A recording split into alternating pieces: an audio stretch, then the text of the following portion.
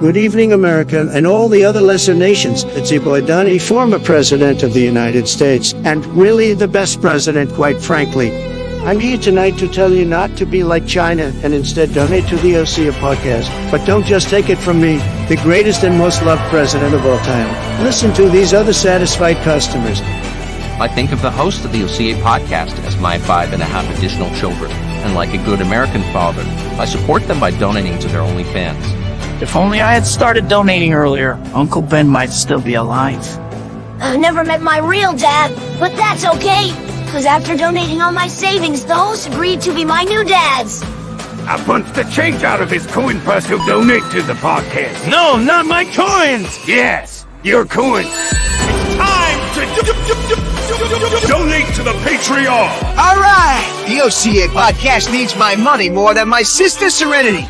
Donate today.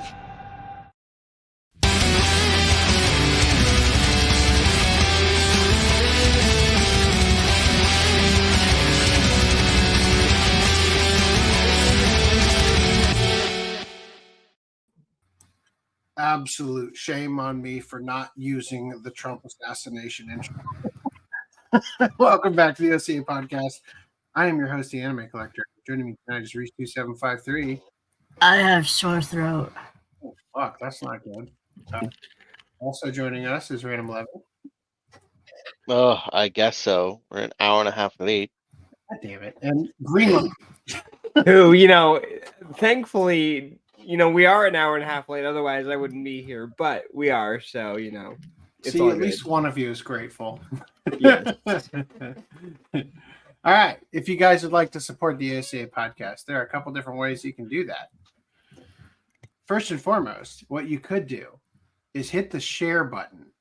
Even if you don't send it to anybody, you just hit it and you copy that link into your clipboard. YouTube will be like, oh shit, people love this content. I should share it as well. And then your peer pressure has bullied YouTube into promoting us. Thank you.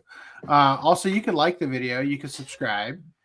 There's also the OCA Podcast Patreon, where you can get billed monthly to keep this show running.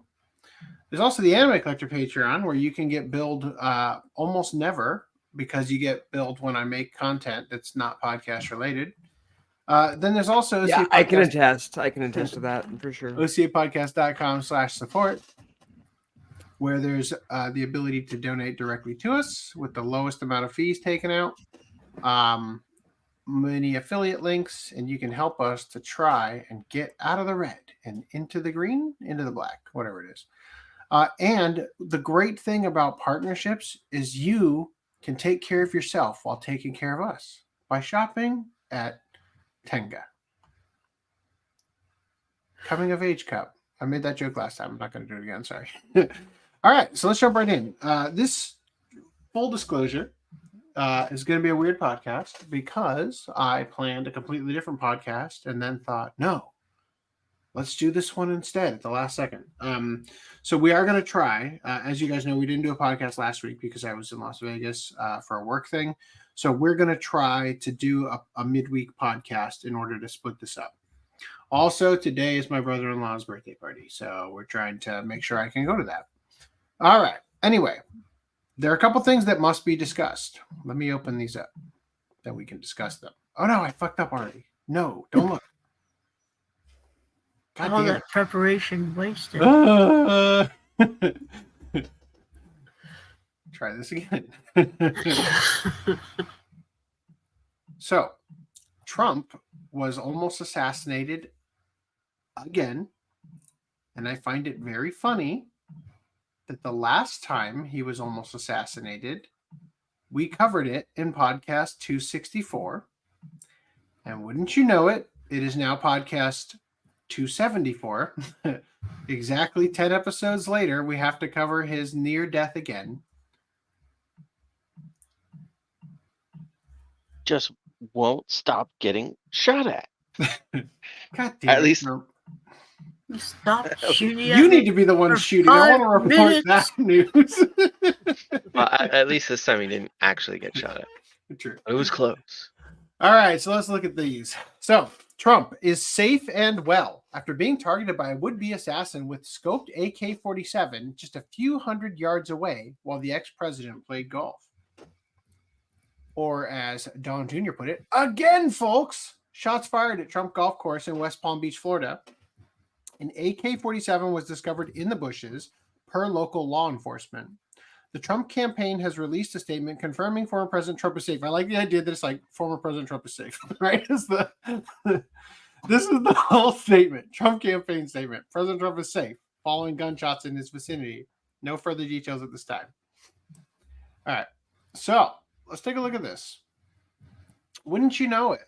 The media is now being forced to refer to it as an assassination attempt. Alex, the FBI has just issued a new statement where it says it's responding to what it calls an attempted assassination of former President Trump. And that's obviously deeply significant because we have not been calling this an assassination attempt until now because of certain information that we lack right now. The FBI obviously believes that it was. They offer no further details in that statement, and we're trying to get in touch with them right now to understand why they are calling this an attempted assassination against former President Trump. But that's what they're saying, and they have this person is in custody, and the FBI is responding, and so that's obviously a very significant moment in this story, an attempted assassination attempt of the former president. Alex. An attempted assassination. He didn't even know what get to that call it. far. It's an We don't even know what attempted to call attempt it, at but, assassination. We're told to call it an attempted assassination. What else would you call it when the former president is shot at? And so this guy didn't even pull the trigger. Yeah, Like, he wasn't shot at. The shots was like Secret Service shooting at him. Like that's why Merrick Garland is coming out and saying that they're not going to be pursuing, or last I heard, they're going to be pursuing the weapons attempted charge, murder, not the attempted murder. Yeah. So this is the individual who dressed himself, as you can see, who attempted to kill Trump. Note the Ukrainian simping going on. Now, the media has reported, and idiots have believed, that the shooter was a Republican. So Mighty Keith, who you might remember from such hits as trying to cancel Cabrutus for starting DEI Detected, or Sweet Baby Inc. Detected, says 2 Republican white men tried to kill Donald Trump. Morgan J. Freeman says 100% of them are white, 100% of them are male, 100% of them had assault rifles, 100% of them are not Haitians, 100% of them are not immigrants, 100% of them are Republicans. False. So confident. Oh, what's this? Here is the would-be assassin with Jose Andres. Jose was appointed by Biden to serve on the Council on Sports, Fitness, and Nutrition. Huh. Interesting. That's interesting, isn't it? Breaking. It has been revealed that Donald Trump's failed assassin is indeed a Taylor Swift fan. Ryan Routh attempted to kill Donald Trump 2 hours after Trump said, quote, "I hate Taylor Swift" on Truth Social. Fellow Swifties, we must vote out Donald Trump in November. We knew he was trouble when he walked in. Today's Trump shooter was actually, look at this. It takes the quartering to fact check this because the media can't be bothered. Actually registered Democrat. What do you fucking know? I can't believe this. All the Ukraine simping didn't give it away. In addition, to be clear, the Trump shooter never voted for Trump in 2016. He lied about it online. He also donated almost 20 times exclusively to Democrats. Razorfist says, lying about being a disappointed Trump voter, but in fact being a virulent leftist, is an entire genre of human being. And the Venn diagram between them and mass shooters is a circle.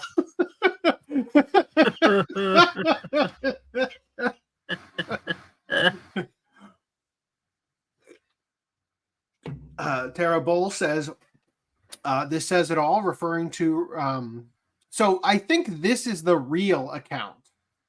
Is this maybe not... This is probably not Twitter. This is probably Threads or whatever. Because it's... I don't know. Is it post? Does he have enough flags in his bio? I'm not sure. Because usually it's following and then followers, right? Yeah, I don't know. I think... Yeah, anyway. Point is, this is a different tag It might than the just one be a we were looking at. manipulated picture. This is a different tag from the one we were looking at in the Swifties thing, but also the guy in the Swifties thing didn't kind of look like him.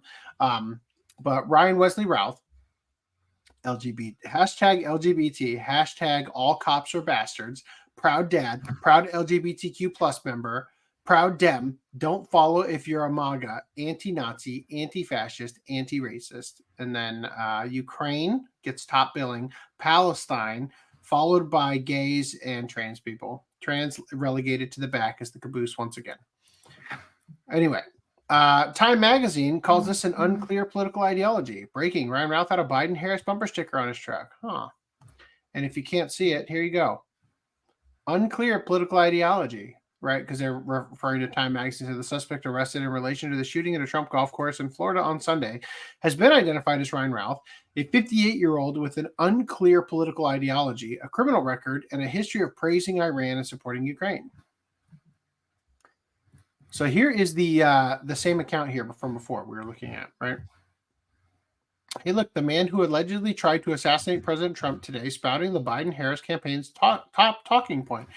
POTUS, your campaign should be called something like KDAF, Keep America Democratic and Free. Trump should be Massa, Make Americans Slaves Again, Master. Democracy is on the ballot, and we cannot lose. We cannot afford to fail. The world is counting on us to show the way. And then, wouldn't you know it, absolutely no bloody way, the latest Trump would-be assassin, Ryan Routh, also appeared in a BlackRock commercial, just like Thomas Crooks. This means both featured in global wealth management firm's commercial. These aren't coincidences. They love their symbolism. All right, so that's what he said.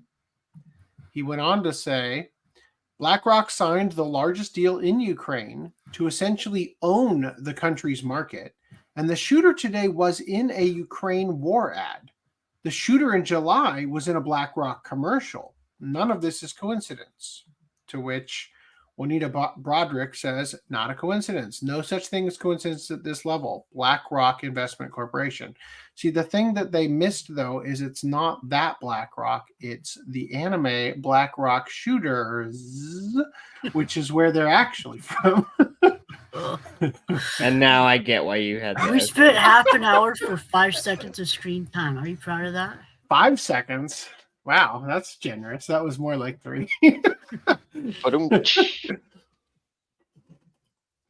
All right, but the truth is that the Ralph video circulating has not actually been confirmed to have been funded by BlackRock.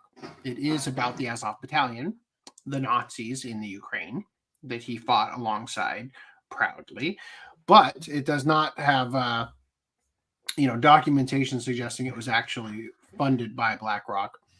But it is a plausible scenario, to be honest, because of how much they've invested in Ukraine, as they are attempting to take it over, just like the States. I am trying to hunt down some verification. If anyone has such a link or documentation, please post it in the comments. All right. Uh-oh.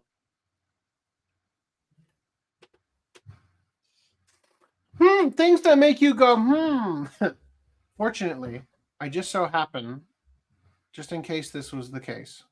I mean, I also have it archived, but this is going to make it just as good. All right. Oh my God! Look who was bussed into one of the Kamala Harris rallies.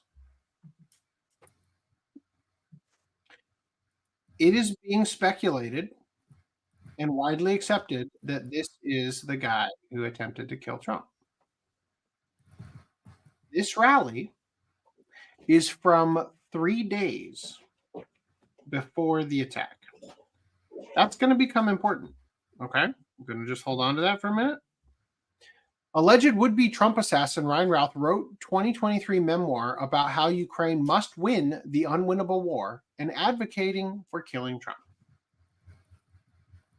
Ryan Routh wrote a book encouraging Iran to assassinate President Trump 2 days after the first assassination attempt against President Trump by Thomas Matthew Crooks.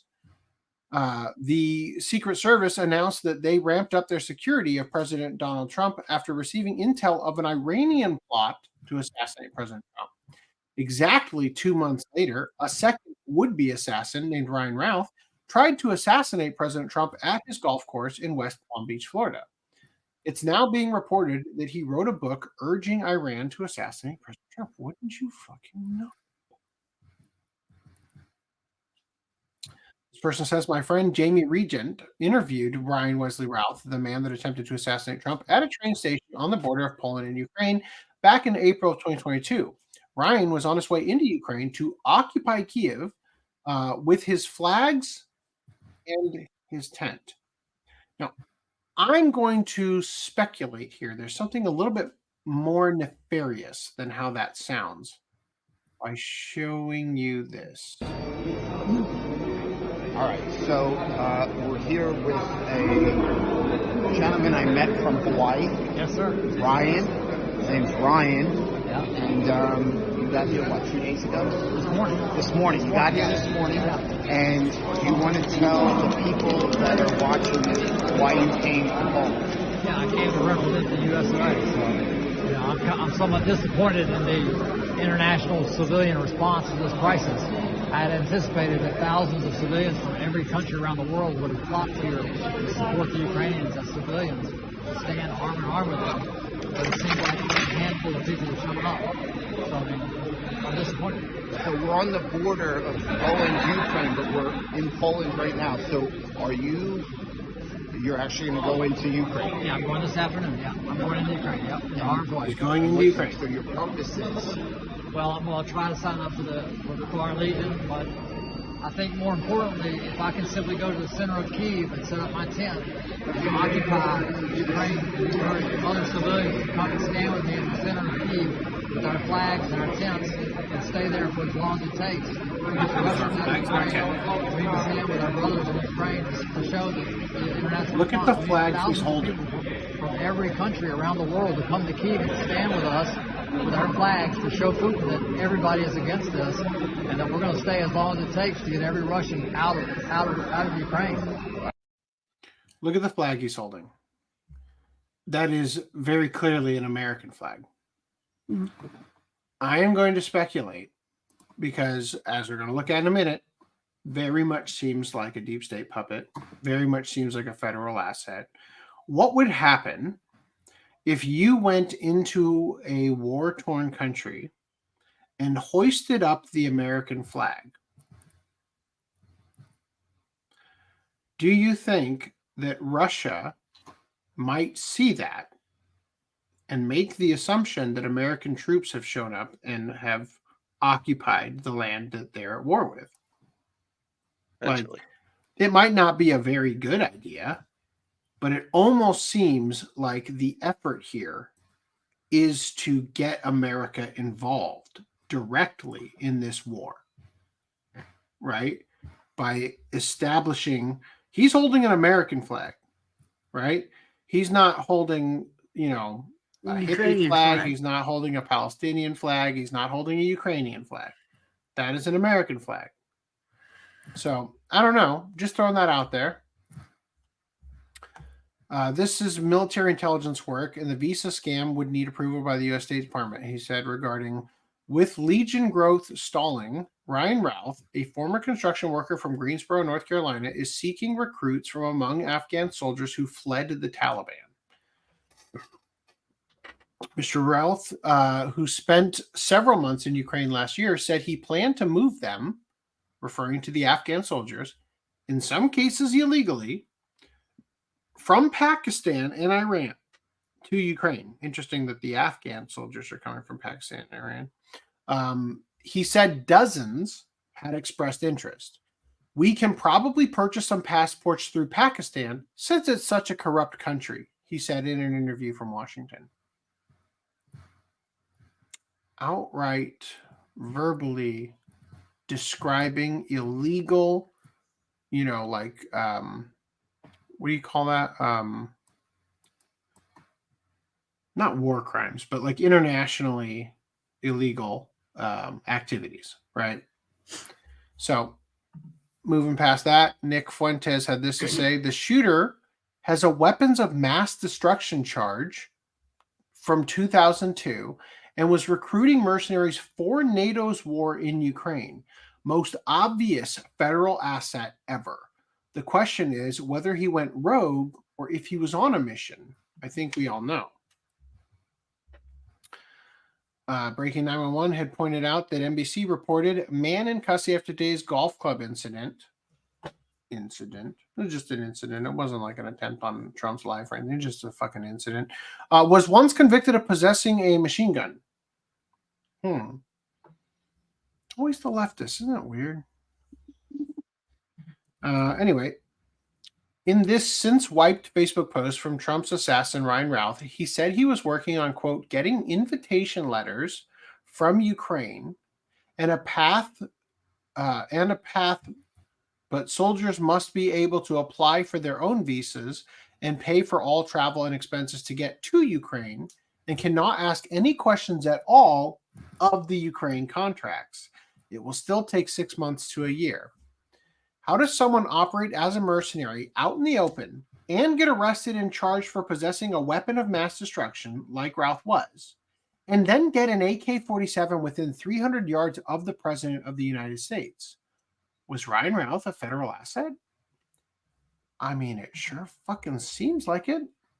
Candace Owen says everything about the shooter's background reeks of a criminal turned federal asset in prison, convicted for weapons of mass destruction, and then years later trying to recruit Americans to the war in Ukraine? Asset. Tulsi Gabbard got flagged by the TSA when she was flying for criticizing Kamala Harris. As you guys will recall, in 2016, when Trump was running, actually, maybe it was 2020. I want to say it was 2016. So in 2016, during the debates for the Democratic primaries, Tulsi Gabbard was running for president as a Democrat.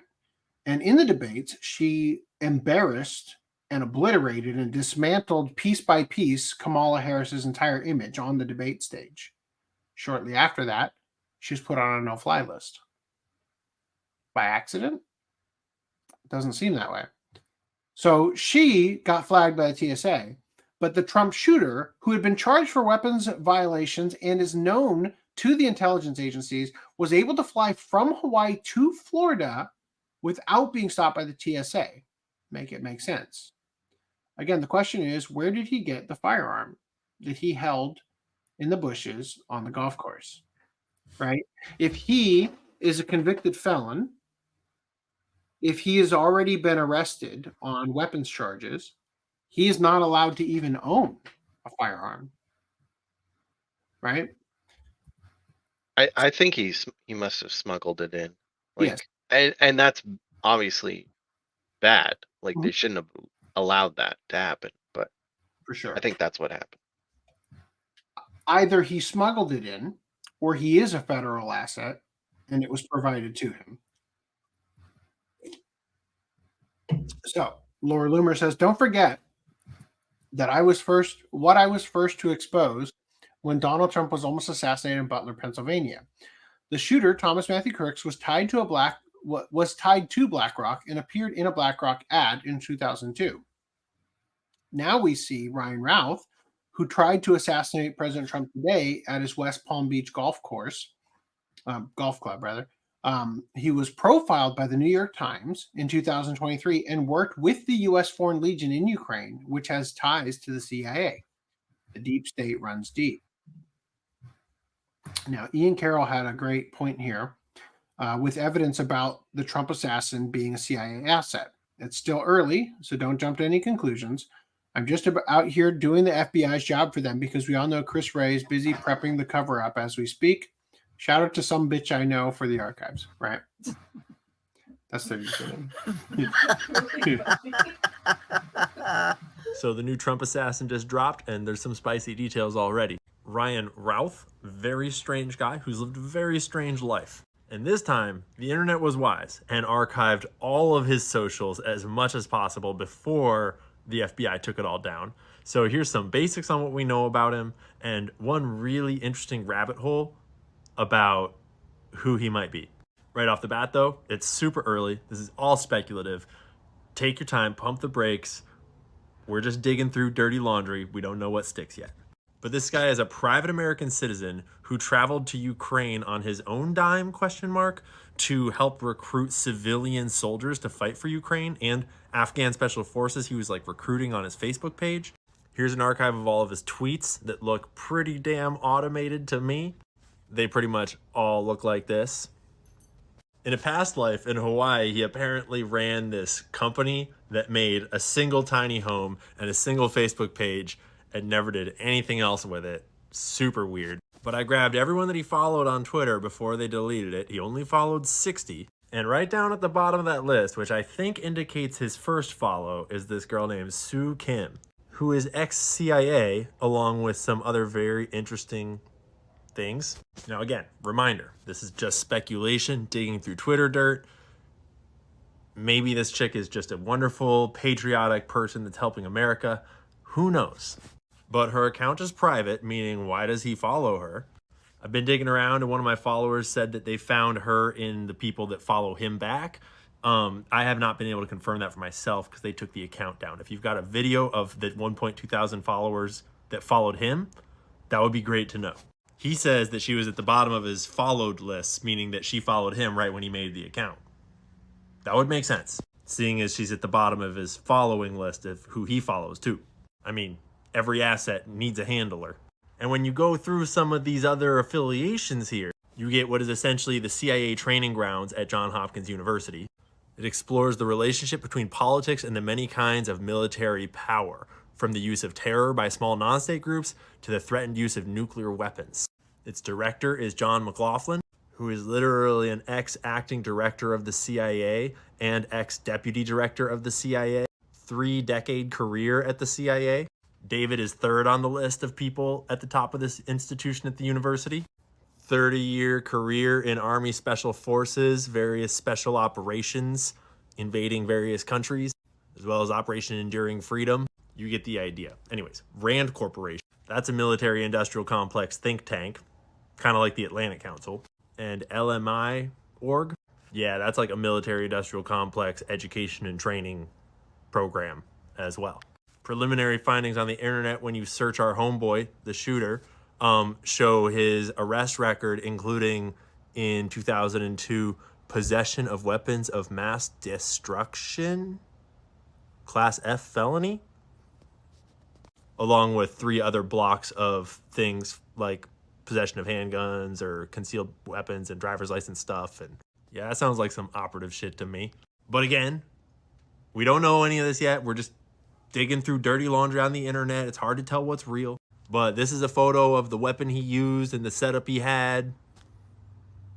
People are speculating it looks an awful lot like, you know, Russian-Ukrainian class of rifle. He's doing these weird recruitment ops in Ukraine for civilians. Well, he's like posting on his Facebook all the time to like no followers about how he's recruiting hundreds of civilians to fight for Ukraine. Posting for like Afghan special forces to contact him so they can come fight in Ukraine. But he's like just a random citizen from Hawaii. And one of the 60 people he follows is this CIA gal that allegedly follows him back. That looks an awful lot like a handler or a contact. His account looks an awful lot like a bot or an MK Ultra or a Pato. Who knows what the hell this is? His criminal record looks an awful lot like what you might expect a kind of guy in this kind of line of work to leave behind.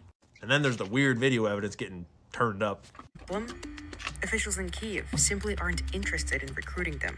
Ukraine is reluctant to be cooperative. That's Ryan Ruth, a U.S. citizen who set up the International Volunteer Center in Ukraine to help connect foreigners to Ukrainian military units. Now I'm talking to over 100 soldiers every day, and pretty much everybody, all of my contacts in Ukraine, they were adamant, pretty much yelled at me every time that I suggested that we bring in Afghans. The Ukrainian government didn't respond to our request for comment. But a source close to the officials in Kyiv told Semaphore that their top concern is the question of loyalty in the thick fog of war. The biggest thing is spies. They're afraid that anybody and everybody is a Russian spy. Shout out to some bitch I know on X, who currently has one of the best archives of all of his socials and accounts. There's a lot of other people doing good work right now. And again, I just want to clarify. I'm not trying to pretend like I've solved the case or like we know what's going on.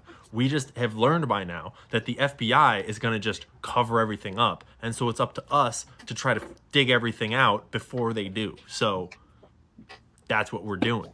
And yes, it's ridiculous that that is even a set of sentences we have to say in America in 2024 when someone tries to kill the former and future president of the United States of America.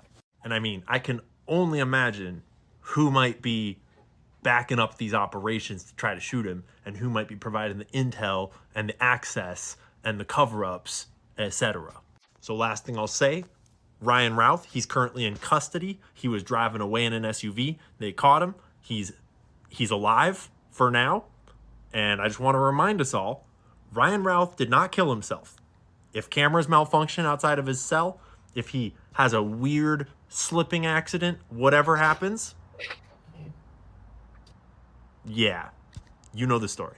50 more days, my money's on at least one more attempt before we get there. So stay frosty, because the war machine desperately needs the wars to escalate, and they're not down with the MAGA Maha folks shutting down the wars. And they are ready to kill people, ready to assassinate, allegedly, apparently, theoretically, just jokingly, in order to perpetuate those wars. Yeah. So before we move on here, I want to address a couple comments. Seb says, early stream. Yes. Start today. Yes, as I was saying. It is birthday party. Birthday. Yep. Seb also said goat. Okay. Gilzina says, oh, for fuck's sake, it's this weirdo. This was 4 minutes into the podcast, I think. So I'm not sure what that's in reference to, unless it was me. And yes, it is this weirdo. Kotachi says OCA is officially illegal in California. Yep, we are illegal. Oh shit, I'm in California. Fuck. You can falsify documents? I thought that was impossible. Like with Obama's documents? Yep. Yep. He is a federal asshat. Yes. It's funny how they knew exactly which accounts to nuke. Also, Elon has his DMs. Yep. Sure seems that way. How come Gab can leave the info up and X can, I don't know, why his actions would affect the accounts if it violated no terms of service. Yeah, I don't know. This is similar to the tenant media. We don't know these rules exist until they do. What do you mean by that? Now we find out who DeSantis really is. Yeah, we're going to look at that in a minute. Can you run this back for me? What do you mean? We're looking at the second attempt on Trump's life. All right. Alex Jones had this to say regarding what we just looked at. Breaking. Trump's attempted assassin in Florida is a U.S. fighter who served in the Ukrainian Foreign Legion. The CIA runs and controls the U.S. Legion in Ukraine, the U.S. Foreign Legion in Ukraine. Translation, a trained CIA killer just tried to kill Trump in Florida. This is all about preparing the ground for total war with Russia. Again, first thing I thought of was, why are you trying to put that flag in the middle of Kiev? Right? It seems very intentional. Is it a good idea? I don't know. I don't think Russia's that stupid. But it seems like a dumb thing to try to go do for that purpose. Now, here is the body cam footage of the police arresting the would-be assassin.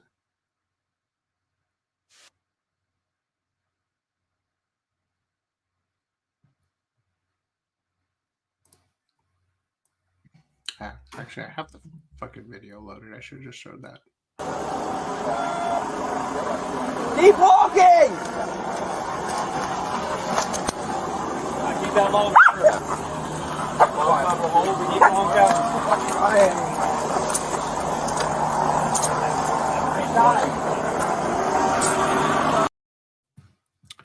Now, come back to that for a second.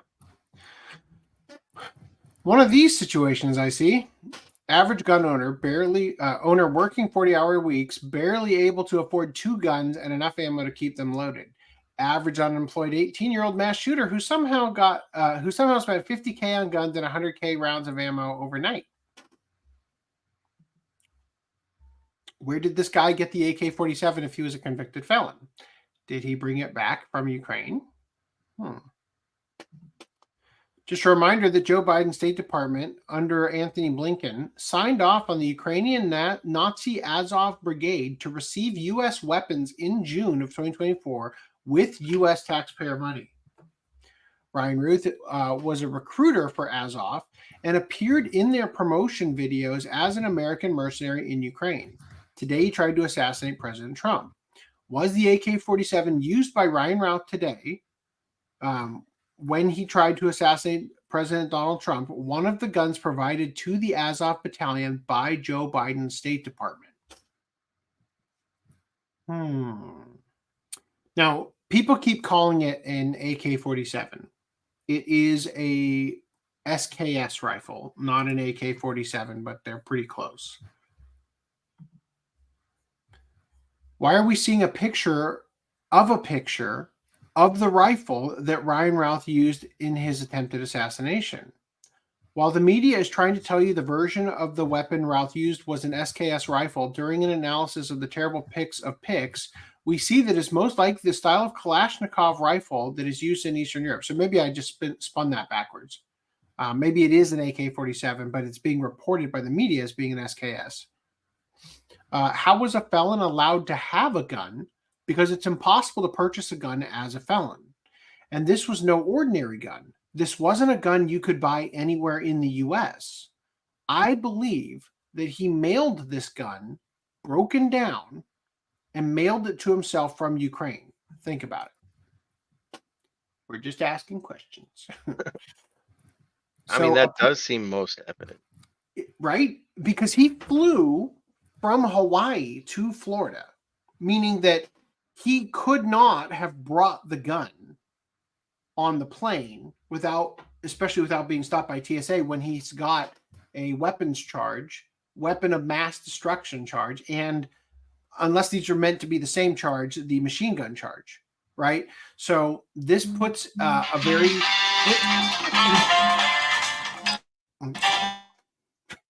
Nice. This puts a very, peculiar position in place. Like, we got to ask too, is this gun semi-auto or full auto? Because if this is a full auto rifle, that would indicate it probably was shipped over from Ukraine, right? Because the thing about the ban on assault weapons, quote unquote, is that the ban is for full auto weapons, right? Most weapons that are used in, mass shootings and all that kind of stuff are semi-auto.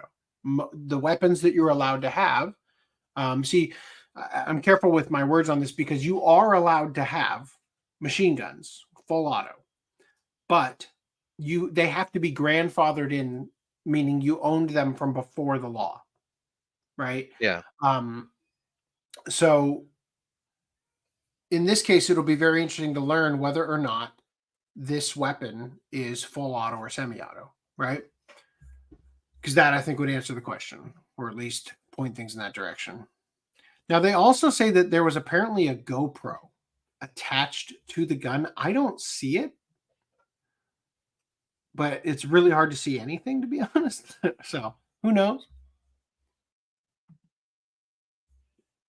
Trump's golf outing was not planned and not on any public schedule. Trump's golf course was a last-minute decision, right? Trump flies all over the country constantly. He goes between Bedminster and Mar-a-Lago and everywhere in between. How did Ryan Routh know Trump would be playing golf at the Palm Beach Club without being told? Also, why was MSNBC filming Trump golfing prior to the shooting? Now, we're going to look at this video. I want you to notice that the context of what's being said in the video by the news anchors appears to be them talking about the attempt on Trump's life. So this would be after the shooter was discovered. The footage being used, presumably, is B-roll footage of Trump golfing that might not even be from this day. Just so we're 100% clear on that. So there's an inevitable sit down with protectees across the Secret Service spectrum about open air events. This is going to happen. I guarantee you. I say this because it is very unlikely right now is whether each protectee is going to go with the program. In other words, they wouldn't will allow Donald Trump, if golfing, encouraged by the Secret Service, to stop golfing or to change golf courses or do something, you know, that's far more protected? You can't just assume. Will he abide I used to tell my wife that? when we I were think in in these Arizona, remaining weeks, when you see I a would take scorpion, the advice of don't security get professionals, fixated on the whatever scorpion, they say, because but there we're might already be another living in one a society near you. where our nominees, Because if our one vice could get presidential there, nominees, more are than speaking one from could get behind bullet-resistant And if you focus on the one, at you might not open-air see the other rallies. ones that How are around far you. can this go? Right? How So far similarly, can we fund, if you get at focused all, on the Secret one Service shooter, to put you could even use numerous a dummy drones shooter up to see distract an aerial when you shot of actually golf courses, plan to attack concerts, from a different rallies. angle. Like you put one Is person this there going to who's become the norm? easily Where is found the and perimeter? Because the captured more you move so the that perimeter you get a out, better shot that we're from the already other hearing that this shooter was on the fence line or behind the fence line of the golf course. You obviously watch this whole video. But it is an interesting question, and the reason it's an interesting question. Now, look, there's plenty of plausible reasons for why they have that footage. Just letting you know, it was kind of hard to hear you while you were talking over the guy talking. Well, basically, what I was saying is, it is unlikely. I think we got it, but I just try it's to avoid unlikely it. that footage is from after the shooter was captured.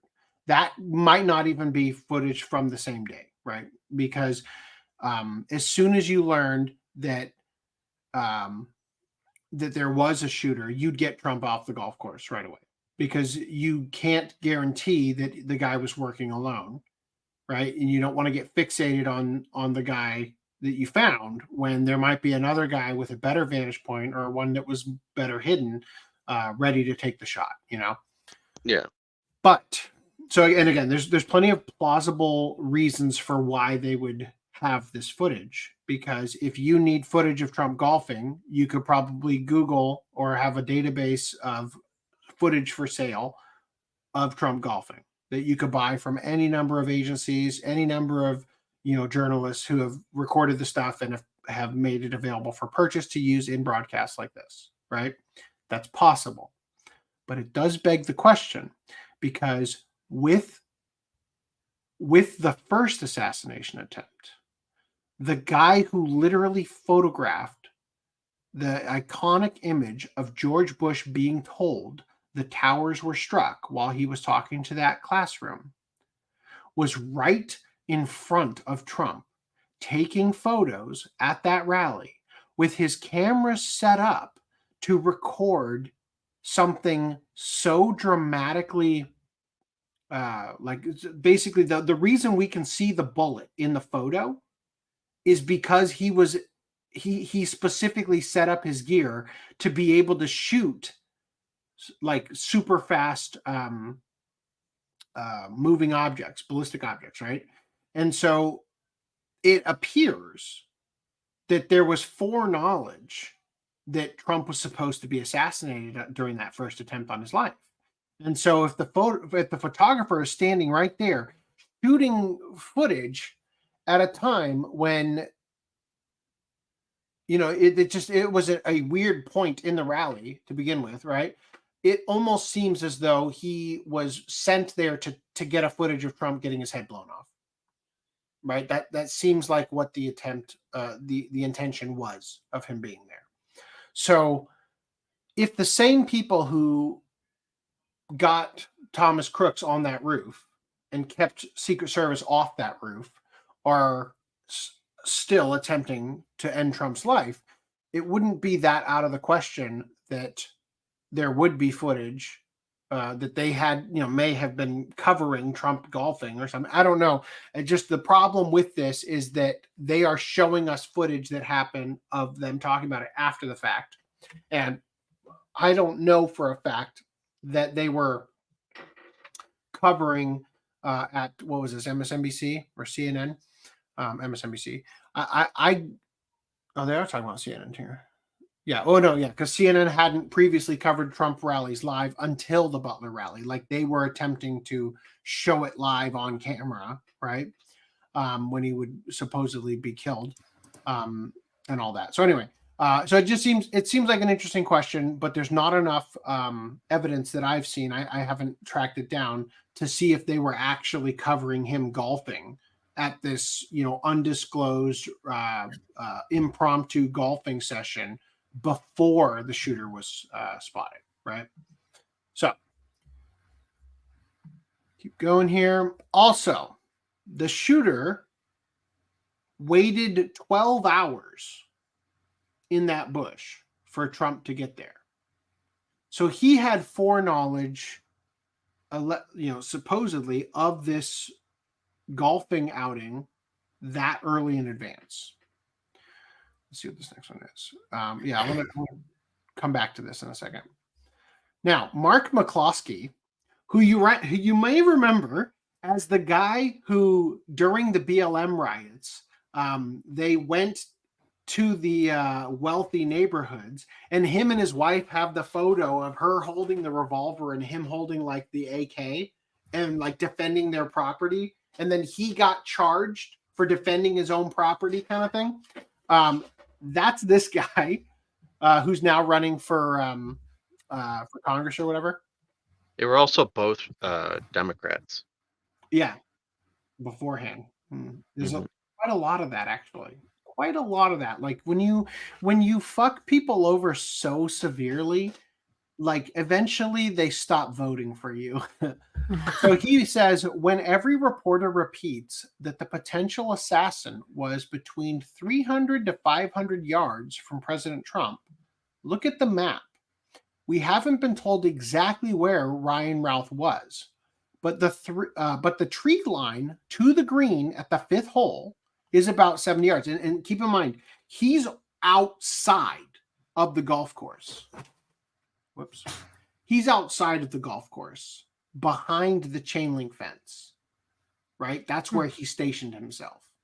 So we know that it would be difficult to get in, right, without being spotted, especially when you're carrying weapons and shit. So he has to be around the perimeter, right? So he's saying here, we haven't been told where he was, but the tree line to the green at the 5th hole is about 70 yards, meaning that if he had lined up here, that's about 70 yards.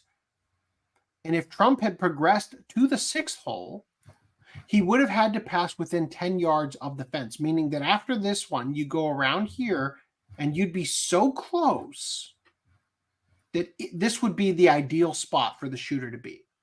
And if Trump had made it all the way to the 6th hole without him being captured or, located and captured, he would have had like a point blank shot, right? Is what McCloskey's saying here. Now, Mike Adams had this to say. A source tells me the leak of Trump's whereabouts is coming from Homeland Security, not the Secret Service. Homeland Security is leaking location details to the FBI, and the FBI is running the assassins. The entire top leadership of the FBI is desperately trying to figure out how to eliminate Trump, while the loyal members of the U.S. Secret Service are trying to stop it. Homeland Security and the U.S. State Department are full-on treasonous criminal ops at this point. If Homeland can't eliminate Trump soon, State Department will make sure a war begins with Russia.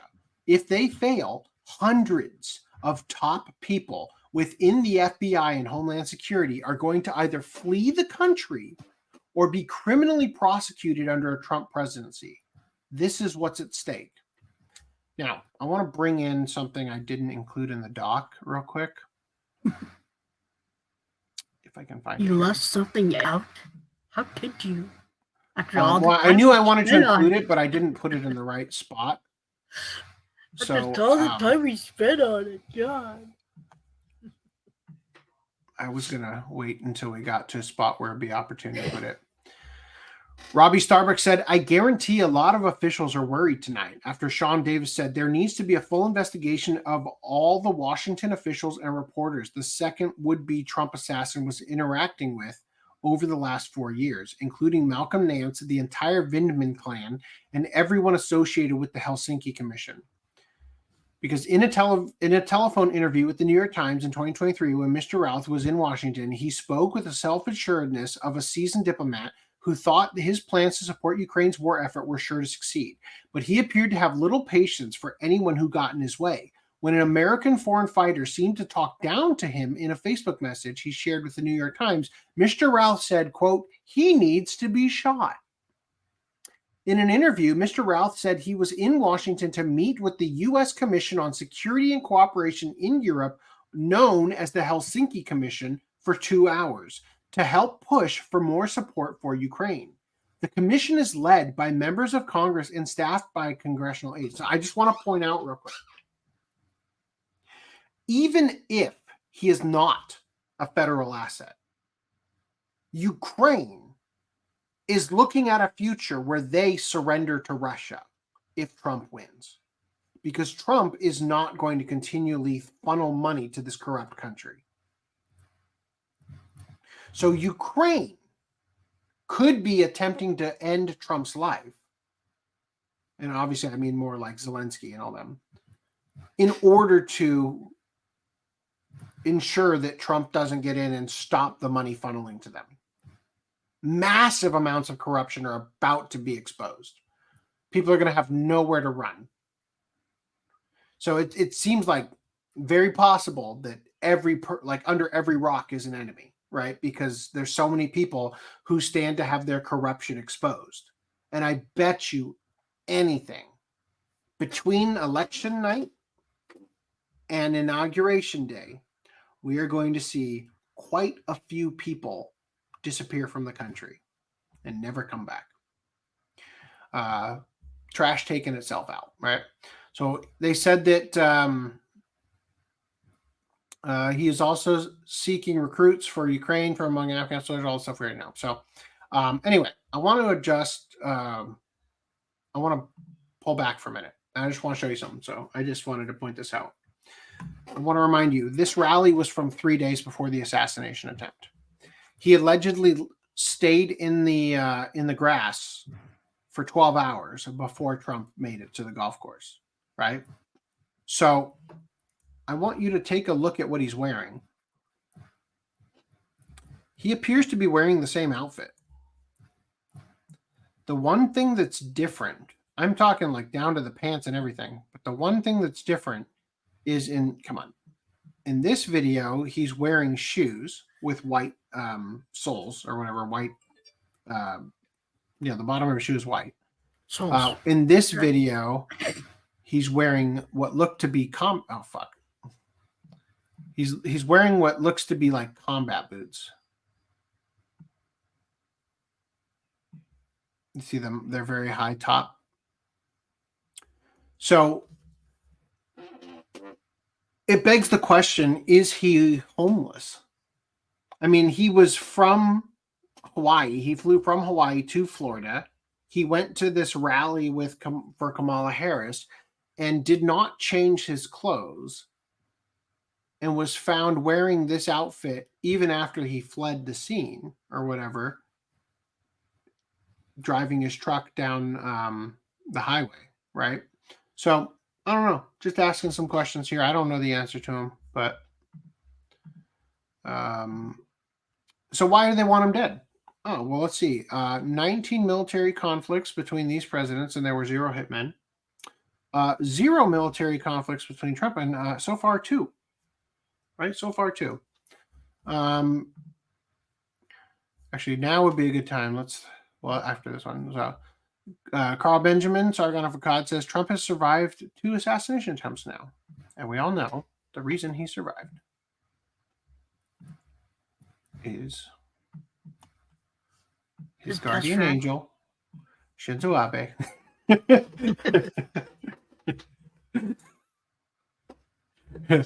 He did it again, the absolute madman. All right. Kangman Lee says 0-2. I'm going to vote for the guy they keep trying to kill. Jack Posobiec points out that if Trump were losing, the assassination attempts would be unnecessary. Right? Why even bother to assassinate the guy? The only reason, and as I brought up with Ukraine and all that, like all the enemies he seems to be accruing, is because he is going to win. And they fucking know it.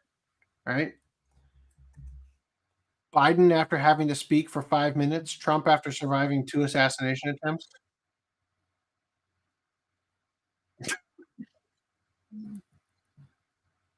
I wish I had shared the video. I forgot that there was a video. There's amazing audio you guys missed.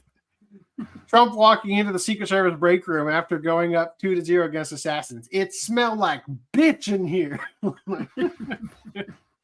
Oh, I'm Ryan Routh. I'm a gay libtard. You can't shoot for shit. Oh. All right. Also, the Vigilant Fox reports Governor Ron DeSantis has moved the Trump assassination case under state jurisdiction. So the footage we saw of him being arrested was by local cops in Florida, and the federal government has attempted to have him like sort of extradited or whatever into their jurisdiction.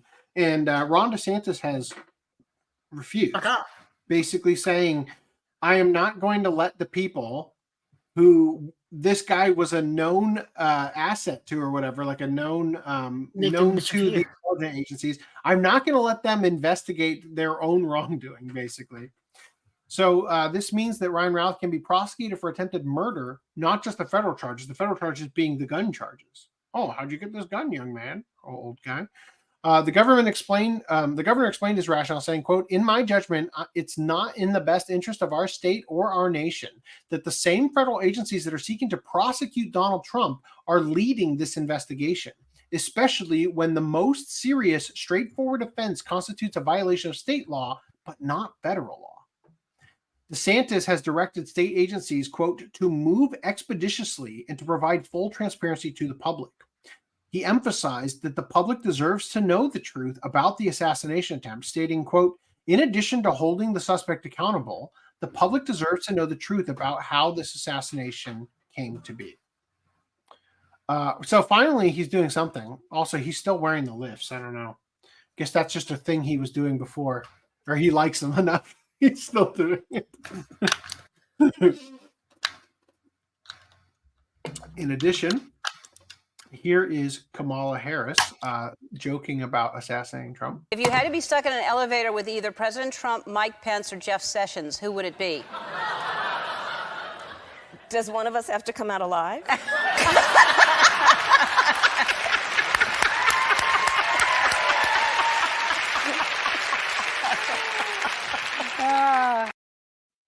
That's har, an answer. hardy, har, har. Yeah. All right. And then Such a funny joke. Moshi Moshi Moan says, Kamala did so poorly at the recent debate, they tried to shoot him again, LOL. Laura Loomer says, weird. Today news broke of an affidavit from an ABC whistleblower about ABC News feeding the debate questions to Kamala Harris ahead of time. Shit. I moved that. Fuck. Oh, well. Then, hours later, a mercenary who supports Biden and Harris tried to assassinate President Trump on his golf course with an AK-47. How weird. How come President Trump faced an assassination attempt days after debating Joe Biden and then days after debating Kamala Harris? How weird. Once again, if he were losing in the polls, the assassination attempts would not be necessary. Also, I could not fucking believe when this happened during the debate, which was on September 10th. Donald Trump left us the worst attack on our democracy since the Civil War. The worst since... Said that the day before 9/11. Yeah. All right. And then shocking affidavit, whistleblower reveals Harris campaign controlled debate questions, secret recordings confirm everything. We have not heard these recordings.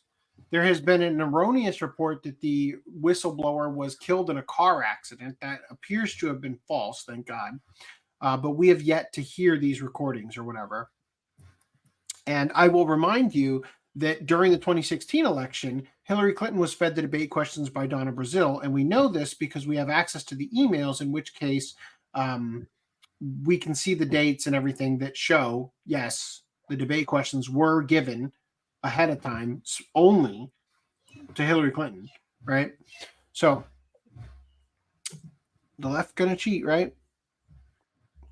Anyway, let me toss these into old doc. Actually, let's put all these in old doc. Cool. Any thoughts, guys? Anything you want to share? I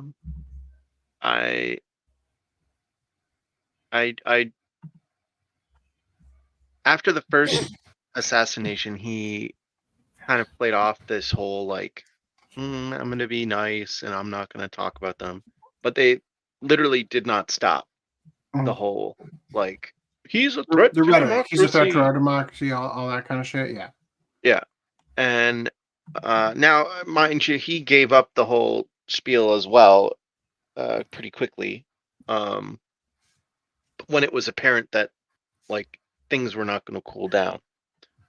And I mean, I don't think it's in him to just completely change his personality either. But yeah. Now we have the second event, and I've seen interviews where they still will not like the press secretary. Someone said, like, "Are you going to stop that kind of rhetoric?" And she was like, "Clutch for my pearls. How dare you say that?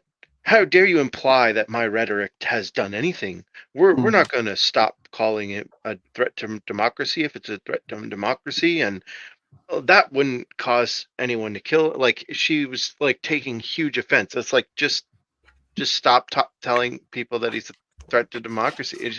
He did January 6th, and like he did 9/11. Oh, I'm sure they blame it for that too, but so it's ridiculous.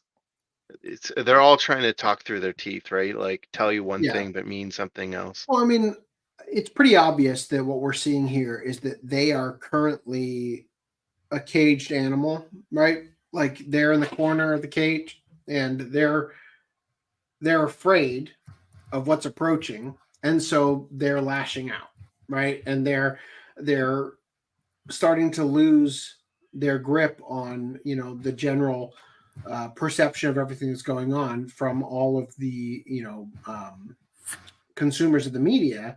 And so they're panicking more and more and more, and they're getting more and more desperate. And it's tale as old as time. So referring to this is similar to Tenet Media. We don't know these rules exist until they do. I still don't understand what you mean by the rules existing. You said Tenet was taken down for having Russian donors Russians used to give super chats. Did it get taken down, or did it just get like, oh, look at Tim Pool's company, ooh, but not actually anything happened with it? Laura Loomer's whole Google account got suspended, right? Was it Laura Loomer? I feel like that happened. Oh, sorry, not Laura Loomer. Chen, right? Laura Chen. Yeah, Laura Chen. Yeah. So I don't know what became of the actual Tenet Media channel, but. Kuti says Ryan Ralph also has experience with rooftops. Yeah, he's above Secret Service level. That should alone be a sign that Trump is saved by Abe's hand, right? To be honest, it looks like he didn't know. He was just staking out like an agent would. However, he lacked the discipline to stay in place. Didn't he have like the rifle through the gate, and that's why? I don't know. Maybe it was the Secret Service saw just the barrel of the rifle sticking through the fence. I don't know. I haven't really researched this nearly as much as I would have. Other than it just became apparent we got to talk about it today. because it's exactly 10 episodes from the last time this happened, right? Kutsushi said he heard me just fine. It was difficult to focus on both. Oh, well, I apologize. I should have muted them. Do we know how often journalists follow Trump? I don't know. It just seems very strange. The thing about the high-speed camera, yeah, that seems very creepy, right? And because it's the exact same photographer who took the photo of Bush getting the, bad news, with the Secret Service agent speaking into his ear kind of thing, it just seems very much like a setup. And it's crazy too, because when you realize how the deep state operates and like the assets that they have in their back pocket, they continually use them, right? Like, it's crazy if you look at, I forget who it was specifically, but somebody was killed recently. Oh, it was Epstein. Epstein's mortician or whatever, the guy who performed his autopsy, was the same guy who performed the autopsy on JFK. Like, that guy's still doing this? He's like in his almost hundreds or whatever. Like, it's nuts. It's nuts. They've got people, compromised assets that they will go back to and use, right? Because they've been compromised and because, they could be taken out at any moment. Same thing with all the P. Diddy and Epstein stuff. It's like the point of having compromising information on people is so that you can force them to do things they wouldn't otherwise do, right? And you can trust them not to compromise you because you can compromise them, And so it just seems very, very fishy that these coincidences keep occurring, right? With the Epstein, shit. And it's like not a single fucking person believes the Epstein shit, that he died, like that he killed himself, right? Not a single person does. And, the fact that like Epstein is the only person to ever be arrested for trafficking children to no one, right? Like they have not arrested a single one of his clients, right? Yeah, I think it's pretty out in the open. And again, the timeline here is like they need Trump to die. They fucking need him to die for them to not rot in jail for the rest of their lives or be publicly hung as treason, right? They need him to die. Like it is going to get worse and worse the closer we get to the election, because for them, it's life and death. Like this is the last stand on being able to continue to act as corrupt as they are, and it's not like, oh, well, now Trump's president, I just can't be corrupt anymore. It's like, no. You're fucking done if Trump gets elected president. Like, you're not going to run away and escape. You're fucking done. So, of course, these attacks are going to get worse. Trump was in the open. Yep. Ralph had a huge scope. He did. Trump is not the guy to even fire them. No. Sorry, dog's going Yeah, Julie, quick, put his bark call on. Nope. Bark call. Nope. Ignore. Anyway, I heard rumors of rogue agents in the FBI. Honestly, as sad as it is, I think the rogue agents would be the ones performing in the FBI the way they're intended to uphold justice and law. Right? The FBI is so fucking corrupt that the rogue agents are the ones not going with the deep state plans. Yeah, we didn't mention Victoria Nuland. Honestly, I cannot go through this thing as detailed as it should, right? Not enough time to prepare for this. If you want to comment some stuff before we get done with this topic, go ahead and I'll read it at least. But yeah, we didn't mention Victoria Nuland. GE has a small property in Hawaii, nothing in Florida. You mean he has a small property in Hawaii, but nothing in Florida? Yeah. Actually, 3, the incident in Las Vegas. The incident in Las... I know you're talking about the shooting, right? But I'm just wondering, what do you mean by actually 3? Oh, was he attacked? Is this the 3rd assassination attempt? Is that what you're saying? Was he attacked in Las Vegas? Because he was in Vegas the weekend I was there, right?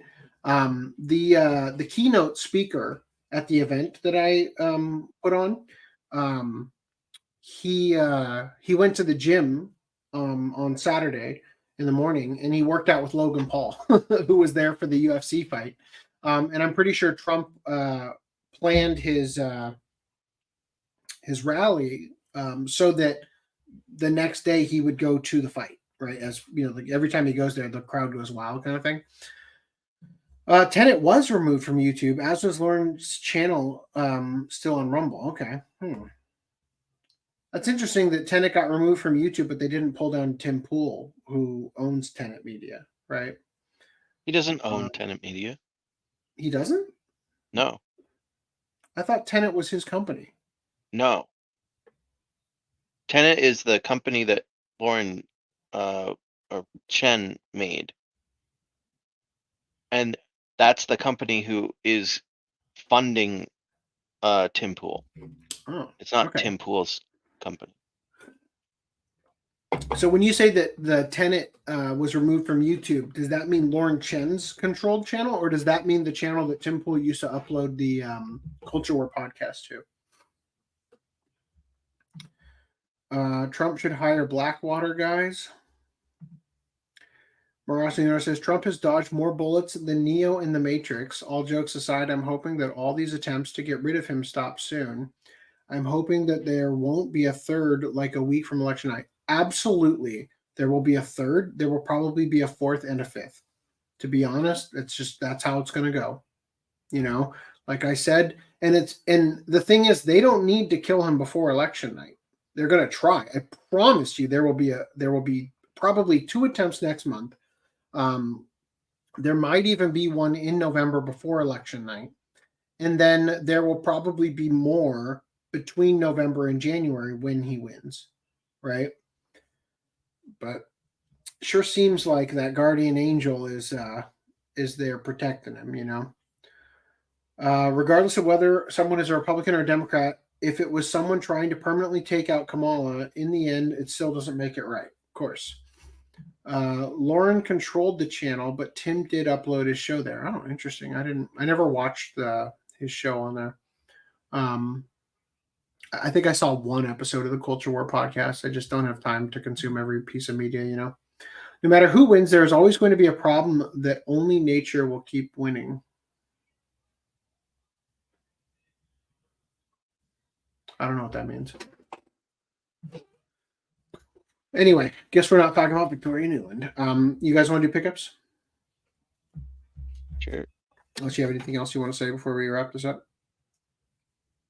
Do you want to say something? Nope. Touching. Okay. All right. So I've got plenty of pickups. Let me start with this one. So I'm sure you guys have probably gotten some Facebook ads for this as well.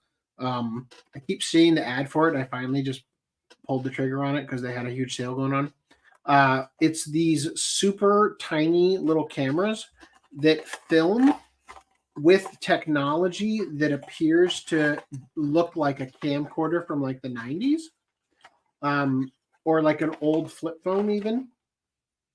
Apparently there's a... I have heard of those.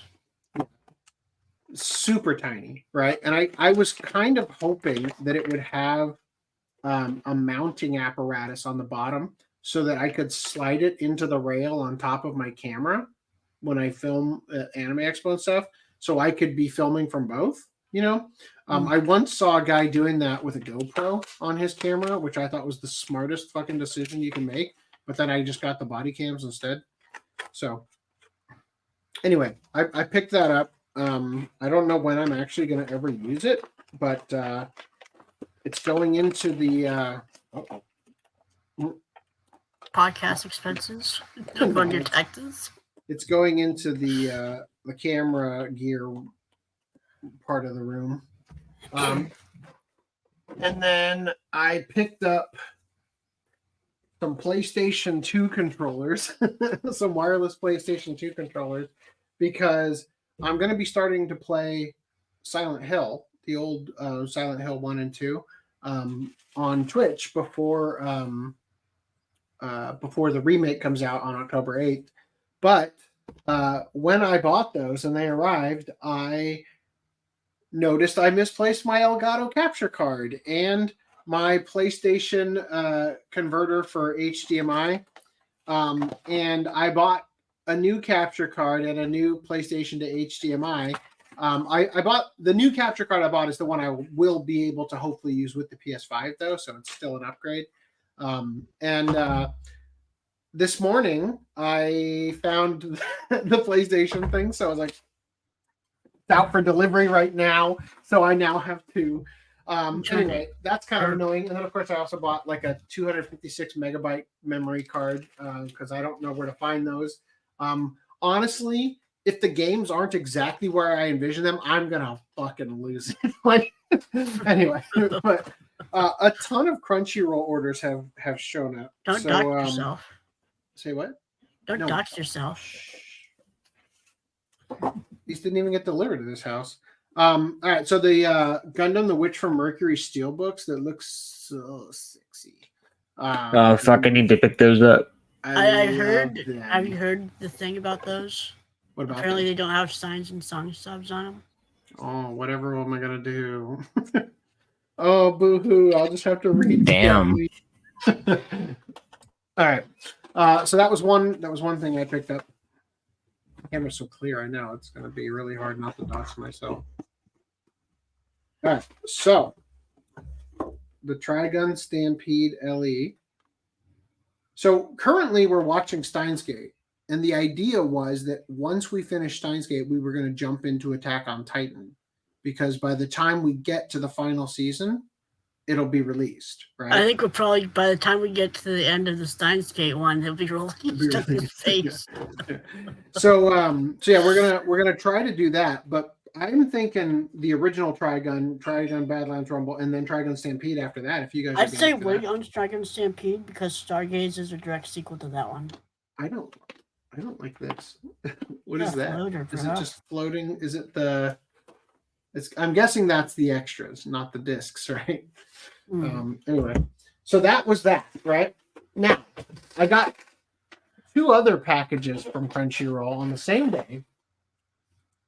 And because they couldn't be bothered to just pack everything together, like No, a certain other company we know. But I'm pretty sure that this is the Dirty Pair Kickstarter. You know, not the crap that you get with it, not the actual set. Sorry. I guess this was just a coincidence that arrived the same day. But Kukuru Doan's Island for the Mobile Suit Gundam, right? And then this, I'm guessing, is the lamp. Yeah, because this came from Grimes, Iowa. Do they all come? They all come from Grimes, unless you're buying something. Oh, they do. Okay. Yeah. Yeah.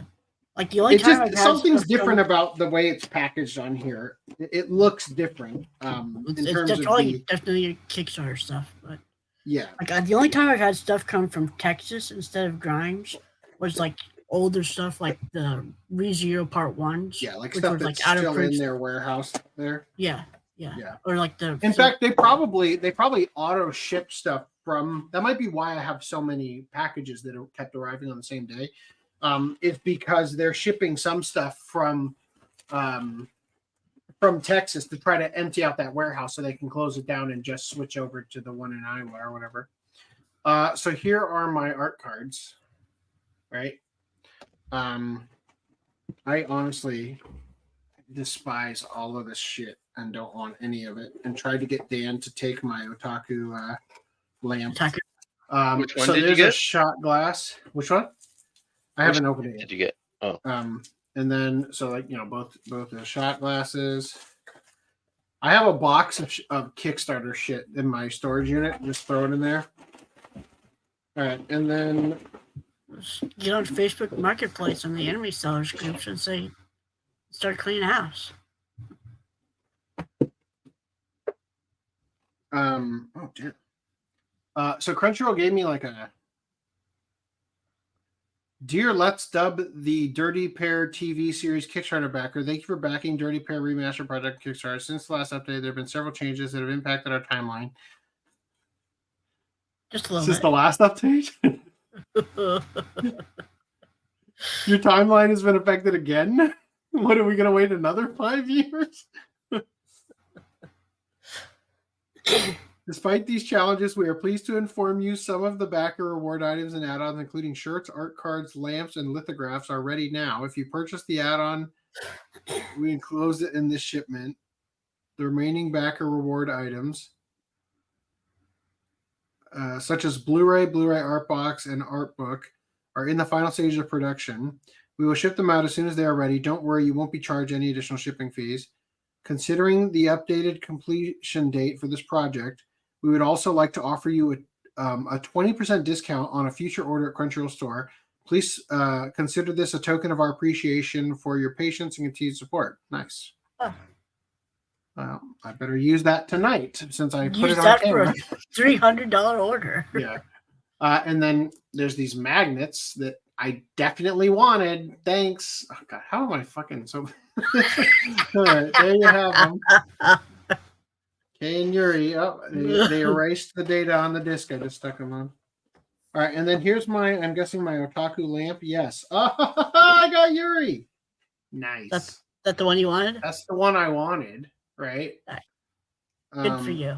I told Dan that he could just have mine, right? Because I didn't Not want anymore. him You're to gonna buy put that it. on you're gonna put that on your shelf next to your Zelda light.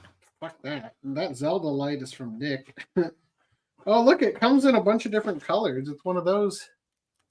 Anyway, this is going back in here, and then it'll end up in the storage unit. And then when I die, my kids will sell it for about $1 at a garage sale. The lamp that came as a add-on to the Kickstarter. I really didn't care about any of the add-ons, but you kind of don't get to choose. Anyway, so those are my pickups. Do you guys have anything you want to share before I have digital pickups I have from one more. Gundam. I have one more pickup. Dude, we don't cover digital stuff apparently according to Randy's. I have one more pickup. All right, so I was just in Vegas, right? I stole another glass. Wow. That's a nice. Hold on, bring that. Yeah. Nice. It was from Gatsby's Bar. Look at it makes that crystal sound. Yeah. My party members were convinced that I was going to get tackled. I walked out of there like a fucking boss, right in my hand. Walked straight out of there while the bouncer was checking somebody else's ID.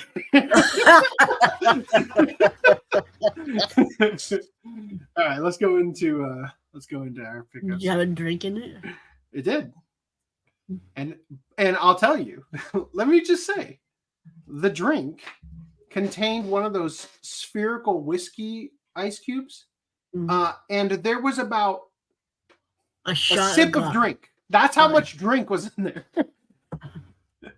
Didn't even get buzzed. And I bought two, one for me and one for the person I was with, just like so it was easier.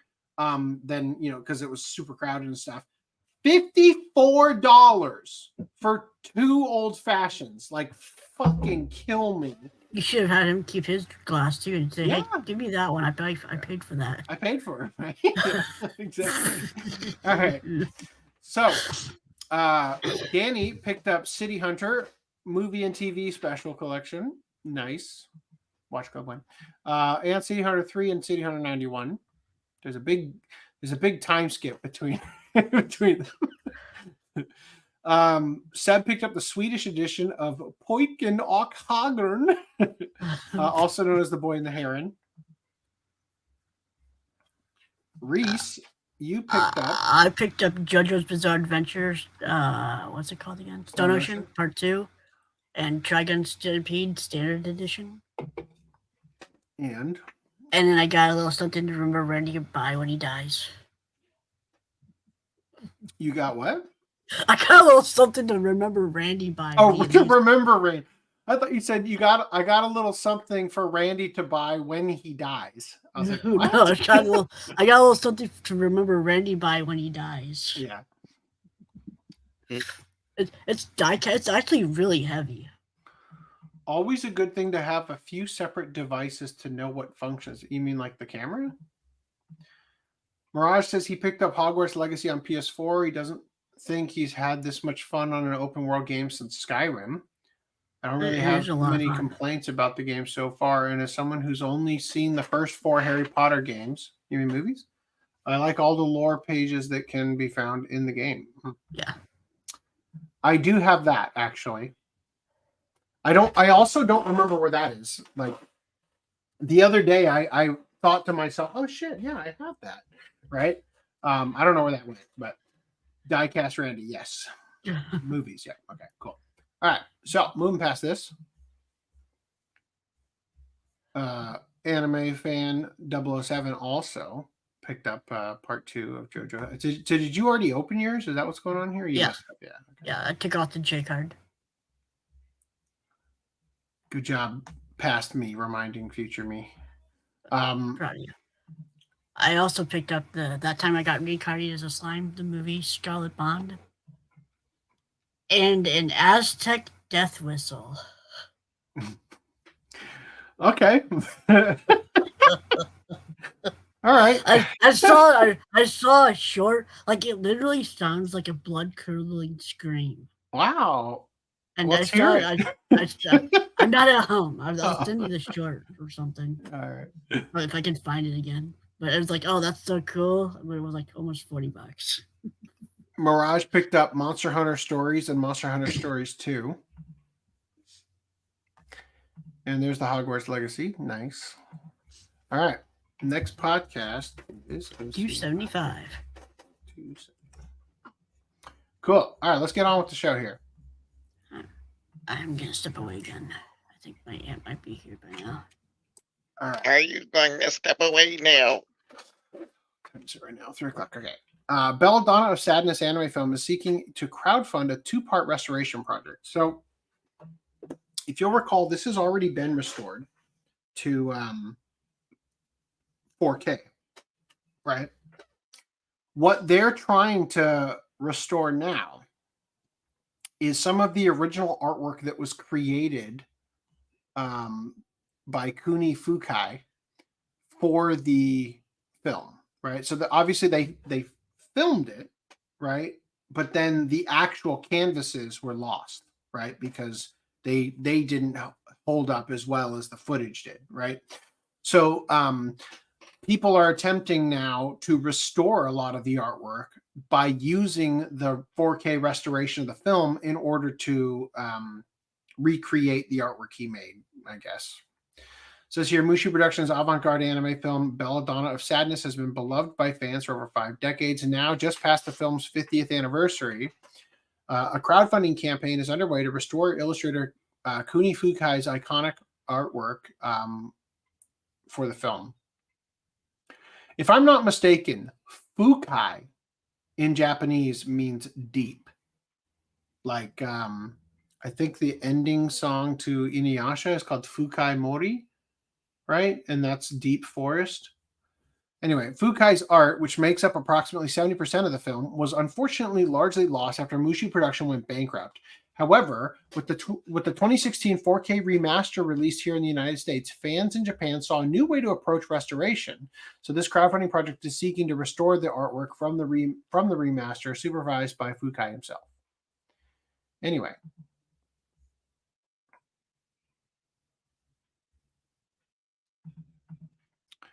Since you showed Monster Hunter, level 5 might censor Yokai Watch like how they censored sex to be type in Fantasy Life I.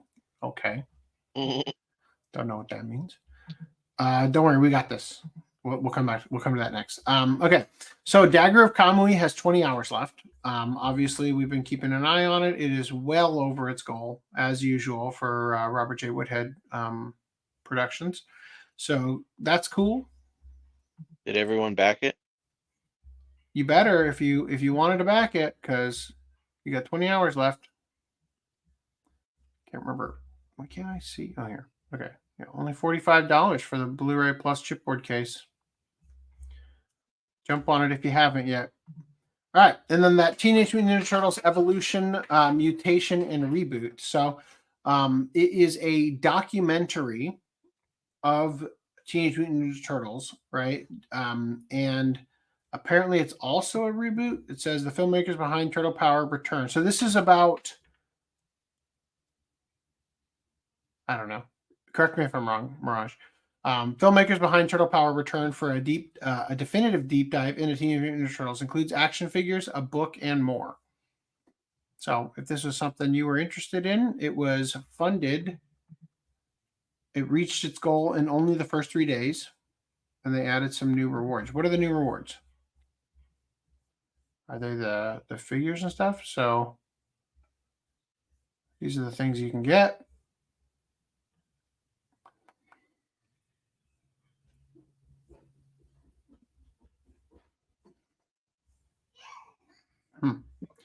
Seems like it would be worth it to just get the. What is the difference between the rough cut screener? Join a one-time live event to watch the rough cut, interact with filmmakers in real time. Digital download edition. Here, 4 hours plus edition. $85. No thank. Oh, that's Canadian. That's like 50 cents. Cool. All right.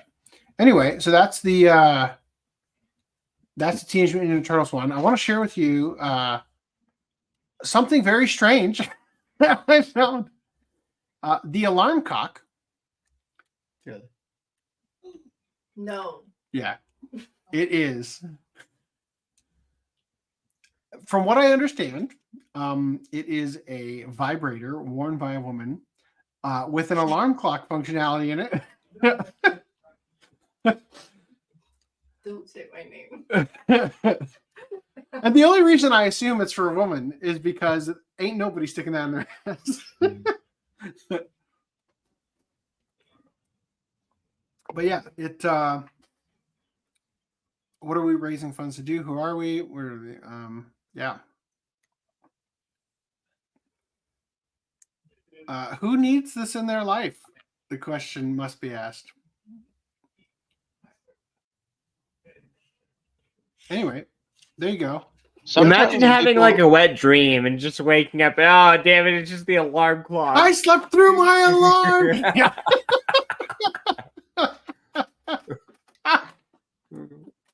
Sorry, the batteries in my alarm died.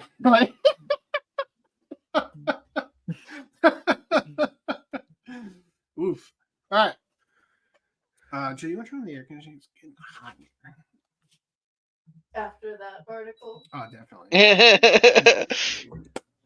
I should have waited till I opened this one before saying that. My Dress Up Darling live action drama reveals poster visual and new cast members. So, not feeling Gojo. Honestly, not feeling any of these characters. Old man looks appropriate.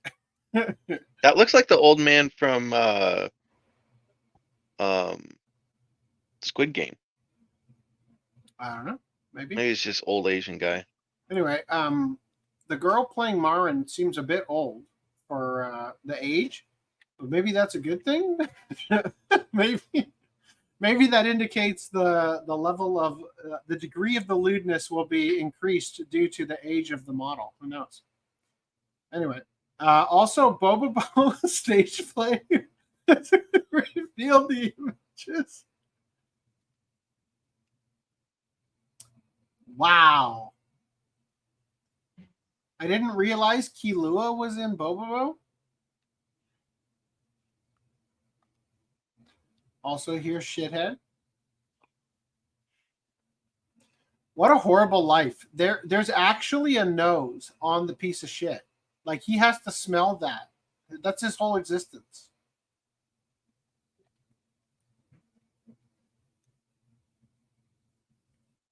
Anyway, there it is. That's a thing. Okay. Netflix has cast Joe Manganiello and Lyra Abova as Crocodile and Nico Robin in the live-action One Piece. So there you have it. What do you? They also leaked the announcement by accident. Yeah. Their reveal was pretty funny, actually. Like they set up this like Geek Week event where they were showing off all their like new announcements, and they had him hosting the last day, and they've been putting out like images of like the character on black, like the actor surrounded by black, like a headshot where they have all black around them, and then the character. And then so on stage, he's like standing in a dark screen, and then they're like, and we're gonna reveal it, and then he turns around. It would have been a cool reveal had they not leaked it by accident already. Yeah. So I think he could fit Crocodile. And I think the Lyra Obava person fits Robin. My only concern is her accent. See if they go with the accent for the actual show. Or if she... Have you heard her speak before? Yeah. Because I have this clip here. Hi Grand Fleet, it's Lyra Ababa here, otherwise known as Miss All Sunday. Thanks for welcoming me aboard. Couldn't be more excited to go on this incredible adventure with you. But for now, I'm headed back to Cape Town to continue filming Season 2. Let me tell you, there are some secrets and mysteries you won't want to miss. Knowledge is power, Nakama. So my biggest concern is not the accent. It's the fact that she couldn't even say that without obviously reading a script. Whatever. Their job is not to actually care about the any of the fan interactions. Their job is to do what the director says and act. So I hope that they keep her bangs at least this long, because oh god, is that gonna look awful if they try to do that to her. There have definitely been a few people that I know that have gone with the cropped bangs or whatever they're called, straight across, and they are too high. Yeah. And it looks really bad. So look, this is the thing about bangs. If you want to have bangs, unfortunately, you have to get your hair cut often. The reason people go too high is because they don't want to go to the hairdresser that often. So you get it cut a little higher, and then it grows in, and then it gets a little bit too long, and then you find, okay, fine, I'll go back, right? It's like an actual style bang. Yeah, like the baby bangs, they look fucking horrible. They look disgusting. Get rid of them. Yeah. Ghost in the Shell has proven with Arise that it is the ugliest you could possibly make somebody look, right? All right. So, Scott Freericks from Team 4-Star pointed out Studies Intently, right? This is the actor that is playing Crocodile. And this is the character in the opening of Season 1 during the part where Gold Roger is being killed that fans speculated was meant to be Crocodile because the character Ivankov, is that who it is? Yep. Yeah. So Ivankov has the ability to turn to swap somebody's gender. And it's speculated in the One Piece fandom that Crocodile was once female. And so during the Gold Roger scene, they put this character in there without ever saying, oh, this is Crocodile, right? But the fans speculate that this is meant to be Crocodile. And quite frankly, they do look a bit like face shape wise, they do look pretty similar, right? The skin tone seems a bit darker, but it's also the color grading of this scene, right? This is like a studio portrait versus the lighting intended for the episode, right? But it's kind of an interesting thing. And like if this is going to become canon in the series, I buy this switch, female to male, looking like this actress to this actor, right? Now I have to ask you, does anybody recognize this actor?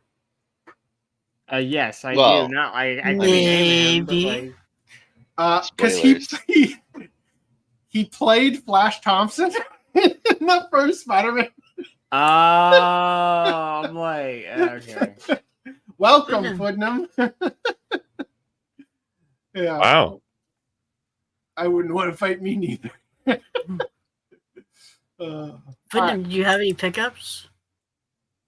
Too late. Good, because we already passed it. Also, Netflix revealed the first look at Tony Chopper. Is that how it's meant to be? Two Tonys? There's two Tonys. Okay. Tony Chopper. Okay, so that did not upload, but I guess I could just. I was still hoping for The Rock. Yeah, me too. All right, I'm gonna do it with audio here.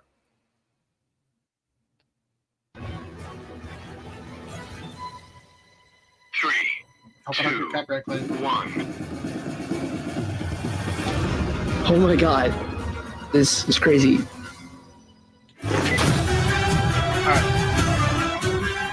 All right, that's it. That's all we got. That was Is that supposed to be Chopper's voice? No, that was that's, Luffy. Yeah. It was from a longer clip that from Geek Week where Luffy was talking and then introducing the Chopper clip. Yeah. So what do you think about his fuzzy hat? I mean, Is it most faux fur? depictions of him are of the plushy variety. So the idea that his hat was furry is kind of already Okay. it's used. He just looks like a plushie.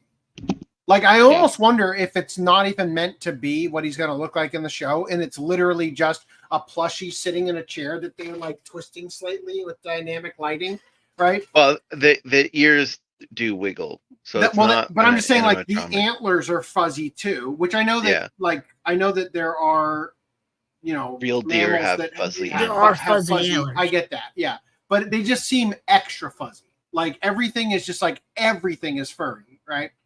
We'll see. What's up with all the water? He's supposed to be a scientist, right, or a doctor specifically. So he's not a bottler, at least. no. I can't leave the lab. Time to piss in a bottle. All right. Move. No, goodbye for now. Okay, so Mirage is referring here to the Ninja Turtles thing. It's about the comics, TV shows, and toys, basically, from 1987 to now. I just want to know if an Asian guy can fit it inside his penis for a weird news article, the Alarmkok. Okay, good. Thank you. Thank you for including that, because I was about to be like, what? Like, what are we talking it is always a known fact that live action is trying to tie fantasy with reality. Anime are able to suspend disbelief. Man, I remember The Passion of the Christ tying fantasy with reality. That live action movie. Well, there's a sequel now, so. Weeks ago, Fallout Storyteller passes away from cancer. Oh. Cool. All right, moving past this, let's talk about this.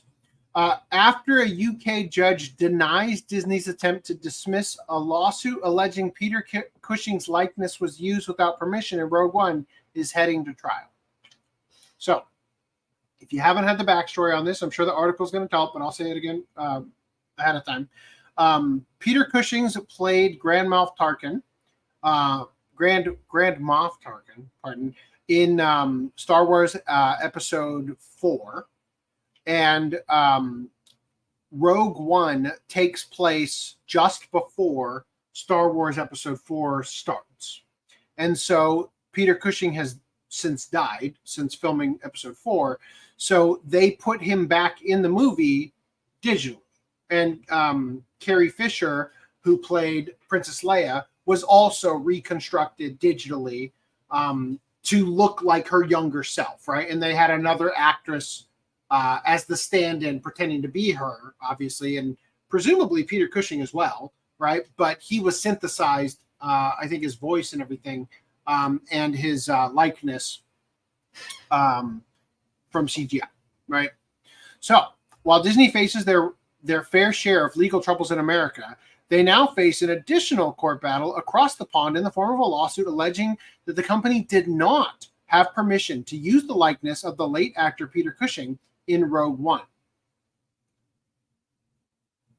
Filed in 2023 by noted film producer and one of Cushing's oldest friends, Kevin Francis, through his own Tyburn Film Productions. The lawsuit claims that the late actor, as per a recap provided by UK news outlet The Times, agreed not to grant permission for anyone? for anyone to reproduce his appearance through special effects without his authorization. According to Francis's legal team, Cushing signed said agreement in 1993 ahead of his filming of the ultimately uncompleted TV film A Heritage of Horror. As seen in the aforementioned Star Wars film, 22 years after Cushing passed away from cancer, the House of Mouse made heavy use of special effects technology to digitally revive the actor and have him reprise his iconic role as Imperial Officer Grand Moff Tarkin for a brief cameo. Of course, the quality of their end result remains a matter of fan debate. In their final response to Francis' lawsuit, Disney claimed that due to both the terms of his original A New Hope contract and their assumption that the nature of the special effects used did not technically violate Cushing's request, they originally believed they did not need to receive any sort of special permission to have him appear in Rogue One. Further, the company asserts that after learning of the late actor's stipulation, they agreed to pay his estate roughly £28,000 to make sure everything was above the books. Why would you not offer that ahead of time? Boy, I didn't think I needed to have your... That feels like chump change. Right? That's like the kind of change that a certain individual would scoff at if you offered that to their for their song. Not only that, foreshadowing. Not only that, but also defending their use of his likeness on the grounds that they were a bona fide purchaser for value of the rights to Cushing's image. Hope they can provide that contract in court. However, last December, Master Francesca Kay rejected Disney's arguments. In doing so, ordering that the case be sent to trial. And though the company attempted to appeal this ruling, on September 9th, Judge Tom Mitchison officially stood by his colleague's ruling, noting that he was admittedly far from persuaded that Francis's efforts would end in victory. Judge Mitchison also declared that he was not persuaded that the case is unarguable to the standard required to give summary judgment or to strike it out.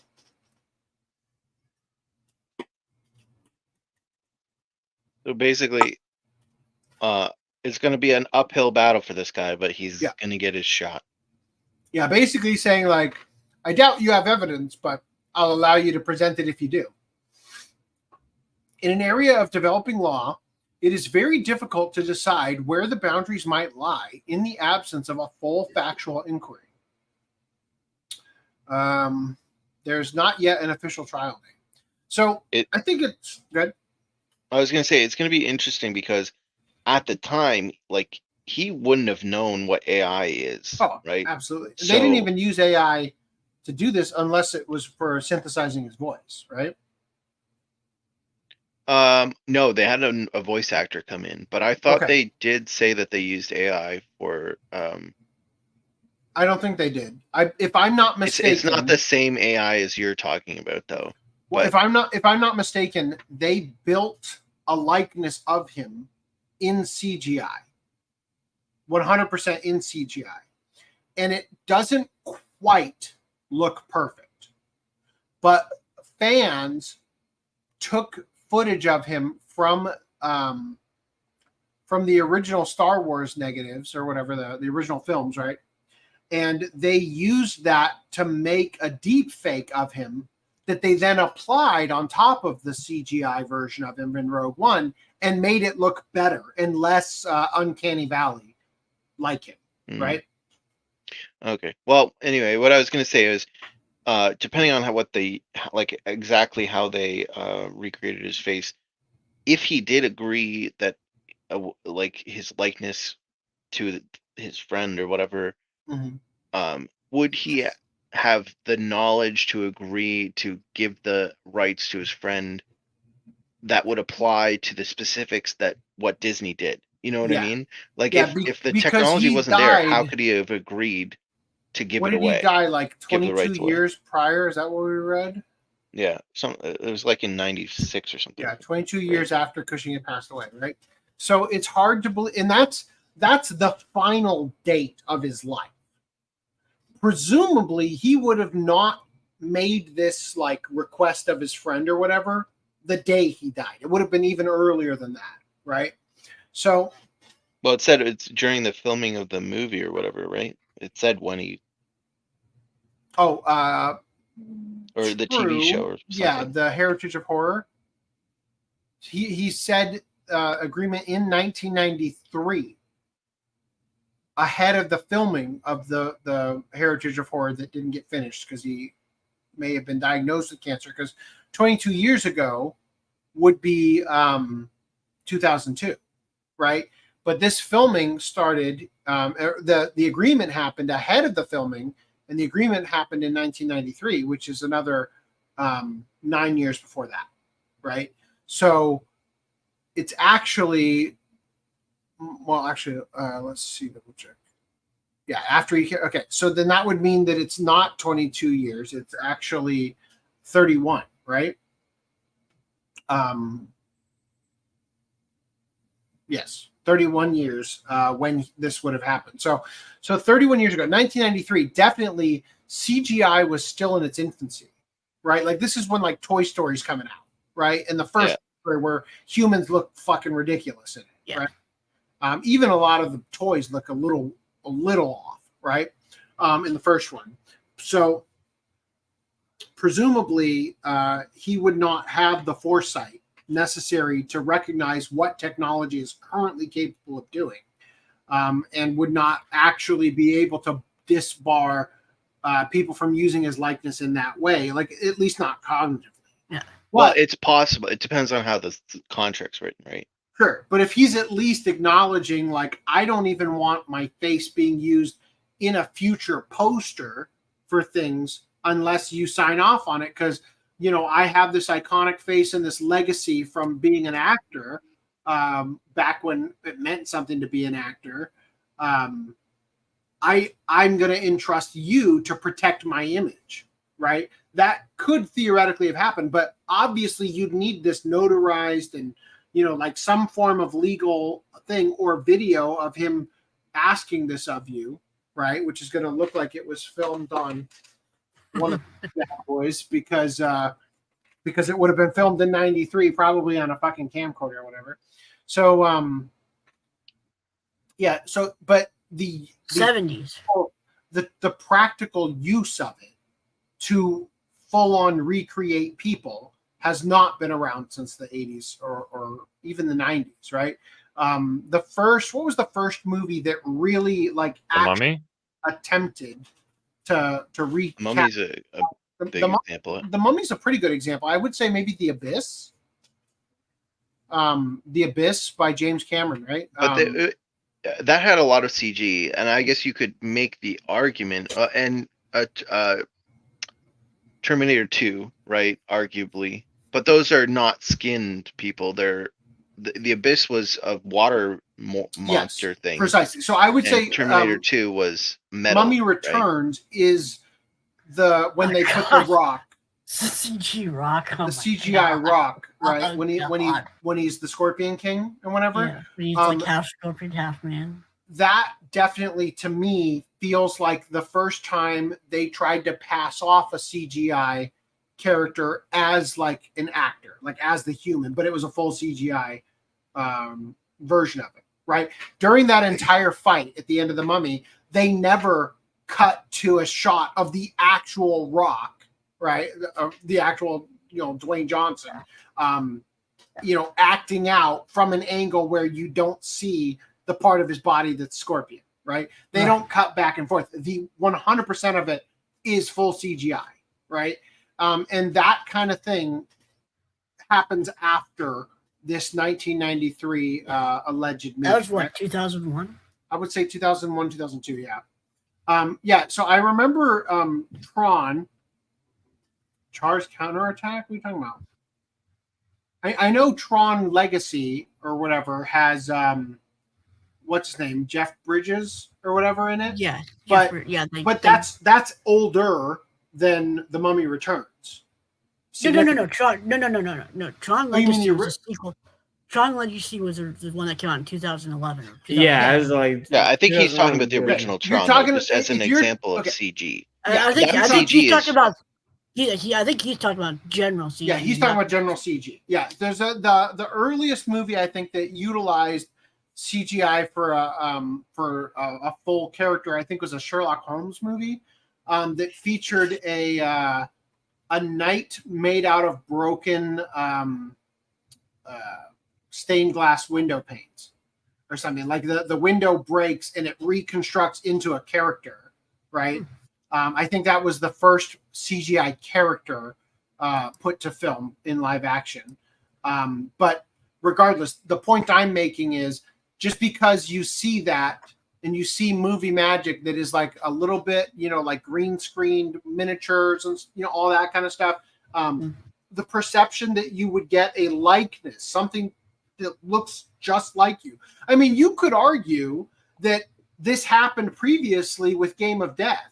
After Bruce Lee died, there are parts of this film where they needed to have an actor portray Bruce Lee. So they have a guy stand very still or sit very still, and they have a cardboard cutout of Bruce Lee's face occupying the spot where Bruce Lee's head would be, and the guy's not moving at all, and it's just a still frame of Bruce Lee's head put over his face. In order to complete that movie, because Bruce Lee tragically died before it was finished, right? Man. So there are going to be situations like that. I don't know. It's going to be interesting to see what his friend, Peter Cushing's friend here, argues in court. And I'm not necessarily hoping that Disney loses or anything. It's just like we're kind of covering it for the sake of this has repercussions down the line.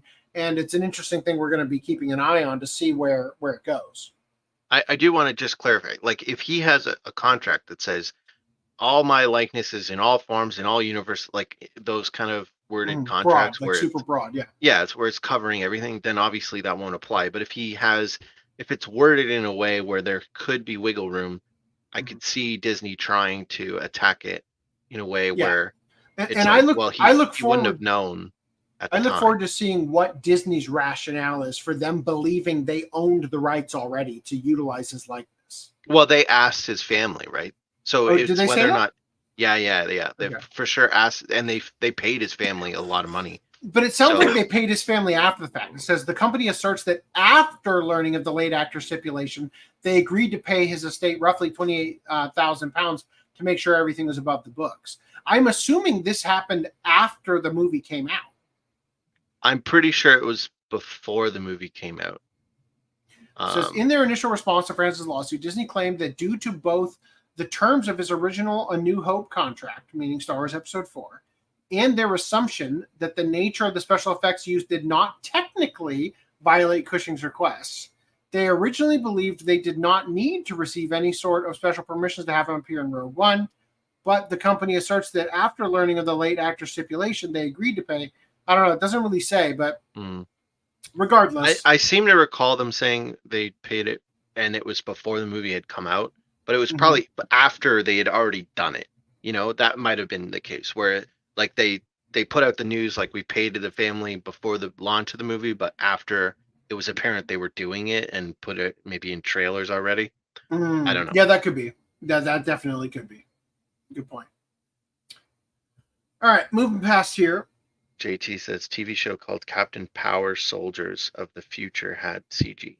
Yeah, once again, the existence of CG is not the same thing as the existence of a fully CGI recreated human that is meant to stand up against actual human actors in a film. Captain Power, that was the one that they filmed, and it had like a gun that you could shoot the TV with. And it was like a game as well, if I remember. Wow. I think that's what you're talking about. I just watched a YouTube video about it recently. All right. Companies are seeking the alleged Demon Slayer and Jujutsu Kaisen anime leakers' IDs in U.S. court. And this is for unauthorized footage and anime stills released on Twitter. Again, In 2017, I think it was, we covered and released a podcast clip about manga spoilers becoming illegal, about not even being allowed to showcase frames from a manga on social media, not being able to use a profile picture of a scene from a manga on social media. I believe this was intended to be a part of the TPP, the Trans-Pacific Partnership, which was meant to basically strip citizens of any rights regarding IP. I do want to point out that it is already illegal to show manga or any copyrighted work. Well, copying copyrighted work is wrong based off of copyright, right? Sure. And the defense to that is, well, it's fair use. Mm-hmm. However, fair use has this thing that's stated. If the work is not published yet, and you are putting out this copy before the owners actually have the right to the opportunity to put out the work, that heavily counts against your fair use. You would have to have basically every other like fair use argument under the book. And the definition regarding that is that one of the major arguments in favor of fair use is that the thing that you're responsible for having produced is not in direct competition. Market replacement. Yeah, or market replacement. And by definition, releasing something ahead of schedule in a limited capacity dramatically... Especially if you're not doing like critique, like heavily critiquing the specifics of what you're posting and not just like what it's about. Like if there's a documentary about something and you're using the documentary that's leaked to criticize what the documentary is alluding to and not criticizing the documentary itself, like you have to be criticizing the actual work itself, right? So but the point obviously is that if you release something before the public has had a chance to purchase it, you're dramatically affecting the market for that work. Regardless of you're in competition, you're diminishing the value of the market by releasing it early. Although I think many people could argue that you actually increase the hype for something when these leaks happen, and that can actually have a positive effect on the market. But because it still affects the market, it is something that is it puts you in the realm to be sued or whatever. Well, I mean, if you're leaking set photos from a movie, right? Yeah. But if you're leaking the entire book, you're right, the entire chapter, no. Right. Yeah, but the thing about the set photos from a movie is that like you can't stop a person's eyes from being able to see over the wall of something because they have an apartment that they're on the 15th floor and they look out their window and they see you filming a movie. Oh yeah, I'm not saying you can shut down the street. But if I take a photo in open area and there's, like I haven't been. No, for sure. Unless you agreed previously to like a non-disclosure and stuff, whatever. But in general, I'm not saying those are illegal or under copyright. But I'm saying just in terms of like those types of leaks where it's like just one little thing. It's like, okay, yeah, that might build up hype. When you release the entire thing. Totally. It's like, Yeah, in fact, as I've discussed in the past, when I was in college, a certain classmate of mine had gained access to the release of the new version of 3ds Max or Maya, and the professor had basically warned him, not to share it or don't get caught sharing it because it's a felony. To release software before its street date. So, anyway, just throwing that out there. Back to this here. So, a number of entertainment companies, including Aniplex and Toho, successfully filed for an information disclosure order in U.S. courts for the identities of the owners of alleged leak accounts on August 20th. Courts formally served the order on August 30th. The companies filed for the order following unauthorized leaks of videos and stills from Demon Slayer and Demon Slayer and Jujutsu Kaisen on Twitter. The companies involved in the court case are members of Japan's Content Overseas Distribution Association, who is assisting in the legal proceedings for this case. Coda also reported that it has received similar requests for other anime series, and it will be working actively to gather information and seek legal action against similar accounts. This marks the first time a U.S. court has issued a discovery order in relation to anime leaks. The news follows a large number of leaked episodes and footage in early August for anime, including the new anime of Rumiko Takahashi's Ranma 1/2 manga, the television anime of Dandadan, as well as Geki Joban Mononoke Karakasa, among other titles, on public websites and piracy sites. Netflix, Crunchyroll, and other entertainment technology and localization company Iuno announced plans to investigate and remove the unauthorized material, as well as seek action against the leakers. Crunchyroll also suffered leaks of episodes from the spring season of anime in early April. Any more thoughts on this? It's kind of more a lead into the next topic here, which is massive cartoon and piracy site worth 100 million yearly visits declares a shock shutdown. So a major cartoon and anime piracy site called Kim Cartoon has decided to shut down after numerous copyright infringement claims, leaving behind a notorious legacy of over 100 million page visits yearly. Kim Cartoon announced that it had abruptly shut down with the simple message, quote, "This site is closed for good due to DMCA. Thank you for all your support over the time." A similar blocking order in India was achieved against AnyWatch.to, the world's formerly biggest anime piracy site, likely forcing it to switch to a new domain. So the world's formerly largest thing, I think that formerly, that's, the name is switched. It's not called AnyWatch.to. It had a new name, and I'm guessing they're saying it was formerly called this. And the blocking order in India was achieved against it when it was called this, and it switched its name to its new domain as a way to circumvent the court orders or whatever. The past few weeks have seen major wins in the battle against piracy. Now, anime streaming pirate site 9anime has been shut down, which is also called Anywave. So one of the most long-running anime pirate sites, 9anime, which has been renamed to Anywave, was shut down last week with a farewell message and thanks for people visiting the site.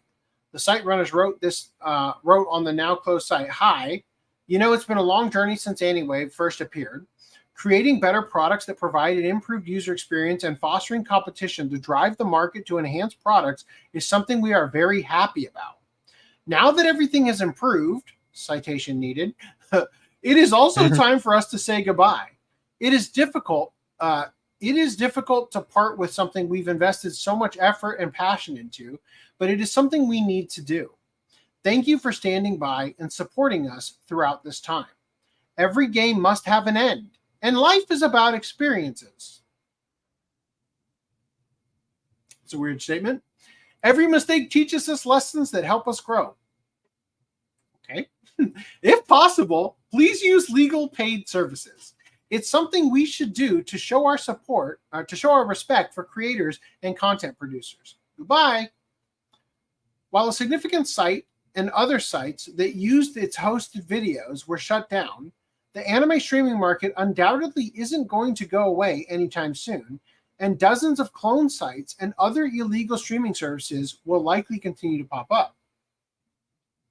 Now, Miles, formerly Crunchyroll. Is he? I think he's still under marketing. It says here, marketing at Crunchyroll. Miles had this to say: 7 of the 10 biggest bootleg anime sites by U.S. traffic were taken down this week. According to ACE's takedown notices, this effort was not specifically aimed at the anime bootlegs. The titles cited were Hollywood films. These anime sites were part of a piracy network, so it's hard to call them collateral damage, but they were not the main targets as far as I know. Comments about anti-piracy measures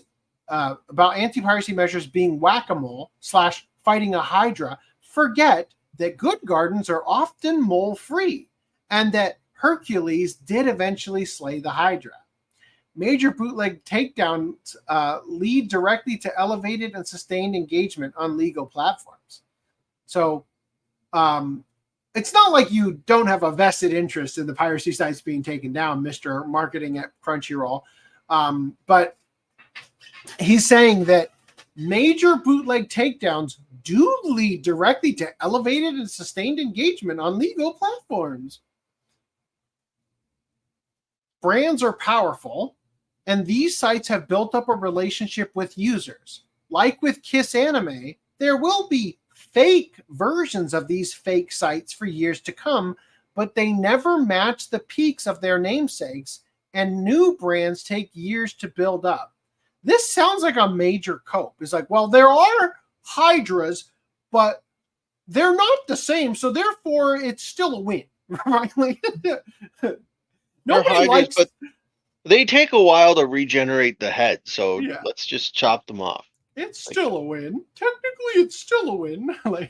How long is that gonna take, though? I mean, if they can, like, yeah, probably it's in the years right now. But I mean, where there's a will, there's a way. People will find the replacement. I mean, they literally just shut them down. Did they confiscate all these website servers? Yeah, it's like it's absolutely Generally absurd. they confiscate the domain, not the server. Well, yeah, but the domain, but not the server. Not the server. And not all their backlog. They could just put up another the thing is, site they and most likely have a backup, a terrestrial backup of the server to begin with, anyway, right? And so, oh no, you took down the site. It's like, well, the site is going to go up under a new name, and the brand. It's so important. The brand is there because the brand is the thing that people try. No, they don't.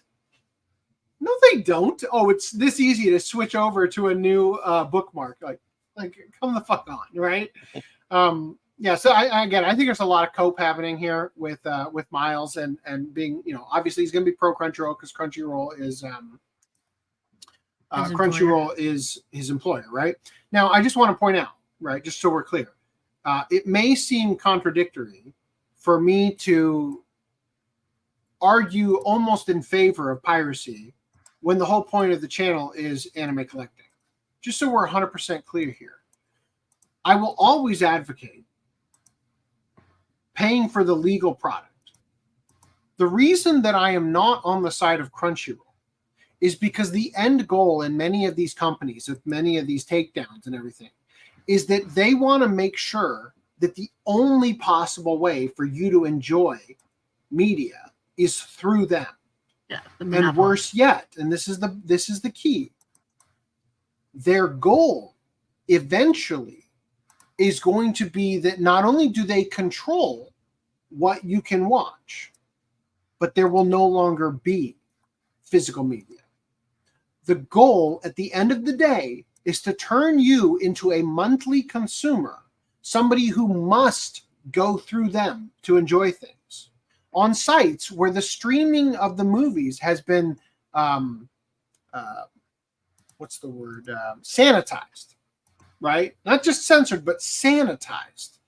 Lines cut, shots removed, scenes edited out, right? Hair extended, right? On the, whatever that movie was, with the girl jumping in, the mermaid one where the girl jumps into the Splash. Into the water. Yeah, Splash. Thank you. Well, especially like with 1,000-Year Blood War, right? Mhm. Like, if not for piracy, we would never be able to get that scene of them talking about the guy smelling like a guy. Yeah, because they changed it. And they not only changed it for the US release, they also redubbed the original Japanese, showing the intent of forcing you to partake in the sanitized version they want you to have access to. No matter what language you have access to. So quite frankly, I will continue, as I have shown, I will continue to support the physical media releases. I will continue to do that. But I will also continue to advocate that nobody should hold that monopolistic power over consumers to turn you into effectively the funding arm of their content mill, which as things go will become lazier in terms of writing, in terms of production. All of that will get worse over time. If you're forced to pay in order to experience anything, the output is only going to continue to get worse because you won't have any other options. Competition is the reason that we improve as, you know, the human species, right? And putting us into a position where they get to control what you perceive and enjoy, and removing any ability to hold on to, you know, the non-sanitized original truth of the work is, I think, their end goal. So my solution is to buy the physical media, right? Pirate when they've removed something from it, right? And never support Crunchyroll in any way other than buying the physical, right? Paying with my wallet, showing them, like, or voting with the wallet, so to speak, that I support these physical releases. If you censor something, I'm not going to support it, and I'm going to pirate it because, you know, I do not need you to protect me from media, you know? So anyway, he goes on to continue to say, anime is more popular than it's ever been internationally, but even with an increasingly young audience, piracy has not seen the same growth trajectory as the industry as a whole. Again, this screams to me, we are getting more people to use our service. We are conditioning people into using our service. There's an increasing adoption of legal services, right? And the idea behind that is we control it, right? The idea that they want you in their service because it gives them control over you to some degree. Most people pirate because of inertia or ease and will justify the behavior retroactively. I think that this is a misguided sentiment, the reasoning behind why people pirate. I definitely think there will always be people who pirate because, look, when the iPhone came out, there's the App Store. There's free apps and there's paid apps. No matter how useful an app that you spend less than $1 on, one-time purchase of 99 cents back when the App Store first came out, right? I mean, now they've caught on. I could get you to pay me weekly or whatever, right? Which is the same problem we're having with the streaming giants here, right? But there will always be people who, if a price tag is attached to it, it's not for me, right? Even if the app will make your day, your entire life simpler, better. You spend 99 cents and from then on, you're more efficient. You get more stuff done. People, for some reason, have a mental block against the concept of having to pay for something, even as insignificant as costing $1. Those same types of people will not pay to see a movie because they can get it for free. There's just no point in doing it, right? I think he's misguided on his approach here, on what he thinks here. He says, that's why takedowns like this can change behavior. The reasons cited for why folks are bootlegging, use bootleg streaming sites are often contradictory or not strongly held. Again, I think that the people that you're actually trying to convert are people who will never support you. Like, they are never going to. The vast majority of people pirating are doing so because your service that you're offering them, meaning like whatever movie they're pirating, that movie didn't look good enough to spend money on. It piqued their curiosity. I want to check it out, but you didn't earn their desire to see it to the degree that they would be willing to go to the theater and see it. Right? They didn't earn the blind buy. Exactly. Well, and going to the theater. To be fair, most of the things I blind buy didn't earn it, but It's not good enough to be like going to be with other people seeing it. Yeah, but even more than that, what's up? Most of I've rarely been burned on stuff I blind buy. Oh yeah, Just because I like researched it. It was like, Yeah. this doesn't sound like something that can turn out well. So anyway, the point is that the effort here is, rather than pursue actually making a great product, rather than pursue production of things that people want to see, it's let's cut off your ability to not funnel money back to us. And again, that to me is the approach being taken in video games, in movies. I mean, Black Myth Wukong does not have a physical release. It's sold 18 million copies so far, but there's no physical release, right? And if companies can afford to, they will always release digital only because it's cheaper production-wise for them to do so, so their profit margin increases dramatically. Okay, continuing here. If piracy is a service problem, was a truism, we'd see that somewhere in the data. Games available DRM-free on Steam are proportionately among the most pirated media in the world. Similarly, there's no relationship between the... Good. I must be really delayed. They're also probably, they might be more pirated, but they're also probably more played in general because there's more access to it and more people giving word on the street, because most people trust word on the street over, I don't know, some paid shill review or...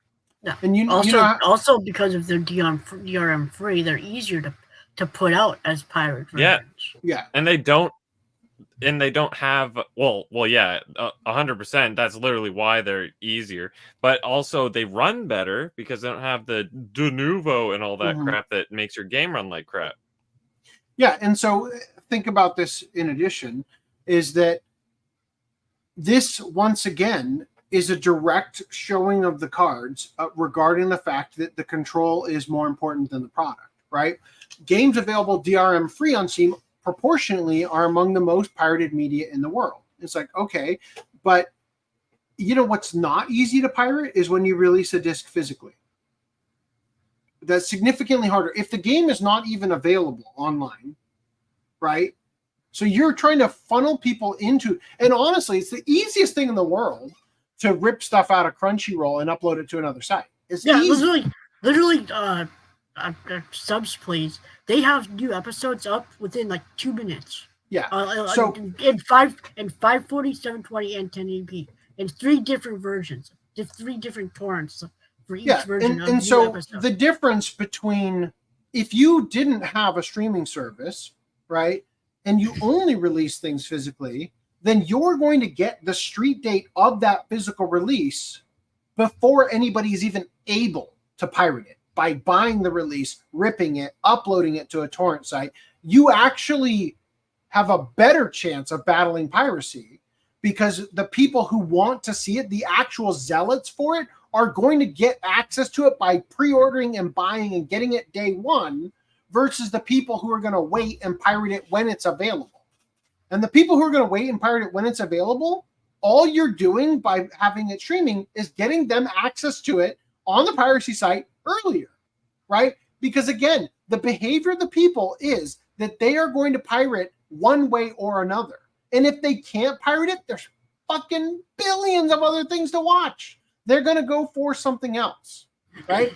Now, again, I'm not suggesting that piracy should become legal or something like that. I'm not suggesting anything like that. I am just arguing that it is not something I will support to try to control human behavior to the degree they're attempting to, because it funnels the power to them when it comes to media consumption.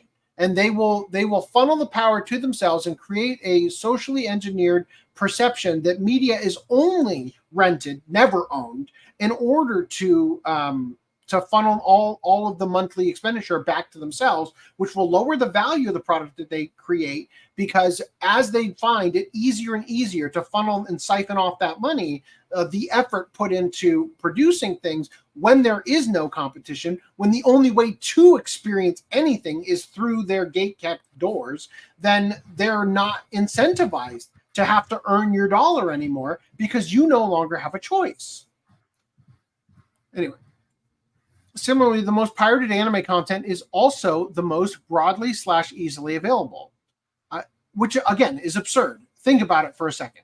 If something is broadly / easily available, It's available in more platforms, on more places. You can watch it on YouTube even, because it hasn't been Content ID pulled down yet. Of course, it's going to be seen by more people because it's available in more places. You're the one making the truism statement here, right? You're making an obvious statement about things and acting like it's profound. I do understand the motivations for piracy in the case of titles that are no longer streaming / restricted by licensing, but that's not what people watch on these sites. Outside of Asia, Crunchyroll typically gets around 80% of new titles. That alone is a reason to buy it. While HiDive, Netflix, and Disney share 10 to 15% of what's left, and about 5% of simuls have been unlicensed for the past few seasons. Older titles are reasonably available, but few have gotten licensed in the last few years. Yes, and they're reasonably available because of people like me who fucking buy the physicals, right? Now, I don't rip them and upload them to the internet, but other people do. And the point is that because we supported the releases, that's why they're reasonably available, largely. Because we showed support for them, and because we continue to buy the re-releases of them, that shows you that there's still a market for them. That's why they're still up. If your favorite anime site got taken down, here's my advice. Watch what you can legally when it makes sense for you. Here's my advice, pirates. If you can, watch Crunchyroll. There are a lot of people who watch both legally and fill in the gaps with bootleg sites, and that effort seriously does make a difference. Who the fuck is this thread for?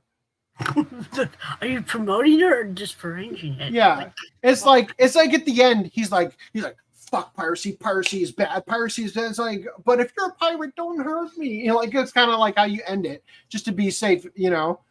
Also, the biggest bootleg streaming sites remaining have poor libraries and UI. Fuck, Crunchyroll is complaining about their UI. Get off your high horse. So maybe this honestly isn't some of the bootleg sites have better UI than the official. I would argue most. Well, how long did it take sites. Crunchyroll to get the skip opening? Seriously, and they don't even have trash that, take. and that's not even a standardized thing, yet. Oh my god! It's only on the more popular ones. The newer ones, I assume. The remaining because they're able bootleg to- sites have poor UI. It's like, yeah, well, I'm sure that they're going to start adopting the UI of the sites you took down as those people move on to work for them instead. The only Mind you, negative this guy's about been it- working here since Crunchyroll had we have a separate header and listing for each individual language. Let us also point out the fact that Crunchyroll's claim to fame is that it was a piracy site originally. Like, fuck off with your high horse, Miles. So maybe this the isn't only the thing worst. that bootlegs have that is bad is the ads. That's the only problem. And as long as you have an ad blocker, you're most likely fine. So maybe this isn't the worst time to explore new options that do not directly or indirectly enrich people who steal the artwork from others. I'm not concerned about them stealing the artwork from others. I am heavily supportive of the concern that they're stealing money from you. Like, the utter irony of this whole situation is that if the bootleg anime sites actually just stuck to being nothing but anime, they'd likely still be around. The reason they got taken down is because they also had Hollywood content on their sites. Now, do you guys have any more you want to say about this before we move on? Nope. JT Vega says the guy is a shill. Obviously, he works for Crunchyroll. So, Dragon Ball DAIMA is going to be streaming on Crunchyroll starting October 11th. That's news for anybody who gives a shit about the show and the fact that they can watch it right away on Crunchyroll. I have seen reports going around. In fact, I'll pull it up here. I didn't include it, but I'll pull it up. I just want to... I probably also have seen the same reports you're seeing going around. There hasn't been any official statements on it yet. Yes. So according to Geekdom, I've been seeing this going around. In fact, I've got multiple versions of this breaking news from different people with the same imagery, saying Stephanie Nadolny, the English voice of young Goku and young Gohan in the Dragon Ball franchise, is reportedly reprising her role as Goku in Dragon Ball Daima. Not one single veritable source has actually reported on this. Geekdom had a tweet suggesting it might happen. Somewhat, the language of it seemed a little bit like it seemed a little bit more sure, like in the way he phrased it. But this seems like wishful thinking.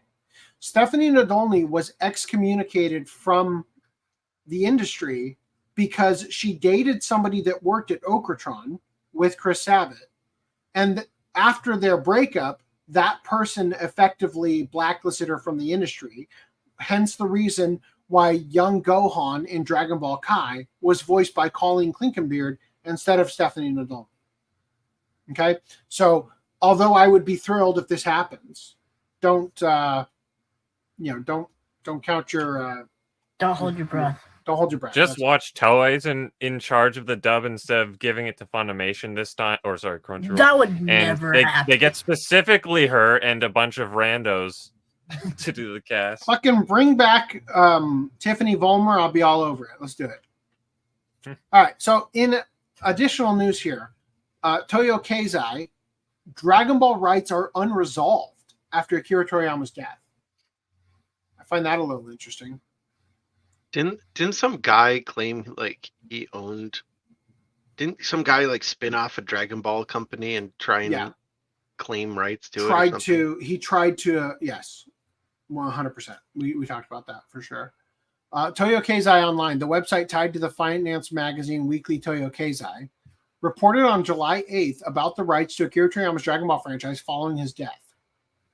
According to Toyo Keizai, the rights are currently up in the air since Toriyama's death, and publisher Shueisha, former editor Akio Ioku, and Bandai Namco are all in discussion over the future of Dragon Ball. Ioku became the head of the Dragon Ball room. I think Akio Ioku is the guy you're talking about, by the way. Ioku became the head of the Dragon Ball room managing team at Shueisha in 2016 after working as editor-in-chief of the publisher's V-Jump magazine. He worked closely with Toriyama since taking charge of the Dragon Ball franchise and helped with a number of projects. However, Ioku was later transferred in 2022 to a new, different department. Toyo Keizai's source at Shueisha reported concerns from Shueisha and other parties involved over Ioku's failure to seek management approval before greenlighting projects such as the Sandland film. The source noted animation studios and TV stations had personality clashes with Ioku at times.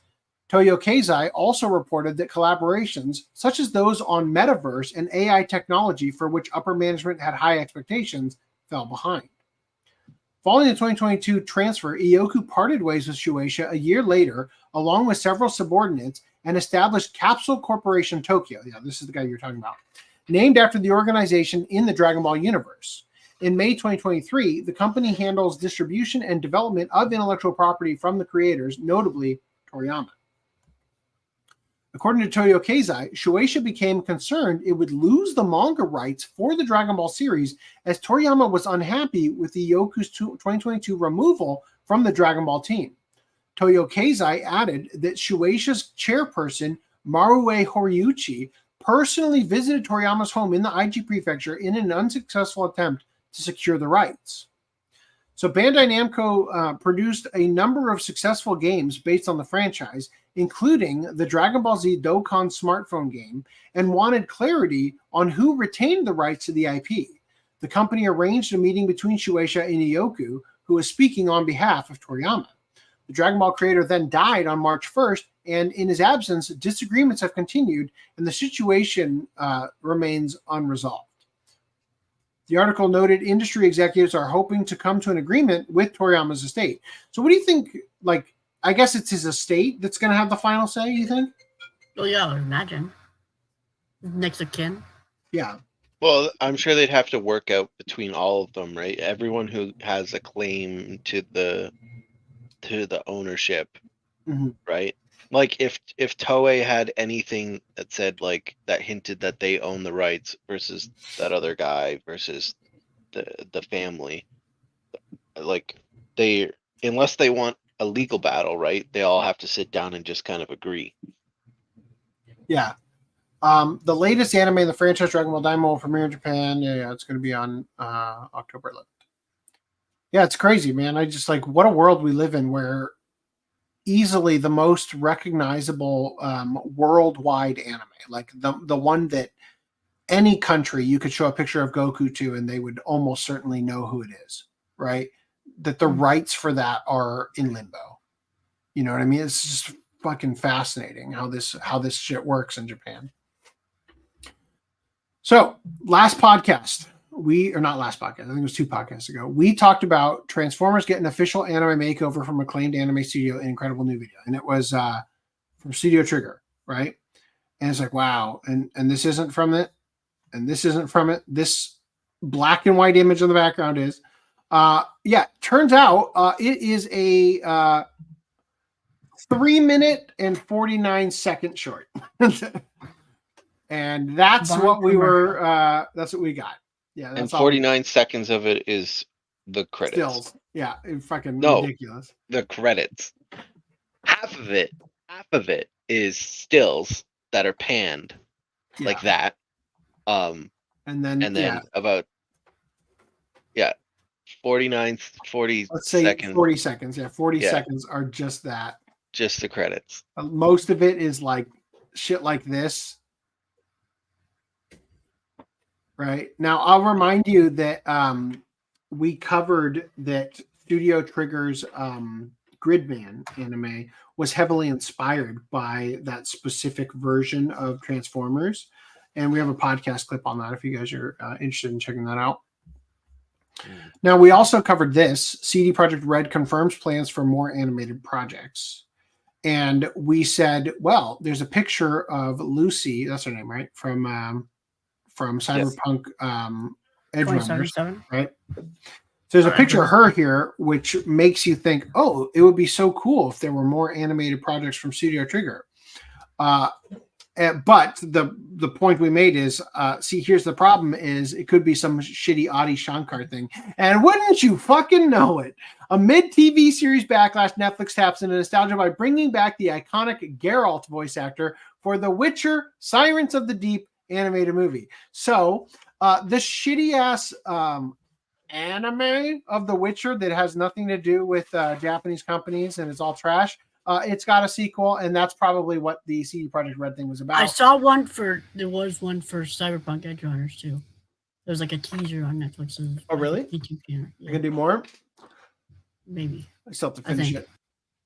But yeah, and we, as we discussed last time when we talked about it, that CD Projekt Red actively tried to take out things that made the success of Cyberpunk a success, right? What's her name? Rebecca, right? They tried to remove Rebecca from the show entirely, and Studio Trigger put their foot down and said, no, fuck off, right? Best character in the whole show. Anyway, also, Devil May Cry gets an animated series set for April 2025, and although the original anime from Studio Gonzo looked like dog shit, it still somehow is better than this. Was it Madhouse? God, it looks so fucking bad. This somehow looks worse, has no soul, and it looks like fucking Ruby. Oh, hold on. I should have. It looks like Ruby. Look how fucking shit that looks. No. Ugh. That's not just a one-off sequence, is it? Or is the whole show CG? Most of the show's not. And Adi Shankar, wouldn't you know it? And it sounds, I don't think we have this confirmed, but it sounds like Johnny Young Bosch's voice. It is Johnny Young Bosch. It is 100%. Yeah, so I can't wait. Then who's going to play, what's his name? Nero? Nero, Virgil, Lady Trish? Are those things? Well, no, I say Nero or whatever because Johnny Young Bosch voices specifically him. Huh. What do you know? He probably isn't going to show up. They get Ruben Langdon to Yeah, play Ruben Mira. Langdon, right? Ruben Langdon voices him right now. Ray Coombs originally voiced Dante, I think, in the PS2 games. Anyway, so there you go. In theater release news, let's look at these. Dawn to Dawn, First Encounter, box office gross. So this was the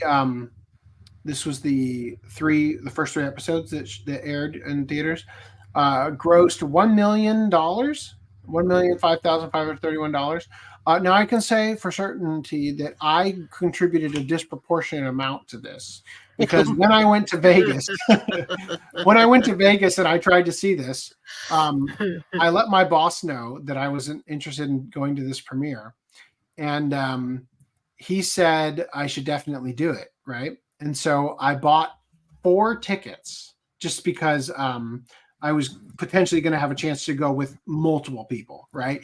I didn't know if everybody was going to be available or if they were going to be working on PowerPoints or whatever, but I bought 4 tickets to go to a theater that was like 13 minutes away. And literally, so the event was Friday, Saturday. I bought the tickets for Friday because that's when they, the 13th, right? Friday the 13th, when they first went on sale or whatever, or like the first showing on there, right? So I bought 4 tickets for September 13th, and during the show, like the event we put on, my boss texted me at now the movie started at 7. My boss texts me at like 5:01. Plan on going to premiere.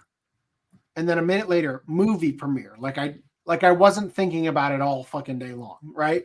The last speaker goes an hour over time. And by the time we finish, it's like, the movie starts in 15 minutes and we still have to like pack everything up, right? Like you can't just leave all the cameras and the laptops and everything hooked up. You have to like take those down because last time we were in Vegas, we did get robbed, and our equipment was stolen.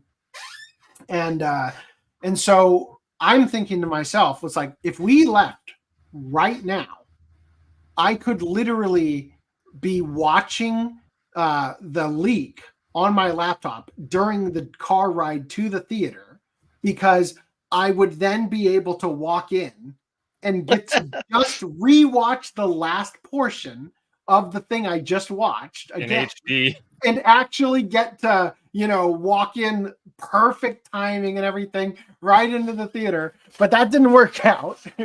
So because I was told plan on seeing the movie, I'm like, well, fuck it. I bought Saturday as well, 4 fucking tickets. So I provided a disproportionate amount to this box office gross, right? And then it became apparent to me after I bought tickets for the Saturday that I couldn't go on Saturday because I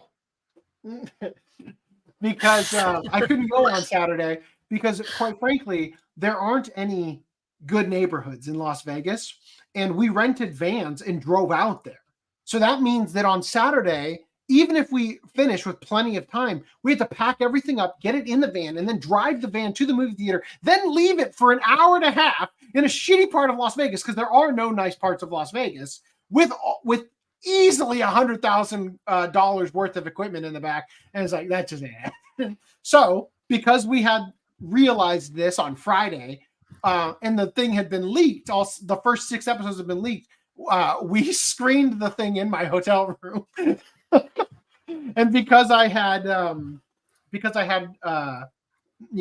equipment and stuff with me, I was able to plug in HDMI to the big ass TV in the hotel room and at least watch it on that.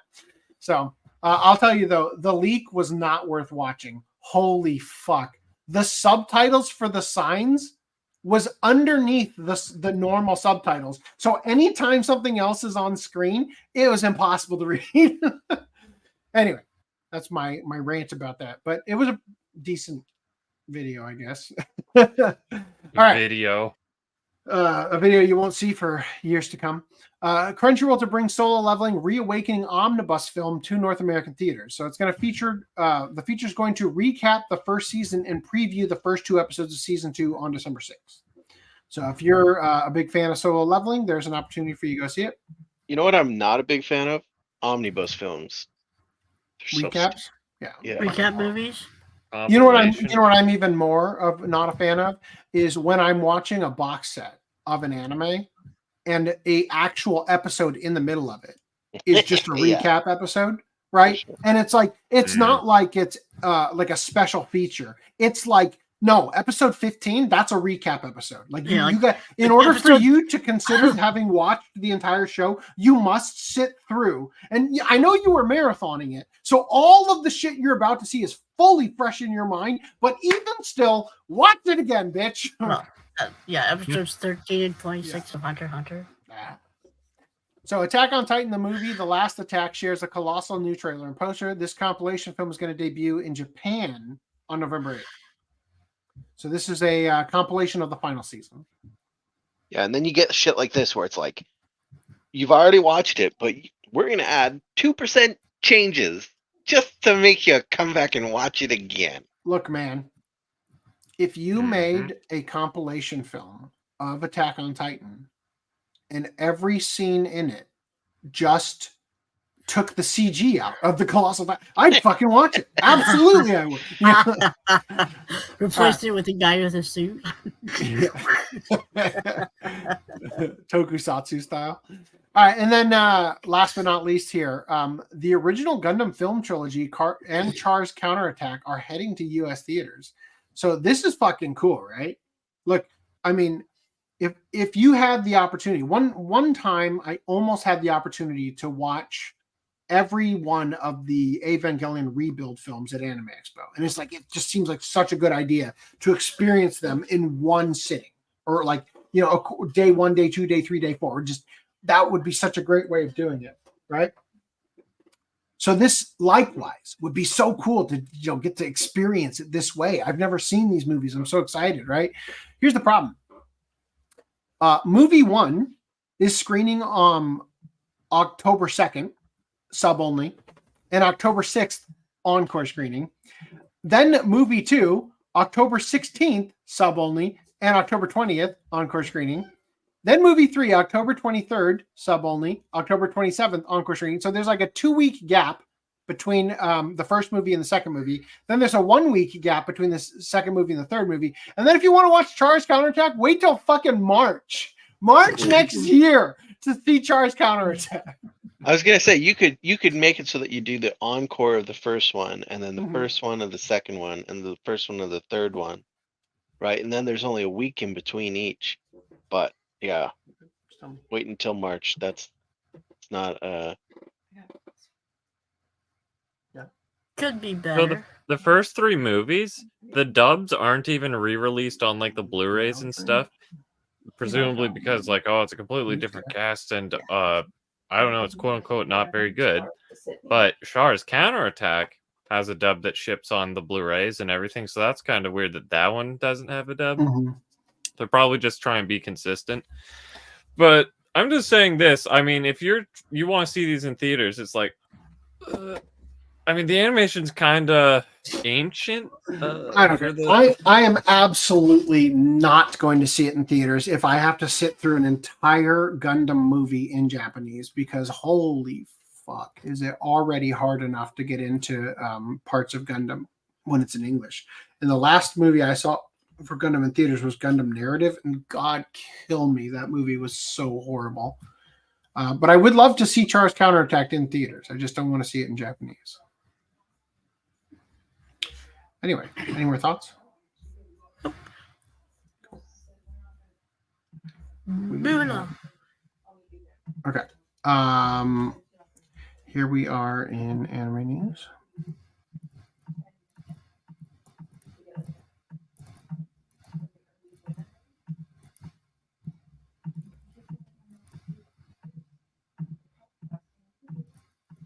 CG is CG, not a cartoon. Saying otherwise is like saying CG is music.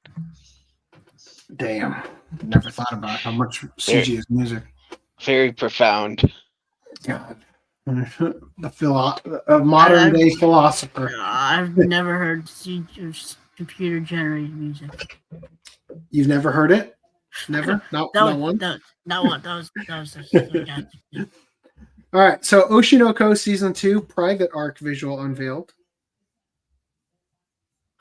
Is this their equivalent of the Entertainment District arc?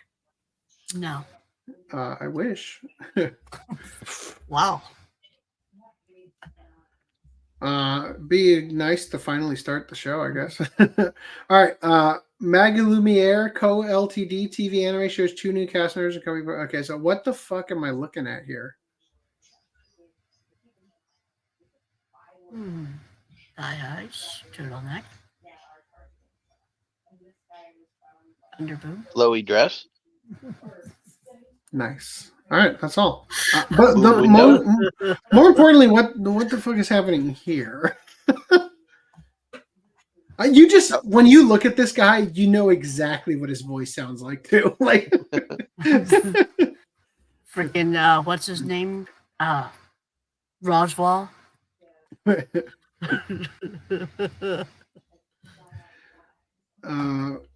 Sakuragi is an excellent candidate for the job, any job. She's motivated and organized and has a fantastic memory. So why has she interviewed at over 15 companies without receiving a single offer? She's trying to keep a positive attitude, but it seems like her bad luck is only getting worse when a monster crashes her latest interview. As havoc ensues, she finds herself helping the magical girl who comes to the rescue and ends up with more than just her life in return. Meet the newest magical girl at Magilumiere Magical Girls, Inc. Enriv says, hot take, hate when they put out new key visuals for something already airing. Give me key visuals before the anime is out. Otherwise, it seems like another season's coming. Yeah. Anyway. The Josei manga Kirio Fanclub is getting an anime adaptation.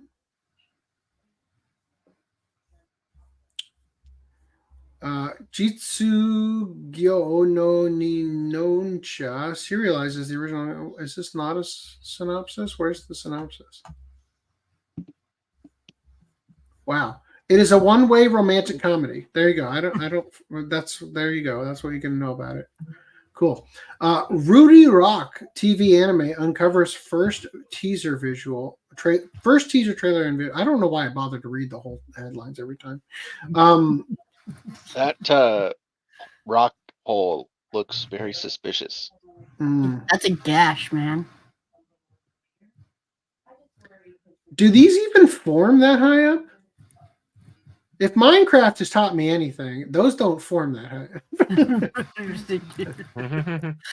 This rock's vagina looks infected. This rock's vagina looks sus. All right, so yeah, it's an anime. The vagina. Where's the boobs? The boulders? Come on. Just the right terminology, Randy. So the story follows Ruri, a high school girl who loves jewelry, who develops an interest in the world of mineral collecting after encountering Nagi, a graduate student studying mineralogy. It is perhaps the most bizarre premise for an anime. Like, you just wouldn't expect it, but I'm down for it. I'll watch Rock Vagina. DTF for rock vaginas. Also, this girl seems mighty, like, short. Like, you want to rock hers? The elementary school girl is almost the same height as this grown ass woman, and the grown ass woman is like thick like a dwarf. Like, anyway, Seirei Gensouki Spirit Chronicles Season 2 has new artwork. Here is the dog girl. All right. Anyway, moving past this, I got a birthday party to go to. Summer Pockets TV anime shows more cast visuals, blah, blah. Who cares about that? Here's the characters. Oh, here they are.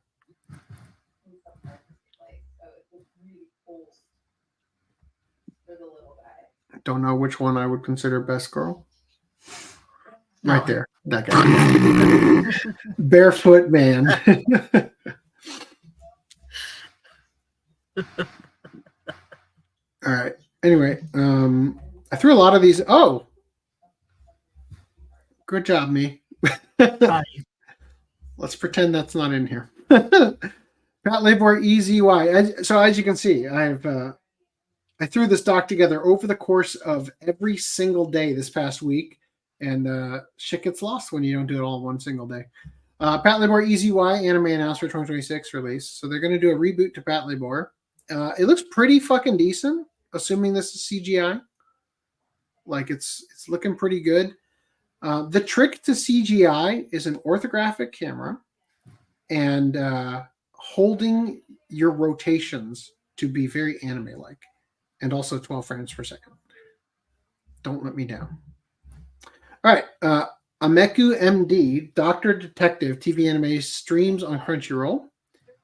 I guess I should have put this in streaming news. Oh, well. So, yeah, it seems like House MD, but if House was a cute anime girl instead. I'd watch it. Yeah. Hope she can house my D. Oh.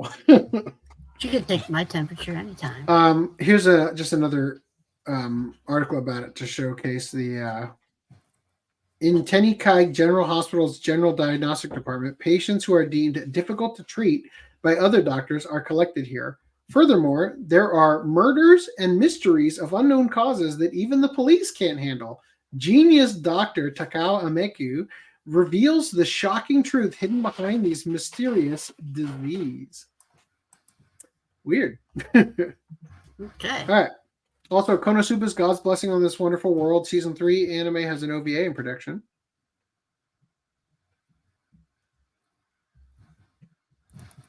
That's the news. You're good? Okay. All right. The original anime Virgin Punk has been announced for early summer 2025 release. Let me look at me failing so dramatically hard on being prepared because I did all the anime news over the course of many days. Is it this one? Is the sequel Absolute Horror Punk? Yes. All right, so real quick. It is from Yasuomi Umetsu, who you may remember from such hits as Kite and Mezzo Forte, which is the hentai. If you couldn't tell based on the look, right? So let's take a look at the actual trailer here.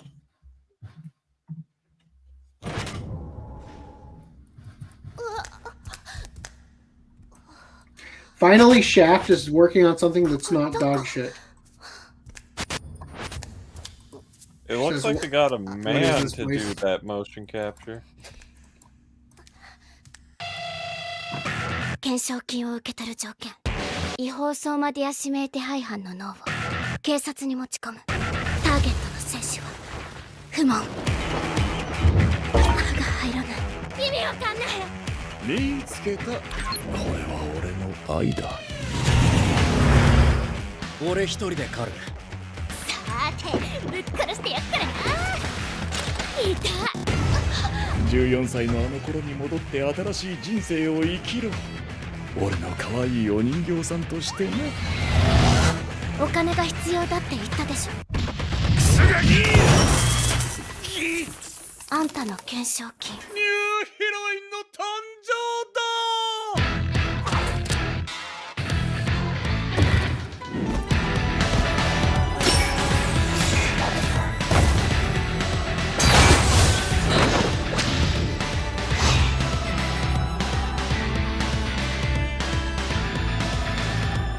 喜んでるのも今のうちよ。エレガンス、お前をぶっ殺す。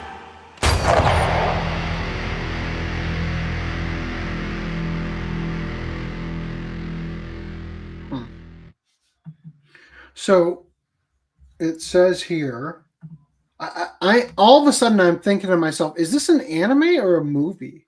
Like, is this a TV anime or a movie? I would guess it's a movie based on. It looks based on the graphical draw. Like it, Yeah. It definitely seems. It says here, Lupin the Third scriptwriter Yuya Takahashi is in charge of the series composition. The first part of the anime, titled Clockwork Girl, will be shown at Cine Libre Ikebukuro in Osaka's Theater Umeda in early summer 2025. So it's going to be like a trilogy or something. Seemingly, which makes sense because that's how Yasuomi Umetsu typically works. I mean, I guess Mezzo is a 12-episode Yeah, series. except for that though, right? one. Yes. I guess so. But there's also that other newer one. What's that one called? Kite Liberator? No.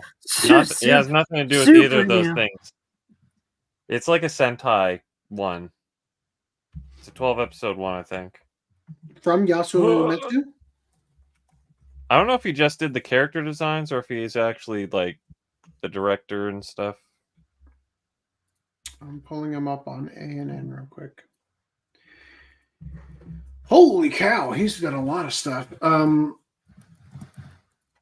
shit. Yeah, there's no way I'm gonna be able to narrow it down. Well, it's pretty recent.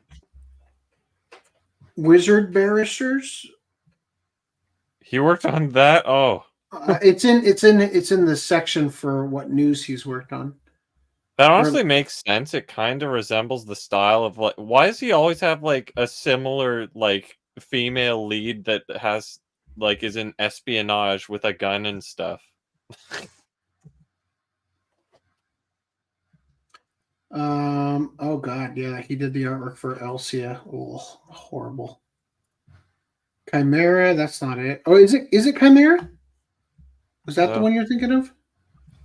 No, this is the old Chimera. Never mind. Kite Liberator, Kokoku, Lily Cat, Megazone 2-3 Part 2. No. Mezzo Forte, Nekoruru, Nakoruru, New Hurricane Polymer, Robot Carnival, Z-Knight, Strange Love, Tenchi Nanka Janai, and then Yume Makura Baku Twilight Gekijo. I don't know. There's probably a better way. I wish there was a way to sort these based on date instead of alphabetically. All right. Anyway, yeah. So, any thoughts other than that, though? Like, it looks pretty. It legit, looks like he's right? making. It looks like he's trying to make Kite, but patching it out to have all the degenerate stuff taken out. Except he still, for some reason, is like, well, let's put Virgin Punk in the title. Like, Just to make sure you know. fully At least escape still it. on brand. Well, the first one is called Clockwork Girl, right? So apparently she's going to maintain the virgin status the whole time. Proud of her. Good job. All right. Anyway, yeah. So I don't know. I think it looks pretty good, but now that I'm realizing it may not be a series because the production value is like way too high for this to like. I was thinking about it while we were watching. I was thinking like, this is precisely the reason why I don't support Crunchyroll having this monopoly, and trying to funnel people into this, pay pig status of, monthly allowance for media consumption going directly to them, because it dramatically drops innovation and whatnot. And this is precisely the kind of thing that you have to produce to get eyes on you. Like, do something that looks different, doesn't look like dog shit, like half the anime that's coming out, and really draws the eye in so that you stand out and people want to put money behind you instead of somewhere else, right? Oh, okay. But it's unfair to Koku. make that. It's unfair to make that. Kakoku is the one you're thinking of? Koku. Sentai has that one, and they released that. 12 episodes. I'll have to pick it up. And I didn't realize. But yeah, it looked like he had just done the character design on that one. Let me see. Koku. Storyboard, unit director, original character design. Yeah, so it's just character design, which he's done a lot of. He's done a lot of shit stuff that he did character design for. Anyway, So it seemed at first like this was a breakout thing, but if it is going to be a movie trilogy or something, then obviously it's got an unfair advantage, right? You can't compare it. It's apples and oranges to that, and in that regard. Also, JT Vega says MD that detective hospital thing is the plot of Blackjack, effectively. Even when anime Blu-rays are getting expensive, yeah, totally. Anyway, moving on. Looking forward to it. Too Many Losing Heroines anime has a dedicated bust coordinator. I don't think I've shown this show yet on podcast. I see You've done us a clear disservice. No, well, I've seen the show itself show up in my like Crunchyroll list a lot, and I just never ended up including it. The characters have these like bow ties. There's like 4 bow ties in a row, and it's like it's not something I'm opposed to showing off. It's just like we always cut it because it wasn't more important than something else or whatever. But the latest episode of the anime Too Many Losing Heroines heavily featured Karin Himamiya, so much so that they dedicated one animator to focus solely on her chest. The animator, Takafumi Tori, is known for working on Senran Kagura, a multimedia franchise focused on busting ninjas and exploding clothes. At the end of the credits for episode 9, he's credited as Karin Himamiya Bust Coordinator. No, I didn't mean to do that. Fuck. Anyway, so yeah. Damn. Nice. Where can I get this job? All right, I'm gonna need all you ladies to line up. I need a what's that? What's the phrase? Reference? Yeah, I need Visual reference, please. I need some reference, ladies. Help me out here. He's using a super slow-mo cam. Too Many Losing Heroines has surprised many anime watchers this season as a standout in the romantic comedy genre. The series is the latest anime from A1 Pictures, not to be confused with the steak sauce. Anyone has previously worked on popular titles like the original anime Licorice Recoil, watch Go Blend, as well as adaptations of Kaguya-sama Love is War and Persona. Anyway, I just thought that was interesting. Hakusensha disavows Berserk fan animation project. What? No.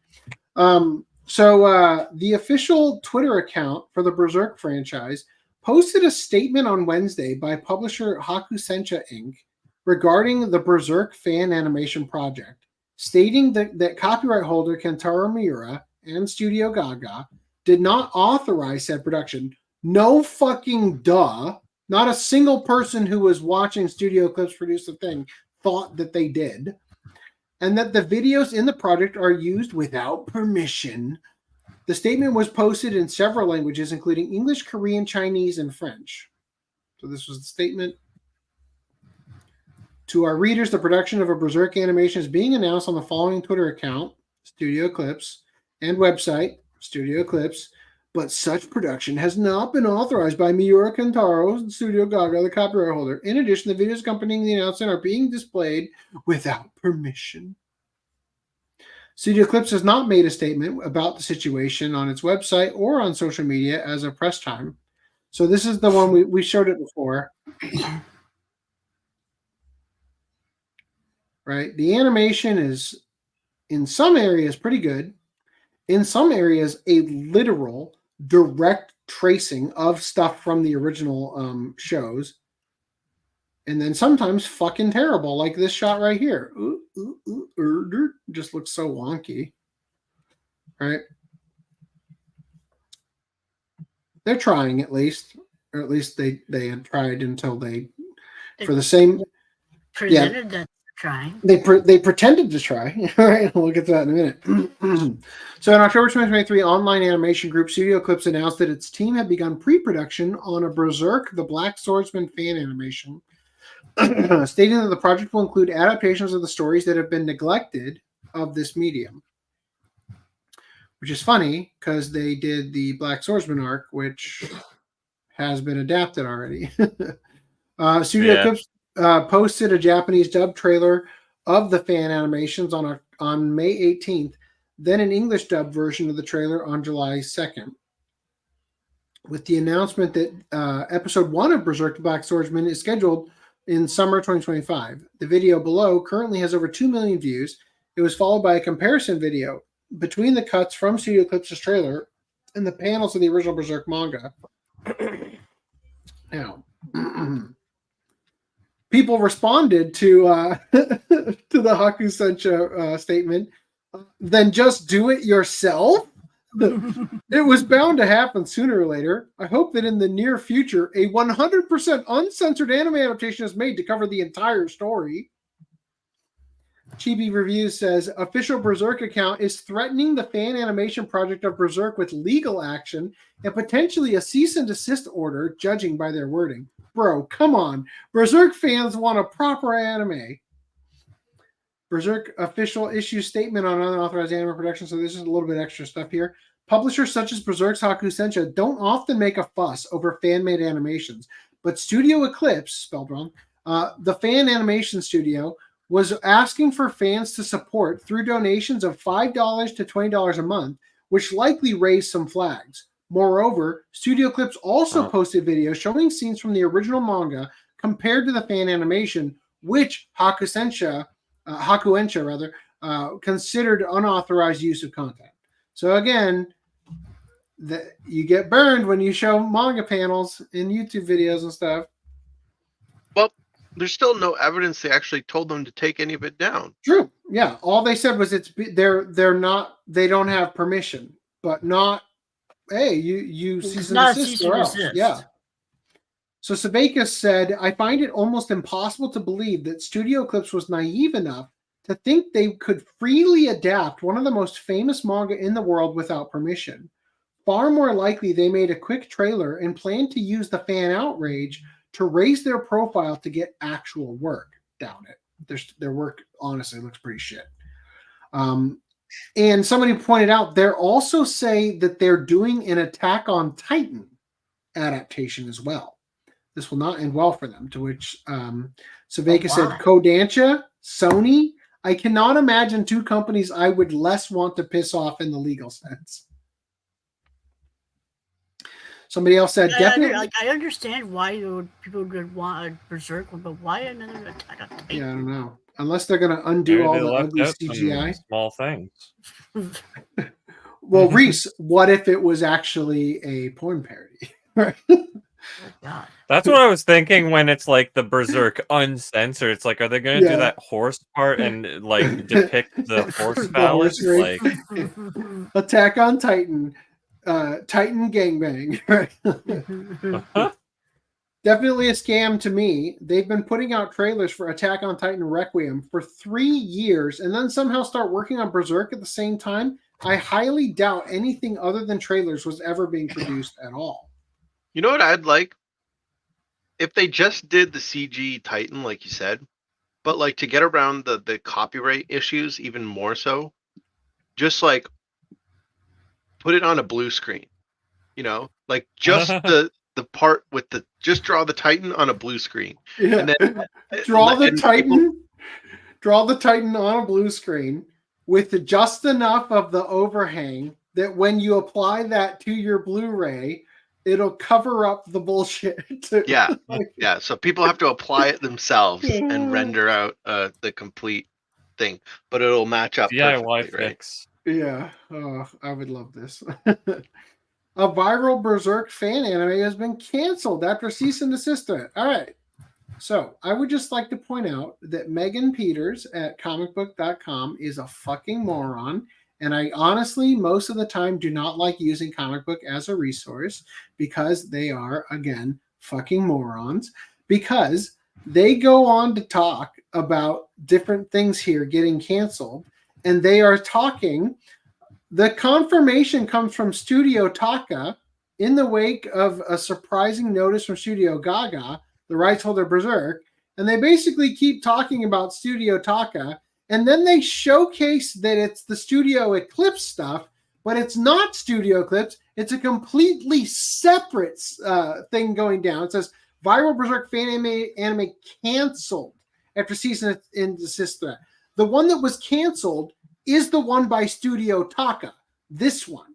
It's a separate one from the Studio Eclipse one that It's not even an anime. comicbook.com couldn't even figure out. Yeah, it's a motion comic of the manga. And thank fucking God it got canceled because it looks like dog shit. And nobody wanted or needed it. To our lovely fans, we've recently had an important discussion following the developments within the Berserk online community. As some of you may know, Studio Gaga, the rights holder of Berserk, recently took a public stance regarding the release of Berserk content without proper authorization. Naturally, this has implications for all Berserk fan projects, including ours. You fucks. Not a single person knew or cared about your DAIMA adaptation until this thing happened. And now people are mistaking your adaptation for the one Studio Eclipse was doing, and you're trying to clout chase off of this controversy to try to get people to recognize your work. All the shit that Saveka said about Studio Eclipse, Studio Taka is doing. That is precisely, I think, what's happening here. Berserk the Black Swordsman fan anime is getting canceled for being unauthorized by Kentaro Miura makes no sense. So they think, Fandom Wire thinks it makes no sense that they would do this. And then they go on to explain all the reasons why it makes perfect sense. I'm not even going to bother to read it. Fucking stupid. All right. Anyway, overseas fans rally to save Girls Love Manga Love Bullet. Okay, so just think about this for a minute. Okay. Miles from Crunchyroll described how there are no upsides to piracy and only watching things through the legal means is the only way to support people. Okay, so let's read this here. Love Bullet is a relatively new series which debuted in October 2023 and follows a young girl inducted into an organization of Cupids, angel-like beings sent to help humans find love. In the world of Love Bullet, those who meet untimely deaths without ever experiencing love are given the opportunity to feel it vicariously by becoming Cupids and sharing love among humans. Koharu is a young girl who's a novice Cupid and does her best with the new role with the support of her Cupid senpais. However, the creator of the series, Ine, reached out to fans through social media and her artwork hoping to drum up support for Love Bullet. There are dozens of new manga titles every year, and here in the West, we're lucky to hear about half of them.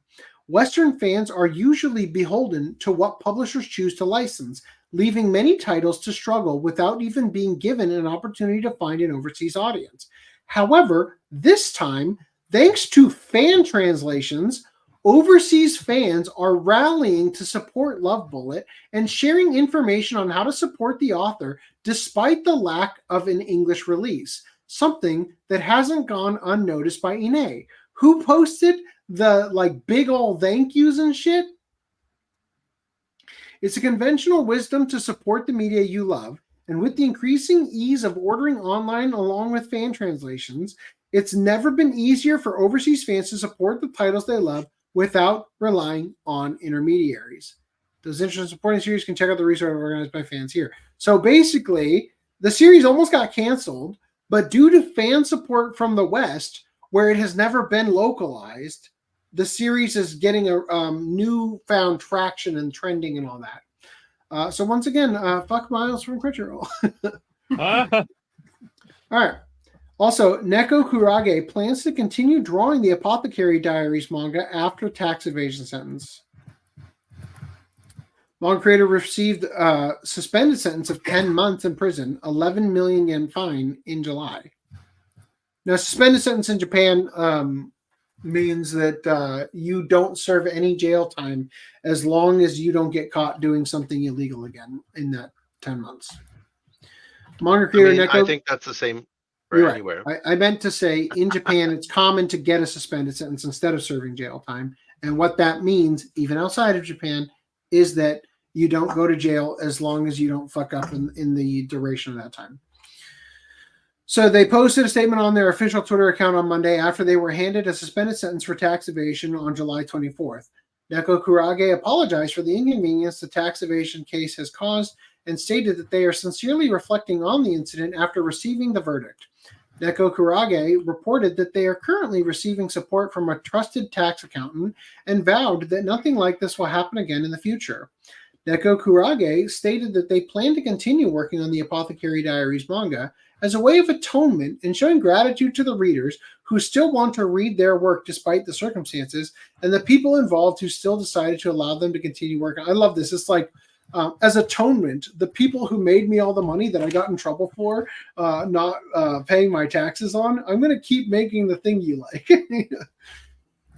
The Fukuoka District Court handed Neko Kurage, the real name Erika Ikeda, a suspended sentence of 10 months in prison and a fine of 11 million yen, which is $77,146 for the crime of tax evasion on July 24th. However, since the prison sentence is suspended for 3 years,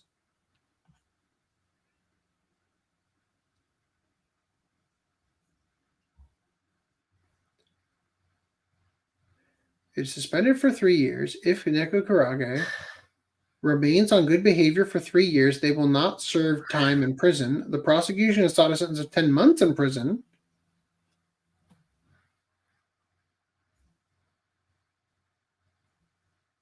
I feel like this is contradictory. How so? The Well, the way sentence is for 10 months in prison. I get that. And it's suspended for up to 3 years. Yeah. So you have to behave for 3 years, otherwise you go to jail for 10 months. Yeah, I understand what they're saying here. I just feel like the way that they included it in the byline here is misleading.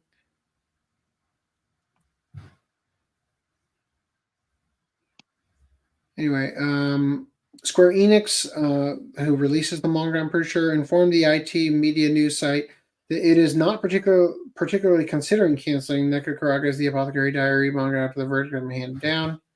The Fukuoka Regional Taxation Bureau indicted Neko Kurage on February 29th on suspicion of not declaring about 260 million yen or $1.8 million in current conversion. So when you get this fine, are you required to pay the fine here? And Plus your back taxes? Also your back taxes? Because if it's not including the 1.8 million, I mean, this is a paltry sum in addition to this, right?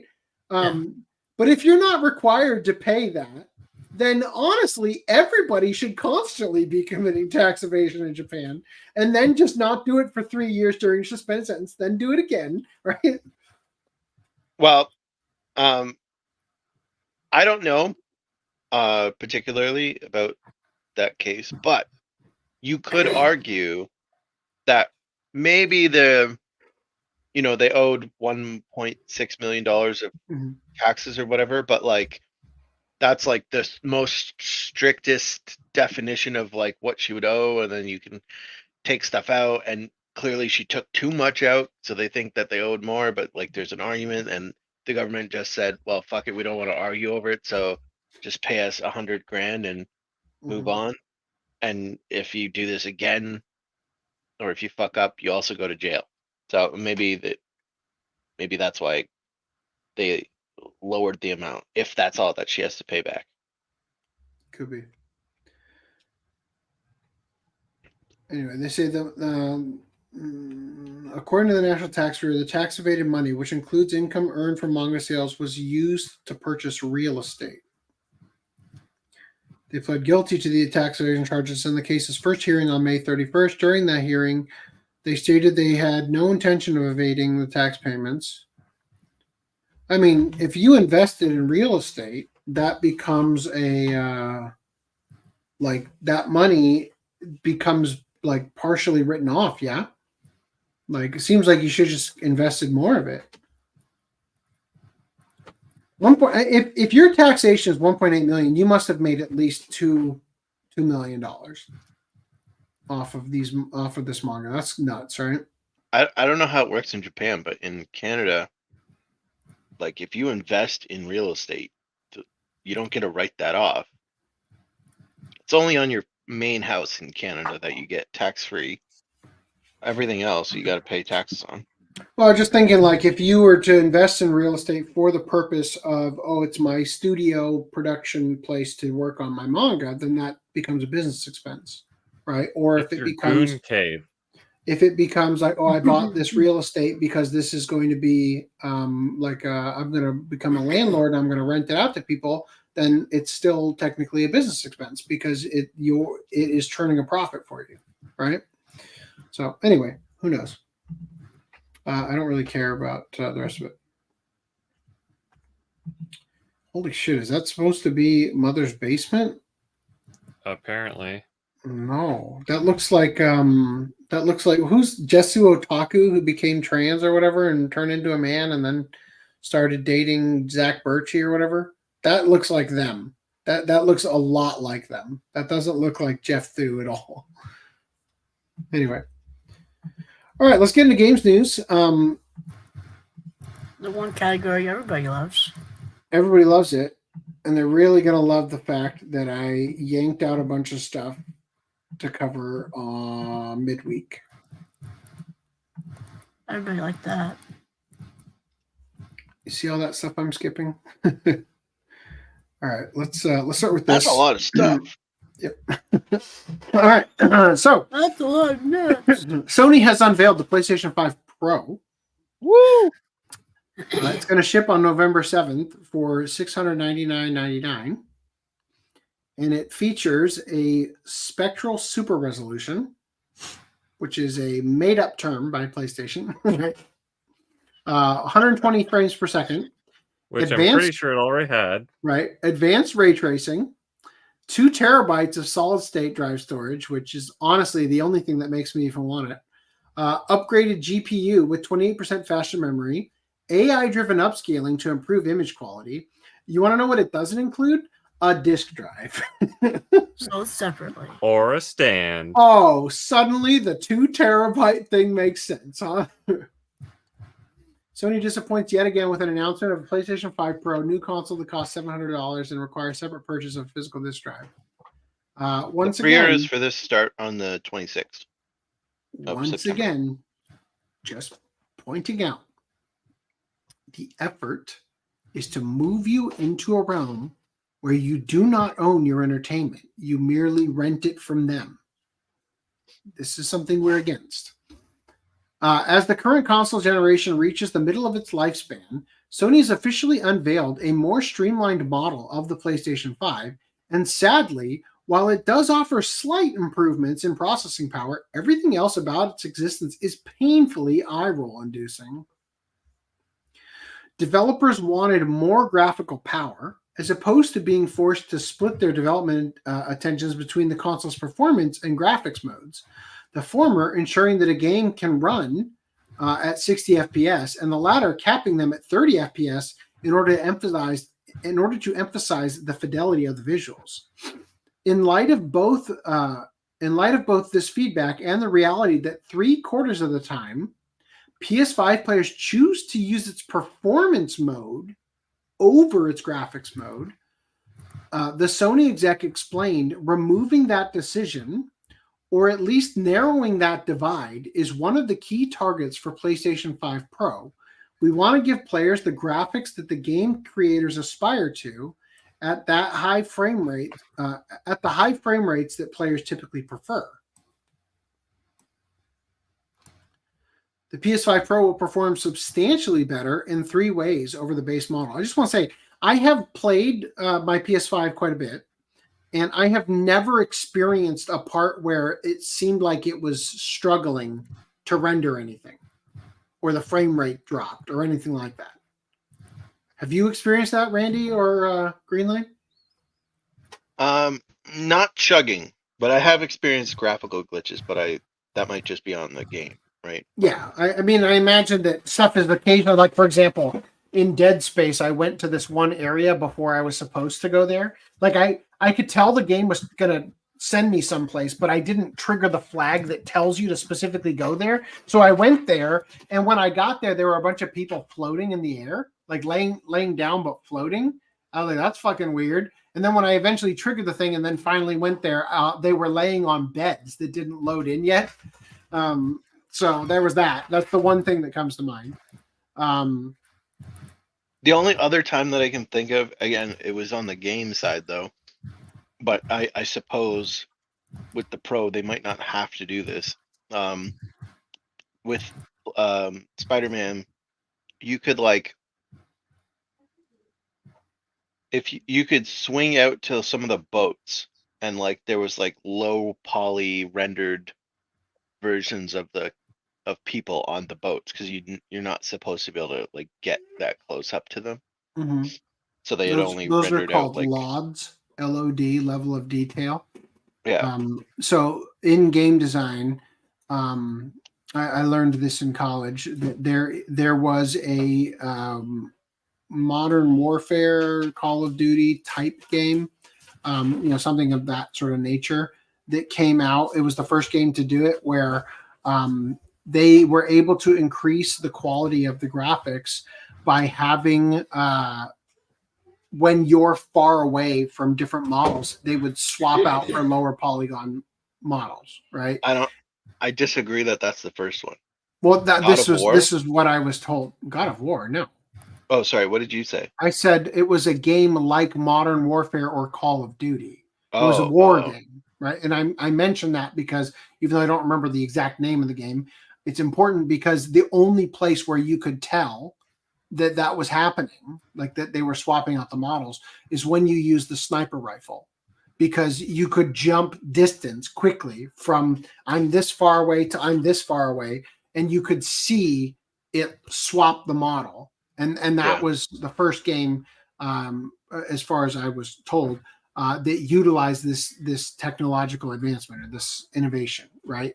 And so Super Mario 64 does it, but you can only tell it on HD emulators. Like you wouldn't have been able to notice back then, right? Mm-hmm. Well, this game might have predated. Oh yeah, no, I don't know. I thought you said God of War, and I was like, definitely not that.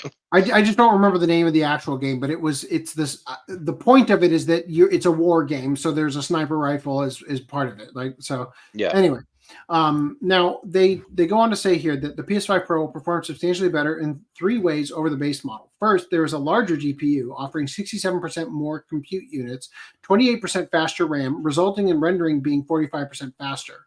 Next is advanced ray tracing, with the major upgrades offering calculation of rays at double or even triple the speeds of the base PS5. So that's going to mean that you're going to have probably slightly more stable looking shadows, and also probably lighting effects that are like generating based on ray tracing. The thing is, ray tracing is pretty demanding or whatever, so it's like the amount of ray tracing you get on a console anyway is not going to be as comparable to if you got like an RTX 4090, which even then it's like you don't usually get the best. Like even though you have the best hardware, it's not as perfect as you'd want it to be. Like we're still kind of in the early phases of ray tracing being an accepted format or whatever. So I got to tell you, the thing about ray tracing that really irritates me is when I was in school and we were, learning 3D animation and whatnot. I don't think it's specifically ray tracing, although ray tracing is part of how this works. But there's a setting when you render something that basically determines how many times a light ray is going to bounce. And so, because obviously when the way that light works, you've got light being cast that hits the table and then it bounces and then it'll hit the wall and it bounces around, right? And it gets weaker and weaker every bounce, right? And that's why, for example, if I was wearing a bright green shirt, the underside of my neck would be a little green because the light hitting the green on my shirt is reflecting that light for what's known as global illumination and bounce light, right? Now, the problem is that you're trying to set up a scene that looks hyper realistic, and then you get told by the teacher that in order for these reflections, like if you have a glass like this, for example, in order for you to make something like this and have it look realistic, you have to increase the number of passes that go through so that the light can hit, penetrate, go through, bounce around, come back out. And in order for you to see reflections on it, you have to reach a certain amount, right? And every time you increase that integer, the render time exponentially gets longer. because it has to calculate every single ray cast, where it bounces, and what that is going to do to the material every single time for every single one for every single frame. So when you're trying to learn how to do, advanced like photoreal looks, and then you realize that like in reality it's infinite. The amount of bouncing is like it's infinite. So you could spend an entire year rendering one image that would look the most accurate, and it's like finding out where that line is between time and output is very difficult for a person with my personality type, right? And so those RTX 4090s would have been real nice during my schooling. Yeah, but where I was going with this though is that, so even though you say like, oh well, I haven't experienced any performance issues, it's probably because the more demanding games are running sub 4K and all this stuff. Most likely. So their they're target definitely not running 4K. Yeah. Yeah. So they give you the fake 4K to compensate. They do that like checkered 4K, right? Where they're rendering they do this thing where they render or whatever. No, they render like a checkerboard pattern, and in the if you imagine a checkerboard, on all the black squares they'll render at 4K. In all the white squares they'll render at like 1080p. And it's like a weird thing. You don't really notice it, but like they do that. Or well, maybe they did that for the PS4. I don't remember. They did for Maybe the they don't do PS4 it. Pro. That's back when the difference between depth map shadows and ray trace shadows, though. Yeah, so the games that are more demanding are using stuff like that, and honestly, I think in some cases, the really demanding titles still are like, oh, you can only do 30 FPS. So the point of this would be to bridge that gap. So it's like, okay, you can run 60 FPS and native 4K, or at least that's the intent. And then you're still going to have the big problem, which I assume we're going to get to later, is that it's developer issue or whatever. So the developer, it's on them to be like, okay, here's the 60 FPS patch, here's the 4K patch and all this stuff. So you're not even necessarily getting this overall benefit like if you swapped out a GPU, right? Yeah. And then we find out that all the games, and now there's God of War Ragnarok on PC and Final Fantasy 16, so there's even smaller list of games that this is like, what would you benefit from?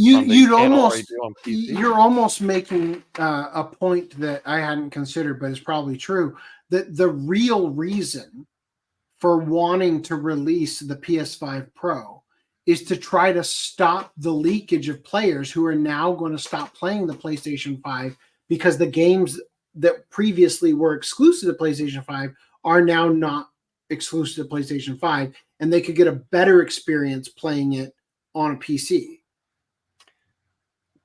Well, it's probably their competition with Xbox and to a smaller extent Nintendo, but it's like they don't have a competition with Xbox right now. Xbox is they're winning, but idiotic. It's like, but that's probably why they have So the point is that the place where they're competing is against the PC market, because PC is capable of producing far superior gameplay than the PlayStation 5, because the PlayStation 5 is literally just a computer, and you can upgrade and have a much better computer than what you got out of the PS5. And so they're trying to close that gap, so that if you're going to play on the PS5 and you have a better experience, because then you're less likely to switch off and start playing games, especially now that, for example, Square Enix has decided to no longer remain exclusive with PlayStation for their titles for the first year or whatever. In terms of price to performance, I think PlayStation has still and Xbox have still maintained a purpose. Like they're not obsolete. Yeah, like you generally wouldn't be able to buy a PC that would be able to do the same amount of performance comparable specs. Yeah, at the same price. Now, absolutely. 100%. Maybe you're right. Yes. Maybe the Pro, I haven't like priced out a thing. Maybe the Pro is pushing the price point a little bit, but Sony doesn't have any competition from Xbox right now. They seem to be floundering, and they still are making the PS5 standard edition, right? So it's not like the PS5 Pro. They're not forcing anyone to upgrade to this. It's only for the people who really care about the like stair stepping on the tree at 200 yards away, right? Well, the other thing is that they can basically execute Xbox, be like, see how much better we are, and have the most powerful console. Because that was one of the big factors in the console war every generation is who's got the most powerful console. And that's why Xbox finally, like, they had like a really bad like introduction to the Xbox One generation. And it was underpowered, and it had all those like online and multimedia things that everyone didn't care about. So then PlayStation's like, okay, well, ours is more powerful and it's a better user experience. And then when the refreshes came in, they're like, okay, so the Xbox Series X is the most powerful console now. So then they started to get people's interest again a bit more with that, as well as like trying to branch out to get original games again. And then this generation, they're pretty even. I don't remember if there was a distinct one that was better. I just know Sony's like, oh, we have our thing where you can load the same lamppost instead of like Series X has been what's that? Series X has been understood as being more powerful than the PlayStation, but the problem is that Xbox I'm handicapped just not themselves. remembering. Yeah, Xbox handicapped themselves though by forcing every game to support the Slim, the Series S. So the games cannot lowest common denominator. Yeah. So, and then they put everything on PC anyway. So it's like, okay. So I want to address for a long time, the Xbox One was holding back like game innovation in a way, like for how much power we can put into games. Well, by that too. default. Like when they first made the jump, they made it so that this Xbox One was still supported on all those games. Yeah. So then it's like, okay, well now you're even handicapping all of your game devs more, and then it's like, okay, well, I'm just gonna buy Not it to on mention PC. the extra development time to port it, but then again, I guess they're all kind of the same And architecture I haven't now, really so. played an Xbox game in a while, but I don't like. I remember playing the Spider-Man game and getting asked like, "Do you want to be in performance mode or whatever?" I don't recall them doing that on Xbox. I think it might automatically pick, but like you don't get to say, "I care more about frames." I think it just automatically picks based on what console you have, what the specs will be. So real quick, I just want to clear out some of these comments here. So Luigi said that taxes can be stolen to be wasted on wars. No. You understand? Taxes are stolen and used on wars. Like they are. It's not they can be. They are by definition theft. By definition. Mirage said, I didn't realize how small the PS5 library was until Random 11 brought it up. He's not wrong. I spent hours looking at PS5 games on Amazon, and PS5 is basically going the PS3 route now. It's sad. Hell, I even play my Switch more than my PS4 Slim. Thank you for giving me an opportunity to use this suite. I've been looking forward to closing this tab. PS2, 1 year after release, they had like Ace Combat. Is this Dark Alliance? Devil May Cry, Final Fantasy X, Gran Turismo 3, Grand Theft Auto 3, Ico, Jack and Daxter, Metal Gear Solid 2, Silent Hill 2, right? PS5 4 years after launch. Demon's Souls, Spider-Man, fucking Horizon. Yeah, so basically, like, this is the fucking list. PlayStation 5 only games right here. This is fucking it. Crazy, right? Anyway, you said For me personally, I think AAA games have gone downhill since The Last of Us 2's story got leaked. They're not making actual games. They're too busy focusing on remakes, remasters, or games that focus more on identity politics than telling an actual good story. Some exceptions are Ghost of Tsushima or Days Gone, which are criminally underrated. I think Ghost of Tsushima has a great story, but the gameplay itself is extremely tiring. In the same way that when you played Grand Theft Auto San Andreas, it's like the game was a lot of fun, but you know it's not fun? Constantly having to go enter the gang war going on so that you can maintain the tag that says that you are like the ruler of the area. You know what else wasn't fun? Getting phone calls to go fucking drinking or bowling on Grand Theft Auto 4. Like stuff like that, little things like that really destroy the fun you're having in a game. And with Ghost of Tsushima, there's just like you're constantly doing these little quests, and it just doesn't feel like you're actually making a lot of progress. And I feel like there's like you upgrade your skill tree and stuff, and it's like after a certain while that just kind of like truncates in the value it's giving you to do it. And I can't imagine, like I've already got such like I don't want to say overpowered, but like I can't imagine they're going to get much more fantastical or incredible to behold the stuff from what I've played of it. He then went on to say, even Miles Morales Spider-Man had to shove in an actual suit in the game based on the whole BLM debacle. Like, why do I need this in a game? It adds nothing to the story, especially considering Miles' father is a police officer. Oops. Yeah. No, I want you to forget that part. Yeah. I brought it up before, I think, on a previous podcast, but also like just in general, PlayStation's hurting themselves by putting out they're hurting their exclusives, I should say, by putting them out on PC. Now they've kind of trained everyone to say, you just wait a year, Yeah. and it'll be on PC. Yeah.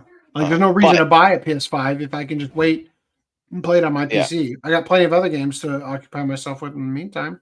But they obviously make up for it with the larger install base on the PC, right? Yeah. So they showcase this in the article.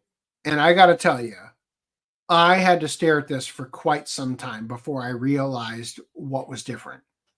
And once I noticed what was different between the PS5 performance mode and the PS5 Pro, I actually prefer the look of the performance mode because the difference is the tree's fidelity, right? However, this is a still image.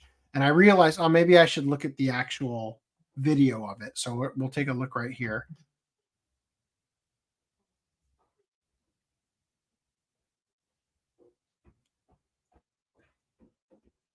Okay, so I'm guessing it's the AI upscale or something that is maintaining some of the detail, and this is a problem. We conflate realism with detail to the point where we look at something like this and, it's so clear. It's like, yeah, it is, but also depth of field is something that exists in real life.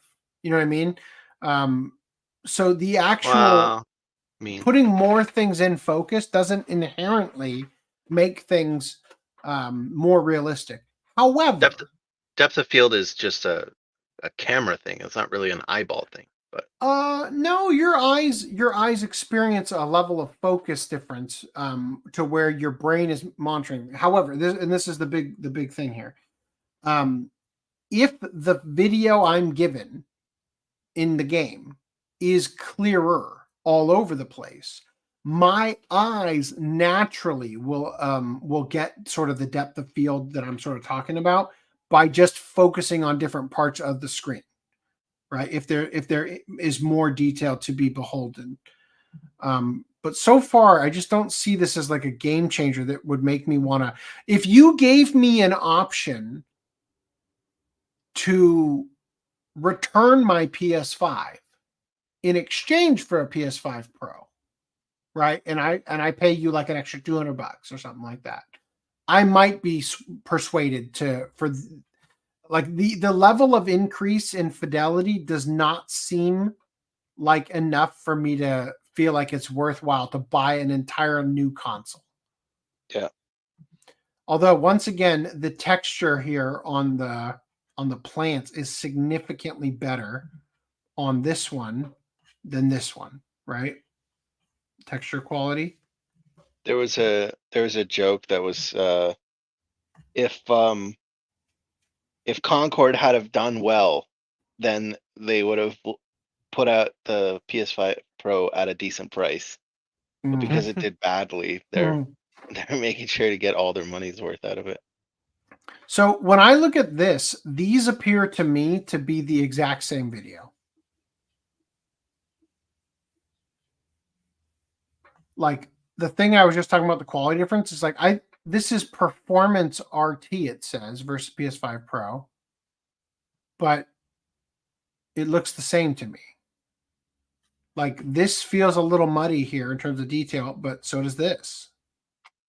Maybe the contrast is pushed up performance slightly. RT means that it's compensating. Whoops. It might be the frame rate. It means it's compensating for something in order to get the ray tracing to work. Whereas PS5 Pro, it's like, oh, this is the default. We don't even have if to I'm put not on a if I'm not looking at it frame by if I'm looking, well, I guess it probably would have not been a bad idea to go frame by frame, because then you would really see the choppiness if it was, but it doesn't appear to be choppy to me. Seems like it's moving each frame, just like the one on the right.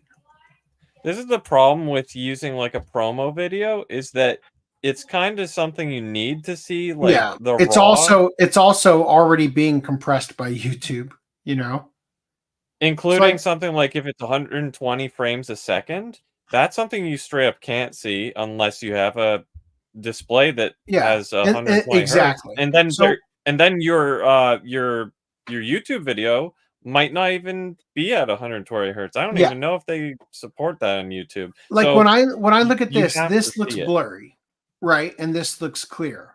But when they're shown not zoomed in like this, they look the same to me. And that can be because what they're trying to showcase is like, yeah, now it's in 4K over here. It's like, yeah, but my TV's only showing me 1080p, so I fucking can't tell. You know? They also said that it can do 8K now for some games, and it's like, bro, we can barely run 4K games. Like, you're gonna have 8K support? I think they put 8K on the box because they had 8K on the box for just the base PS5. They apparently took it off the box, but my understanding is that it's but my understanding is that that wasn't saying like we're gonna run games at 8K. That was just saying we're gonna we have 8K support. Yeah, so if you're gonna watch Netflix in 8K, yeah. Not to mention that I feel like they could do 8K on some games natively. It would have to be like one of those indie games that's 2D. Yeah, maybe.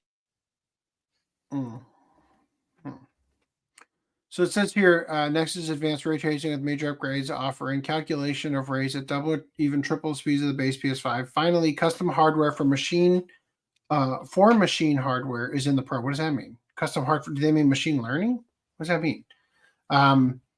This is utilized for AI-driven upscaling via an AI library dubbed PlayStation Spectral Super Resolution. Per Cerny, which is the guy talking in the video, this process sees images analyzed pixel by pixel before applying an extraordinary amount of detail and boosting effective resolution. It's so funny because I fucking called this. I said the next advancement in Unreal Engine is not going to be a new engine. It's going to be an AI overlay that pushes the realism that much further and removes things that traditionally give away that something is a polygonal video game or whatever. Developers are already adding support for the PS5 Pro to new and existing titles with updated graphics showing something like graphics mode levels detail, but at double the frame rate. Additionally, as exclusively mentioned on the aforementioned PlayStation blog post, the console will also present players with the PS5 Pro Game Boost, a feature which will improve the image quality and performance stability of over 8,500 compatible PlayStation 4 games. Further, the console will, isn't it crazy to think how many games are on the PlayStation 4 compared to the PS5? Further, the console will also support Wi-Fi 7 in supporting territories as well as VR and 8K gaming and feature a standard 2 terabyte solid state drive. So, okay, I'll call you when I'm. Asmund Gold said it best regarding the whole censoring thing going on in games nowadays, when I'm done. especially the whole situation regarding Dragon Quest III remake. Once you start caving into developers who allow this to continue on in games, it will only get worse. My keys are there? I mean, there's definitely a certain amount of people that you want to not listen to. That's for sure. Also, correct me if I'm wrong. Didn't they release the PS4 Slim before the PS4 Pro? I just don't get why they didn't do a PS5 Slim and cut the price in half. They did do a PS5 Slim, but it wasn't also like... they didn't cut the price in half. Yeah. But they did put out a PS5 Slim. Yeah. I bought the also getting rid PS5 of that the I PS5 have right after we is talked about the PS5 Slim, because I'm pretty sure the reason it was even at book off for the price it was is because somebody was about to upgrade to the PS5 Slim. By the way, the PS4 enhancements is kind of the exclusive feature you'd actually get, is being able to play the library Older of games PC with even better games. graphics. Yeah. Totally. Yeah, and but more specifically, better performance. Mhm. However, the developer onus is the problem, because like everyone's clamoring to play Bloodborne in 4K 60 FPS, and I don't know if they have any of those enhancements when it comes to even the PS5. Like at the very least, I don't think they have 60 FPS. They might have like a resolution bump, but that game, everyone's just like, put it on PC, put it on PC. But yeah, that's basically the edge that Xbox has over PlayStation, is their extensive back library compatibility. Like they can go down to the 360 and even the original Xbox Yeah, they on do their modern for hardware. some. Yeah, for some games, and you can even use the disc for the old games too. Yeah. Although it's not actually using the disc, just you put the disc in and then it downloads. It's a DRM thing, yeah, but it's still pretty cool. Yeah, but you don't have to pay for it again. That's the cool thing. Yeah, no, absolutely, 100%. So, which is really annoying that I like the business decisions that Microsoft are making in terms of like being good for the consumer, but they're just making it so that their platform is dying. Like, why are you doing that? And advising not to put sexy women in games and stuff in their guidelines. Yeah. And this speech is done on the land of these 69 different tribes that conquered each other before us. Alongside the base console itself, that egregious price tag will also entitle players to a DualSense controller, wireless controller, and pre-installed copy of Astro's Playroom. Every system comes with a DualSense controller. That's not new. And Astro's Playroom is free. Yes. It's just pre-installed now. Okay, It's great. Wii Sports. No, because Wii Sports you actually had to pay for. Astro's Playroom is literally free to anyone. If you have a PS5 that didn't come with the Astro's Playroom, go download it. It's free. It says here, however, that's about where Sony's generosity ends, as players will have to pay extra for the console's vertical stand, $30, and its physical disc drive, $80. $30 for that piece of plastic? I could I could buy a roll of filament and I print don't one for less. understand why what is necessary about this thing. My PS5 just sits behind my fucking TV. It stands up just fine. It's not like it's got a round base. It's gonna fall over if you put it there. The one thing that point of the stand. Yeah, the one thing that they haven't really talked about at all, that I haven't seen anyone talk about, when they announced the Slim, they showed off that for putting the PS5 in the horizontal position, it had a little kickstand built into the system, right? And I have not heard anyone mention if the Pro model has that little kickstand. Does the PS3 have a vertical standing? They have unofficial ones. No, but I'm just saying, like, PlayStation was horizontal. PlayStation 2 was where they like, yeah, or it could be vertical, right? PlayStation 3 goes back to horizontal though. Does PS4 have a vertical? Put it vertical. You can put it vertical. PS4 is vertical, yeah. Okay. All right. Yeah, Anyway. That PS3 was vertical. I've got one in the closet right there. I'm just thinking, like, could I put that? I don't know. Yeah. For that's sure. that's what this cable's for. Hold on, this is the PS3 cable. They even have the logo rotated on it. That's true. In front of the disk drive, it's I'm gonna take a rotated. leak. I'll be right back. Okay.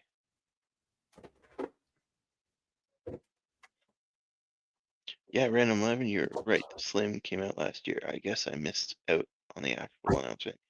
Yeah. I mean, it wasn't really anything new. It was just it's called, people call it the Slim, but it's more like the new version. It's like very much a very tiny amount smaller than the original. The biggest difference, the biggest thing that like was the reason I think that they went for it is because it allowed them to consolidate the two different SKUs that they used to make, which is the digital version and the physical version.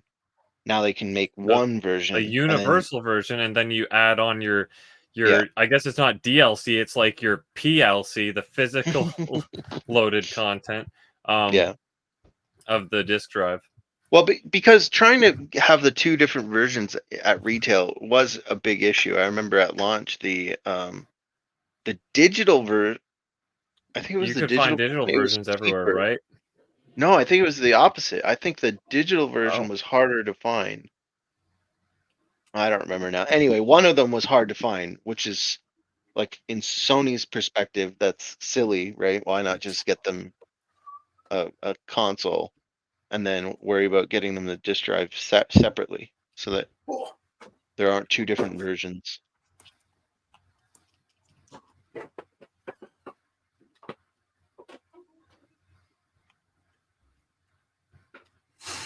Okay, so this may be fitting with the increasing number of digital sales.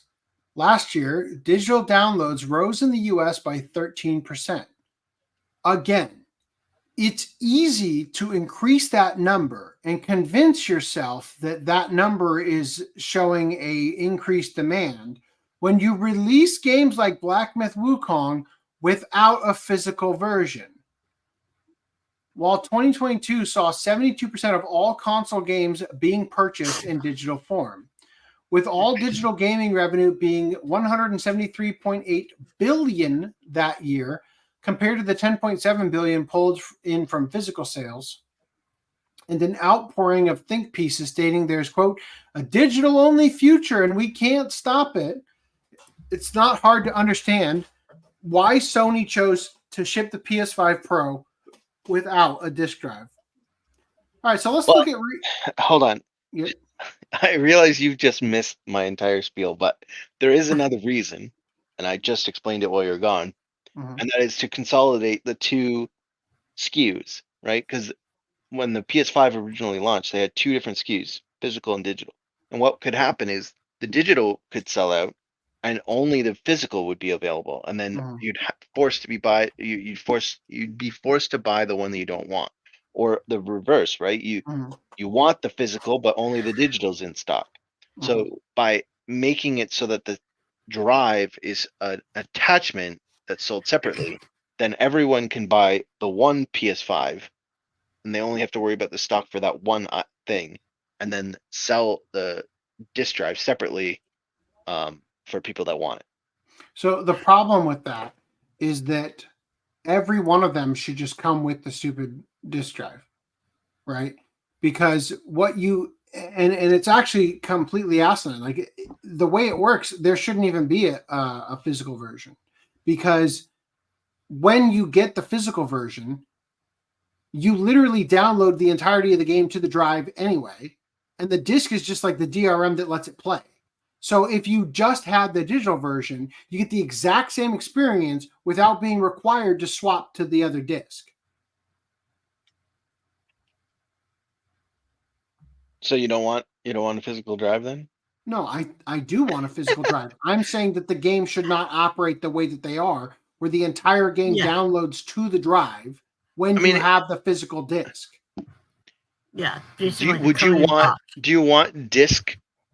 The reason they do that is because of disc load times. I get that, and I think that Do you want technology, like 5-minute loading screens again? I don't think you'd have 5-minute loading screens when it's on a Blu-ray disc. Yeah. Now, with this all in mind, the digital in the future and stuff, I want to advocate why. First of all, I got to put this back in here. I want to advocate why you want to have the disc drive, why you physically want to own your games. Alan Wake is getting an update to remove a licensed song.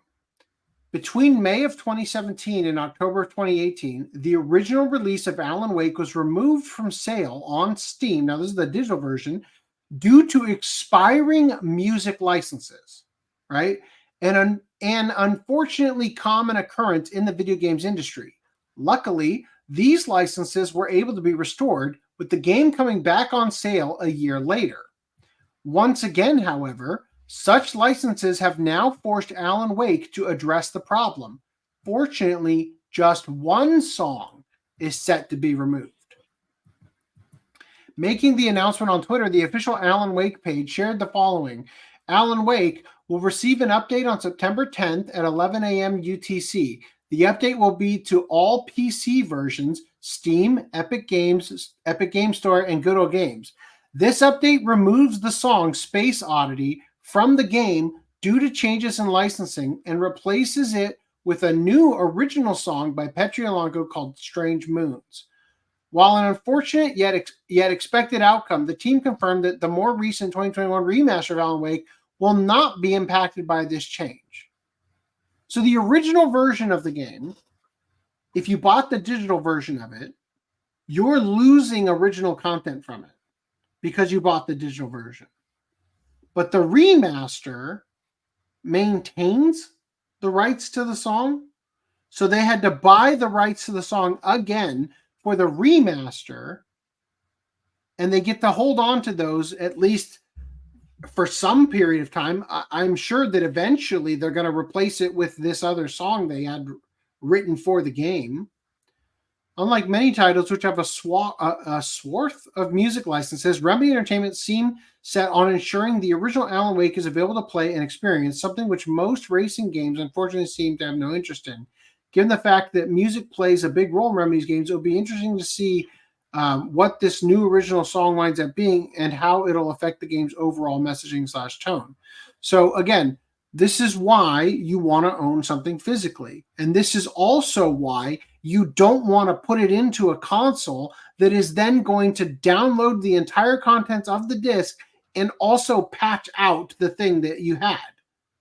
You want to play this stuff locally, like without it connecting to the internet and force removing content you paid for. Well, I mean, that's separate from installing to the hard drive, right? Like when Stellar Blade came out, if you told the game not to update, you could stick your disc in, it would install from the disc. Yes. And you'd and have again, the point of what I'm saying is this is why you want to have the disc. Yeah, but earlier you were saying you don't want there shouldn't be a physical version of the There system. shouldn't need to No, be. I'm saying that the infrastructure that the console uses makes it redundant to have the disk drive because it forces you to download the entirety of the content anyway.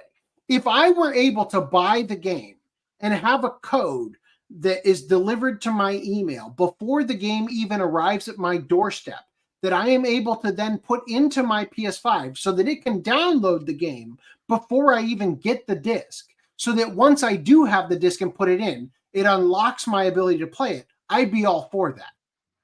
What? I'm just saying that there is a distinct disadvantage to having the physical version of the game and put in place by Sony. I'm so confused Okay. what you're talking about. When you have the disc, it installs from the disc. You don't download anything. Yes. What I'm suggesting is that if I wanted to play a game the second it comes out, and I get the digital version, it will download it ahead of time so that I can play it once it's available. Right? Yes. Okay. So shut the hell up, Bing! So if I want to play a game and I buy the digital version of it, then the second that game officially releases, I'm able to play it because it allows me to download it ahead of time. If I want to pre-order the physical version of the game, I have to wait for it to arrive. Then I have to put the disc in, and I don't get to play it right away. I have to wait for it to start downloading off the contents of the disc to the drive. So there's a distinct disadvantage to playing the physical version because the game doesn't just run the disc. It instead installs the entire game onto the console and then uses the disc as basically your DRM that says, yeah, he's able to play this. Well, it's a trade-off, right? The one trade-off is you own the game, you can sell the game. Yeah. And I'm saying it is still the preferable. gold version versus the day one version. I'm saying it is still preferable to own the game physically. I'm just saying that Sony has gone out of their way to make it disadvantageous as a social engineering sort of effort in order to prioritize and try to get people to shift into the model where you rent games instead of owning them by purchasing them digitally. And therefore, changes can be made to the games.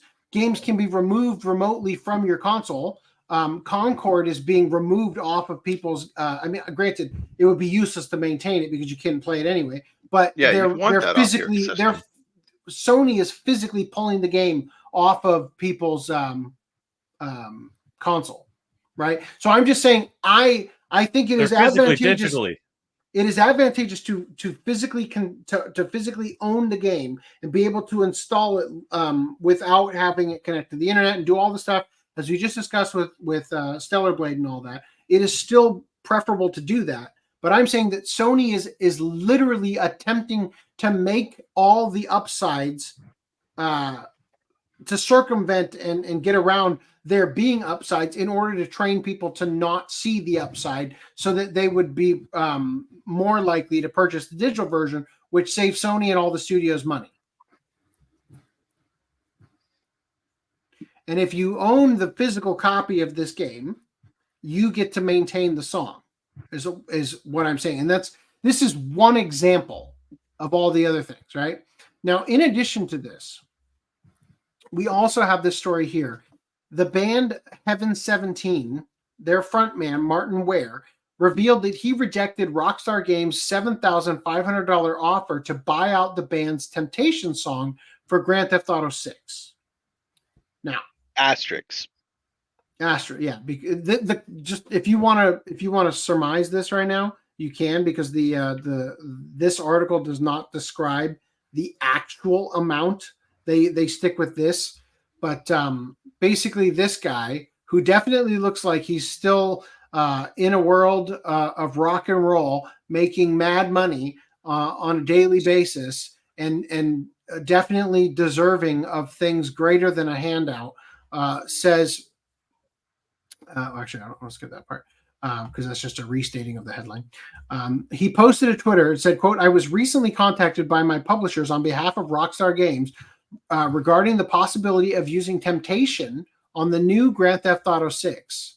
Naturally, excited about the immense wealth that was about to head my way, I scrolled to the bottom of the email regarding the offer, which was only $7,500 for a buyout of any future royalties from the game forever. To put this in context, Grand Theft Auto 6, he means 5, grossed, wait for it, $8.6 billion. What is it with these people? That's my money. I deserve it, right? You think that the game made that money off of one song? You think that the music in it was even that important, grand scheme of things? You don't think any one of the songs in Grand Theft Auto 5 could have been replaced with a different song and it wouldn't have substantially changed it. The only song that really fucking mattered in Grand Theft Auto was the song in Ballad of Gay Tony, Pajanu, right? Like, this was probably the only song that became, and maybe I Ran So Far Away for the Vice City marketing by Flock of Seagulls, right? Yeah. That might have been, those may be the only songs that actually mattered, dramatically mattered in Grand Theft Auto, because for the marketing, that sold the game to a degree. Like, that was part of the cool factor of the game, right? And then like the Miami Vice theme, not Miami Vice theme, Crockett's theme is in Vice City, right? And that kind of also is a little bit, there's some head nod music, I should say. Like, is it Rise FM? It's not Rise FM. One of the radio stations on Grand Theft Auto 3 exclusively uses music from the Scarface soundtrack, right? So there's aspects of it where it's like it's basically an Easter egg. But if that wasn't in the game, it wouldn't have dramatically decreased my value of the game, right? I did enjoy the music in Grand Theft Auto 3 especially. I think Grand Theft Auto 3 has some of the best music of the franchise, largely because a lot of the music was made for the game, right? But it's asinine to me that people think that they are entitled to it, right? Anyway, so he continues and says, naturally, but think of the exposure. Go fuck yourself, he concluded. No, seriously. Seriously, think of the exposure. First of all, temptation is not, like, first of all, I can almost guarantee that not a single person watching this podcast right now has ever even heard this song or even heard of the group Heaven 17. No. Now, as soon as I heard this, I went and looked up the song. I'm like, what is this? I started listening. I'm like, it's terrible. $7,500 is a fucking asterisk. That is a fucking steal, right? Take that money and run. This song is trash. Just to clarify, so I don't have to keep saying asterisk. He was offered $7,500 or whatever it was for just him. But there's 3 other people in the band, or there's 2 other people in the band, whatever. So the total deal for the song was actually $22,500 for the lifetime thing. So that was the $7,500 was just for his cut. Again, for a song that he probably hasn't touched in like a decade at least. Think about this for a minute. If you were approached and you were Michael Jackson, yes, I can understand expecting multiple hundreds of thousands of dollars for the use of a song that people love, that people will sing along with, that it increases the value of the game. The song that they are talking about here, Temptation, is a trash, like, B track from a band nobody had ever heard of. It's never played on the radio.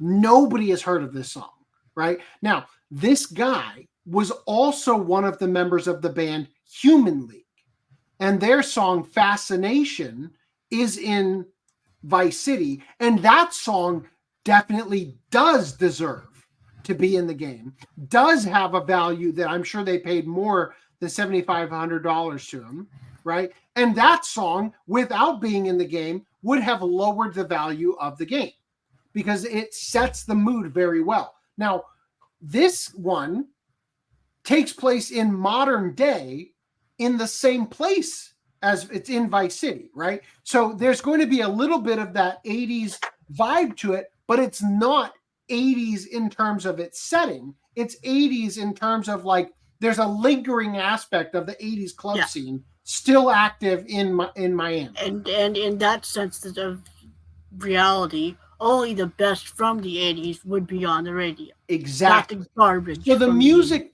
and it's not even just the radio, but like, and they're probably going to put it, if the music is in the game, it will probably also be on the radio, but it's more like in the clubs and stuff. If you go into a club, an 80s themed club, you're going to hear 80s themed music, right? Now, absolutely asinine for this guy. Like, fucking go fuck yourself. Think of exposure, right? Yeah. So this is the thing. If you want to hear it, it's in the.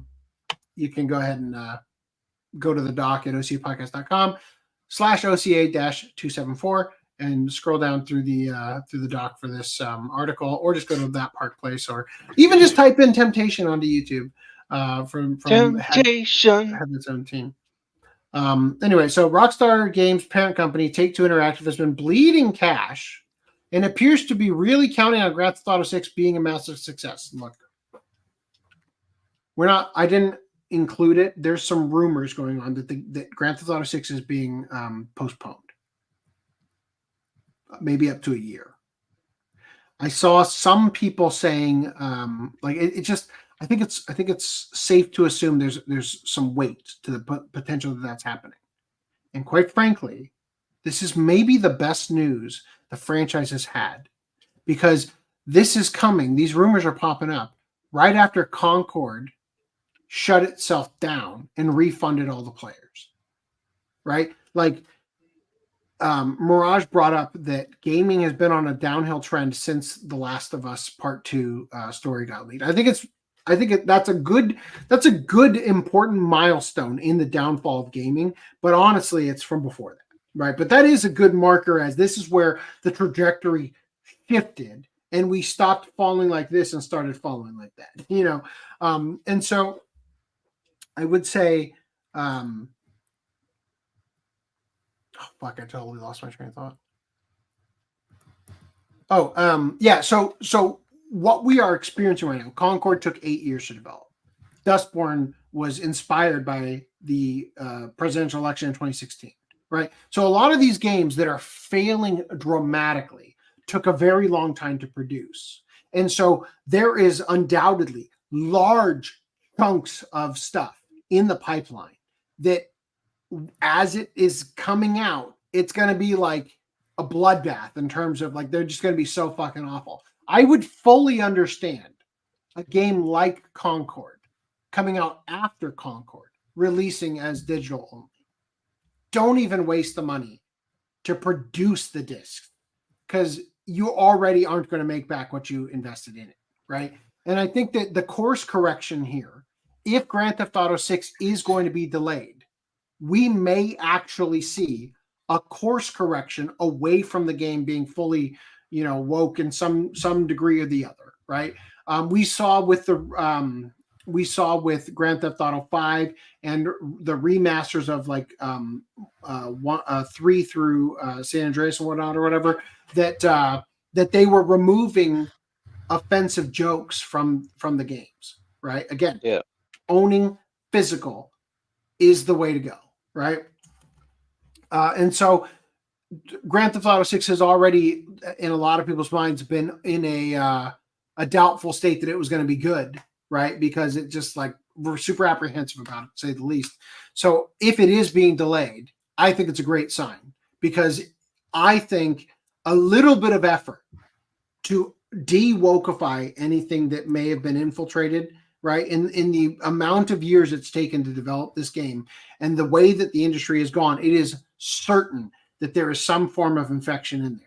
To spend a couple $100 million or a couple $1 million, possibly $100 million, cutting that shit out, having had the blessing of watching game after game after game after game come out, watching games that come out like Stellar Blade, Black Myth Wukong, and I'm not suggesting that Grand Theft Auto 6 needs to have sexy females with Asian heritage in their game or anything of the sort.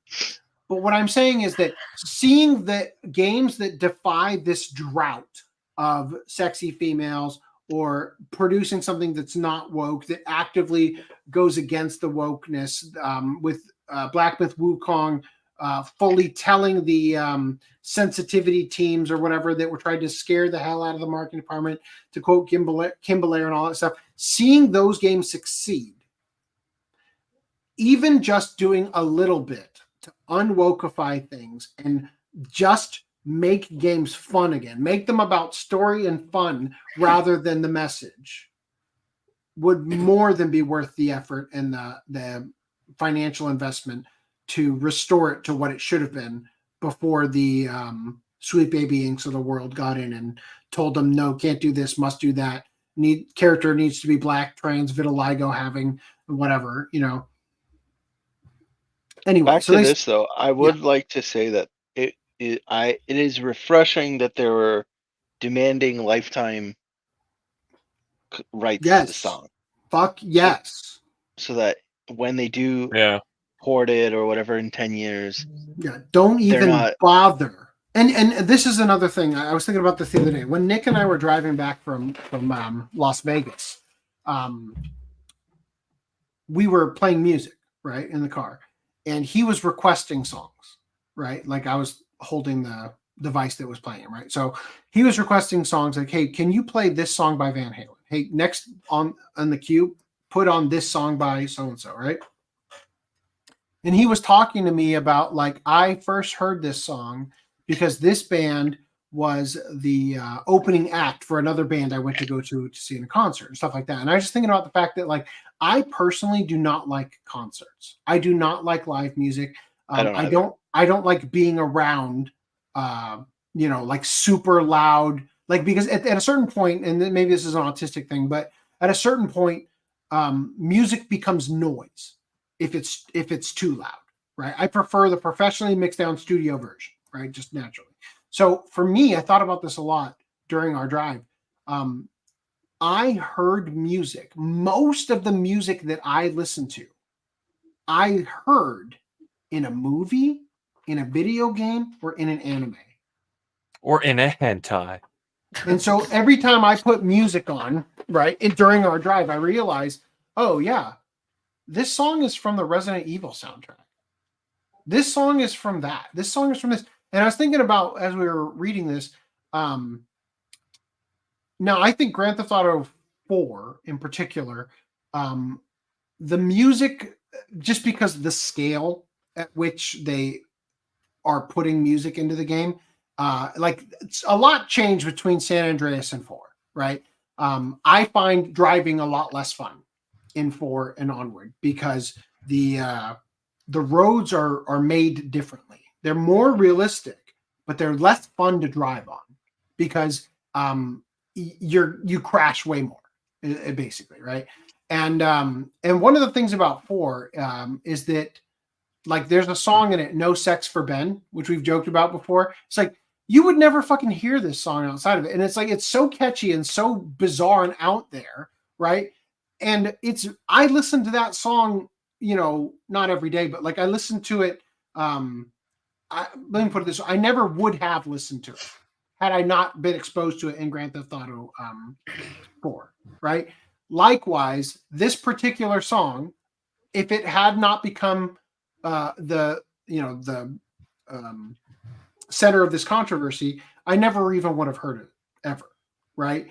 But if it had been in the game and I got to play the game in a way where I experienced the song in a leisurely setting where I was enjoying myself and the soundtrack to the radio, including this song coming on, was improving or complementing my gameplay, I may grow fond of it.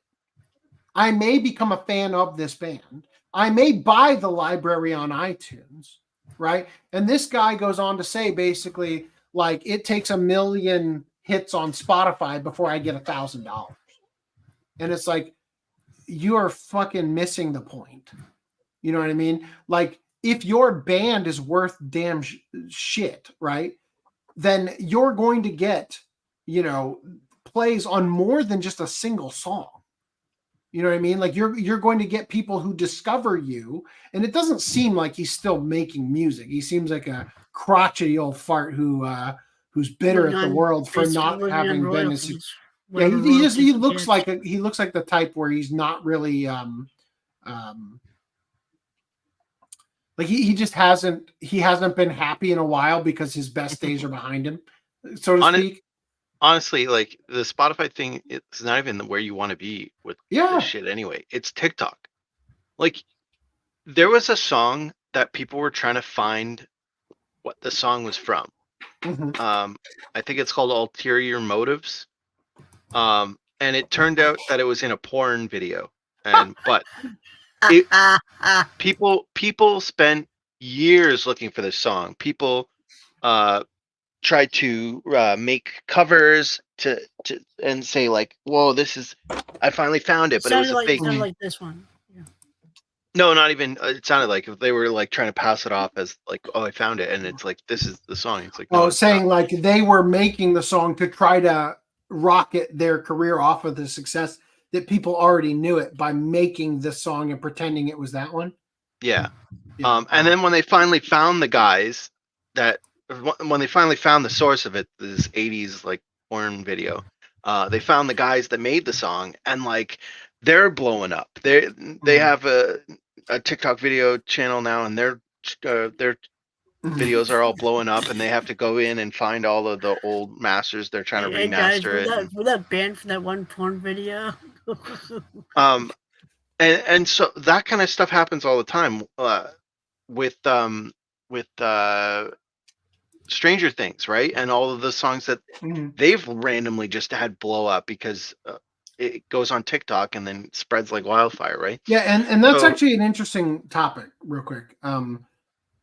The current generation, like the younger generation here, many of them are hearing certain songs that are famous and like chart toppers of their time that they've never heard before. And like every once in a while you'll see like I forget who the band was, might have been Black Sabbath, that there was an Ozzy Osbourne song that like Ozzy Osbourne was collaborated with a currently popular band or something. And somebody, I remember seeing a tweet where they're like this Aussie guy's about to blow up after being. I remember that. Yeah, I remember and seeing that. And it's like, what the fuck? Yeah. You're talking about T-Pain when he covered War Pigs? Maybe that might have been it. Yeah. Like, well, I don't know if what you're. T-Pain covered War Pigs, and then Ozzy Osbourne got upset because he wasn't included in the cover. It was just specifically a collaboration with Ozzy and stuff. Yeah, I don't remember specifically what it was, but the general sentiment was like, this person's about to blow up thanks to some Zoomer singer that I hadn't heard of, and it was like, it was like, this person's about to blow up. This person blew up 50 years before you were born, young man. Like. Anyway, so they say here,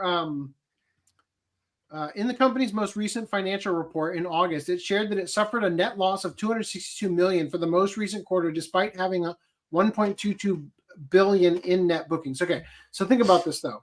What has Rockstar released? Grand Theft Auto 5. 10 years ago? Red Dead Redemption. 5 times. Yeah, so it's like they aren't actually producing like this game has been in the cooker for like a long time here. 360 PS3, then again on PC the year later, then again on Xbox One and PS4, then again on Xbox Series, and four times. Great, at least. Great. Okay, so the game keeps getting re-released. We get that, but the majority of the sales for that game originally were the original run. The original release. You know? Well, the online is crazy, right? Or it was anyway. Sure, but still doing numbers. But after 10 years, the online is going to dissipate because there are going to be other games that people are eventually going to say, "Yeah, I want to check out Black Myth Wukong this month," and then that takes your time away from playing the online.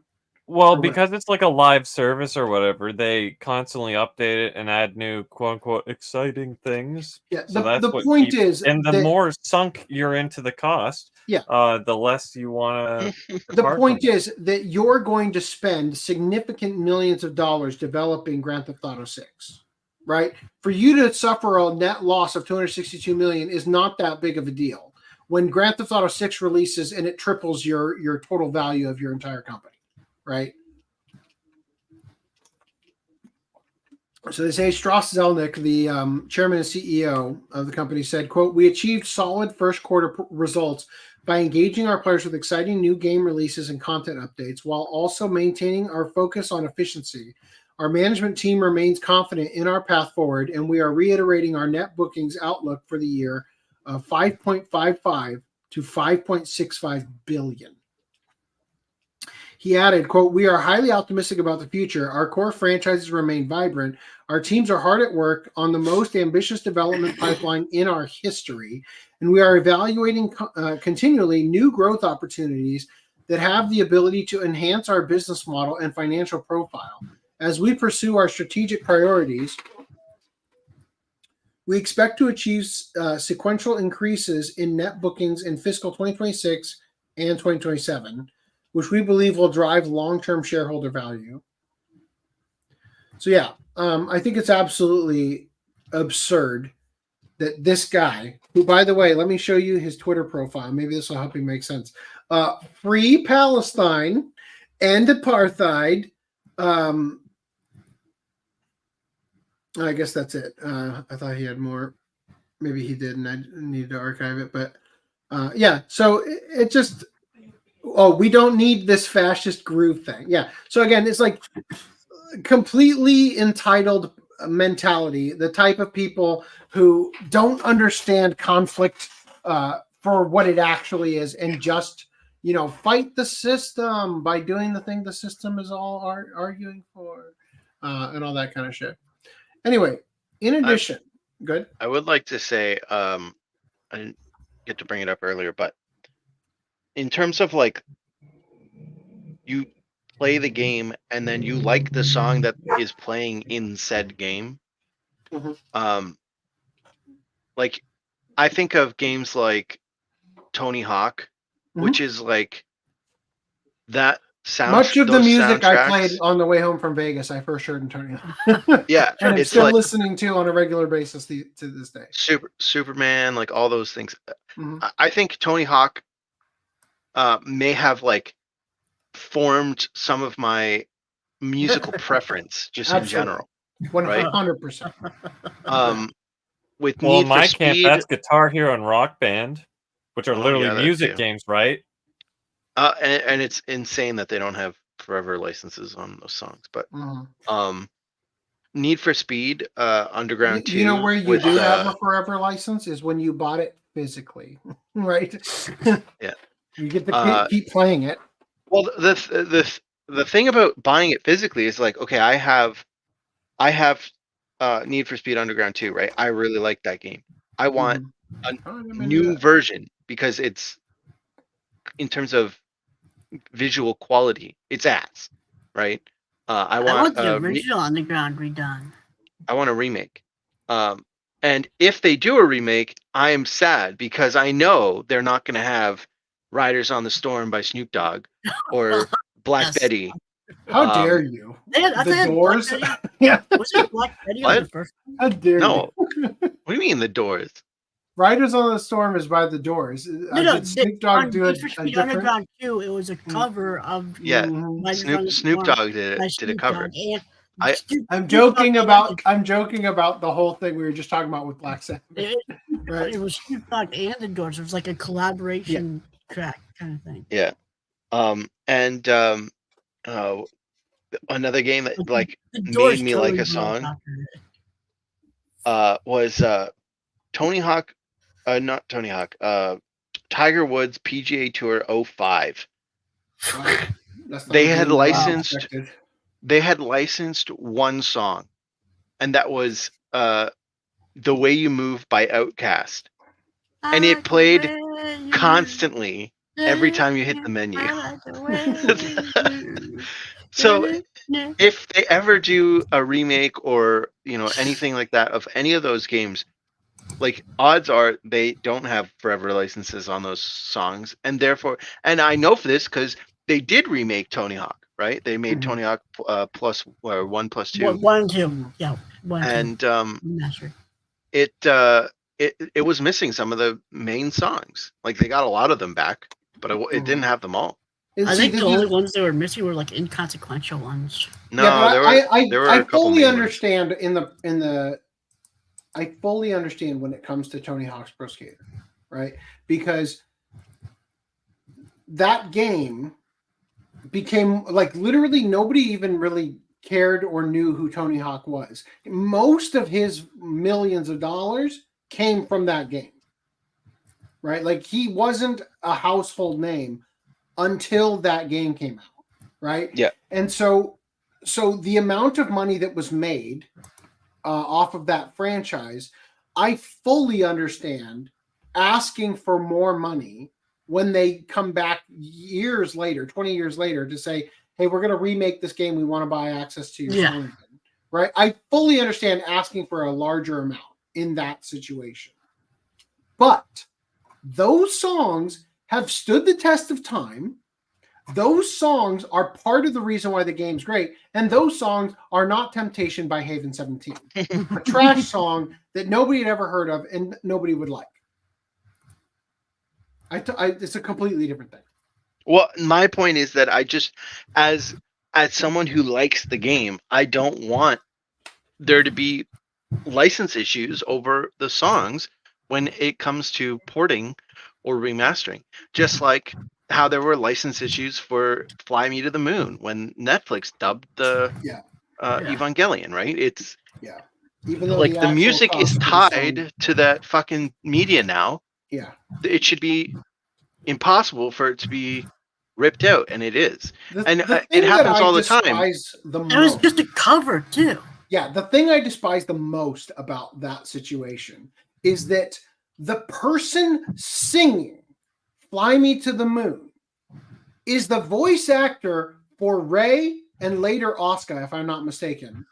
So it was made for Evangelion. That's the thing that irritates me the most about them losing that. Like, I know that there's this weird thing with Sony Music Group and all that shit, like where the Japan has their music sector and all that stuff. But fucking come on. You produce the thing for the show. It should be tied to the show for eternity. And that happens with TV shows too. They're notoriously the Supernatural had like some licensed songs in that show, and on Netflix they are all replaced with like generic rock songs. And so that I get, if you want to make a sequel, come back to me, pay me some more money. Is why you buy physical. But yes, physical helps, but especially with the TV shows. But I'm just saying, like, when they put out, so if they put out a Blu-ray, right? If the TV show's only on DVD and they have the licensed track, but then they go to make the Blu-ray, they can't get the license again, so they put generic shit on the Blu-ray. It's like, well, I want the Blu-ray quality, but I don't want the Blu-ray shit music, right? So I want the 1080p at least gaming experience, and not the shitty original Xbox, 2004 quality video game. I want a modern feel of a video game with the same music. That requires millions of dollars in licensing just to get the same songs that you had when the game first came out. Like, that's stupid. The contract should be set up to now that we know that we live in a world where, yes, remakes and remasters exist. All of the licensing should be set up in a way that accounts for that. The other thing that's irritating about it is the fact that I don't believe the Japanese Blu-rays for Evangelion have the song removed. It is exclusively that G-Kids and Netflix didn't want to pay for the licensing of the song and just decided to release without, Yeah. Anyway, let's move on from here because the birthday party has long started and I'm still here. So in addition to the PlayStation 5 Pro, photos of a Switch 2 factory prototypes have leaked on Chinese media or Chinese websites, right? And you can look at them here, but I'm just going to go to this one because they're like embedded and it'll be easier to see.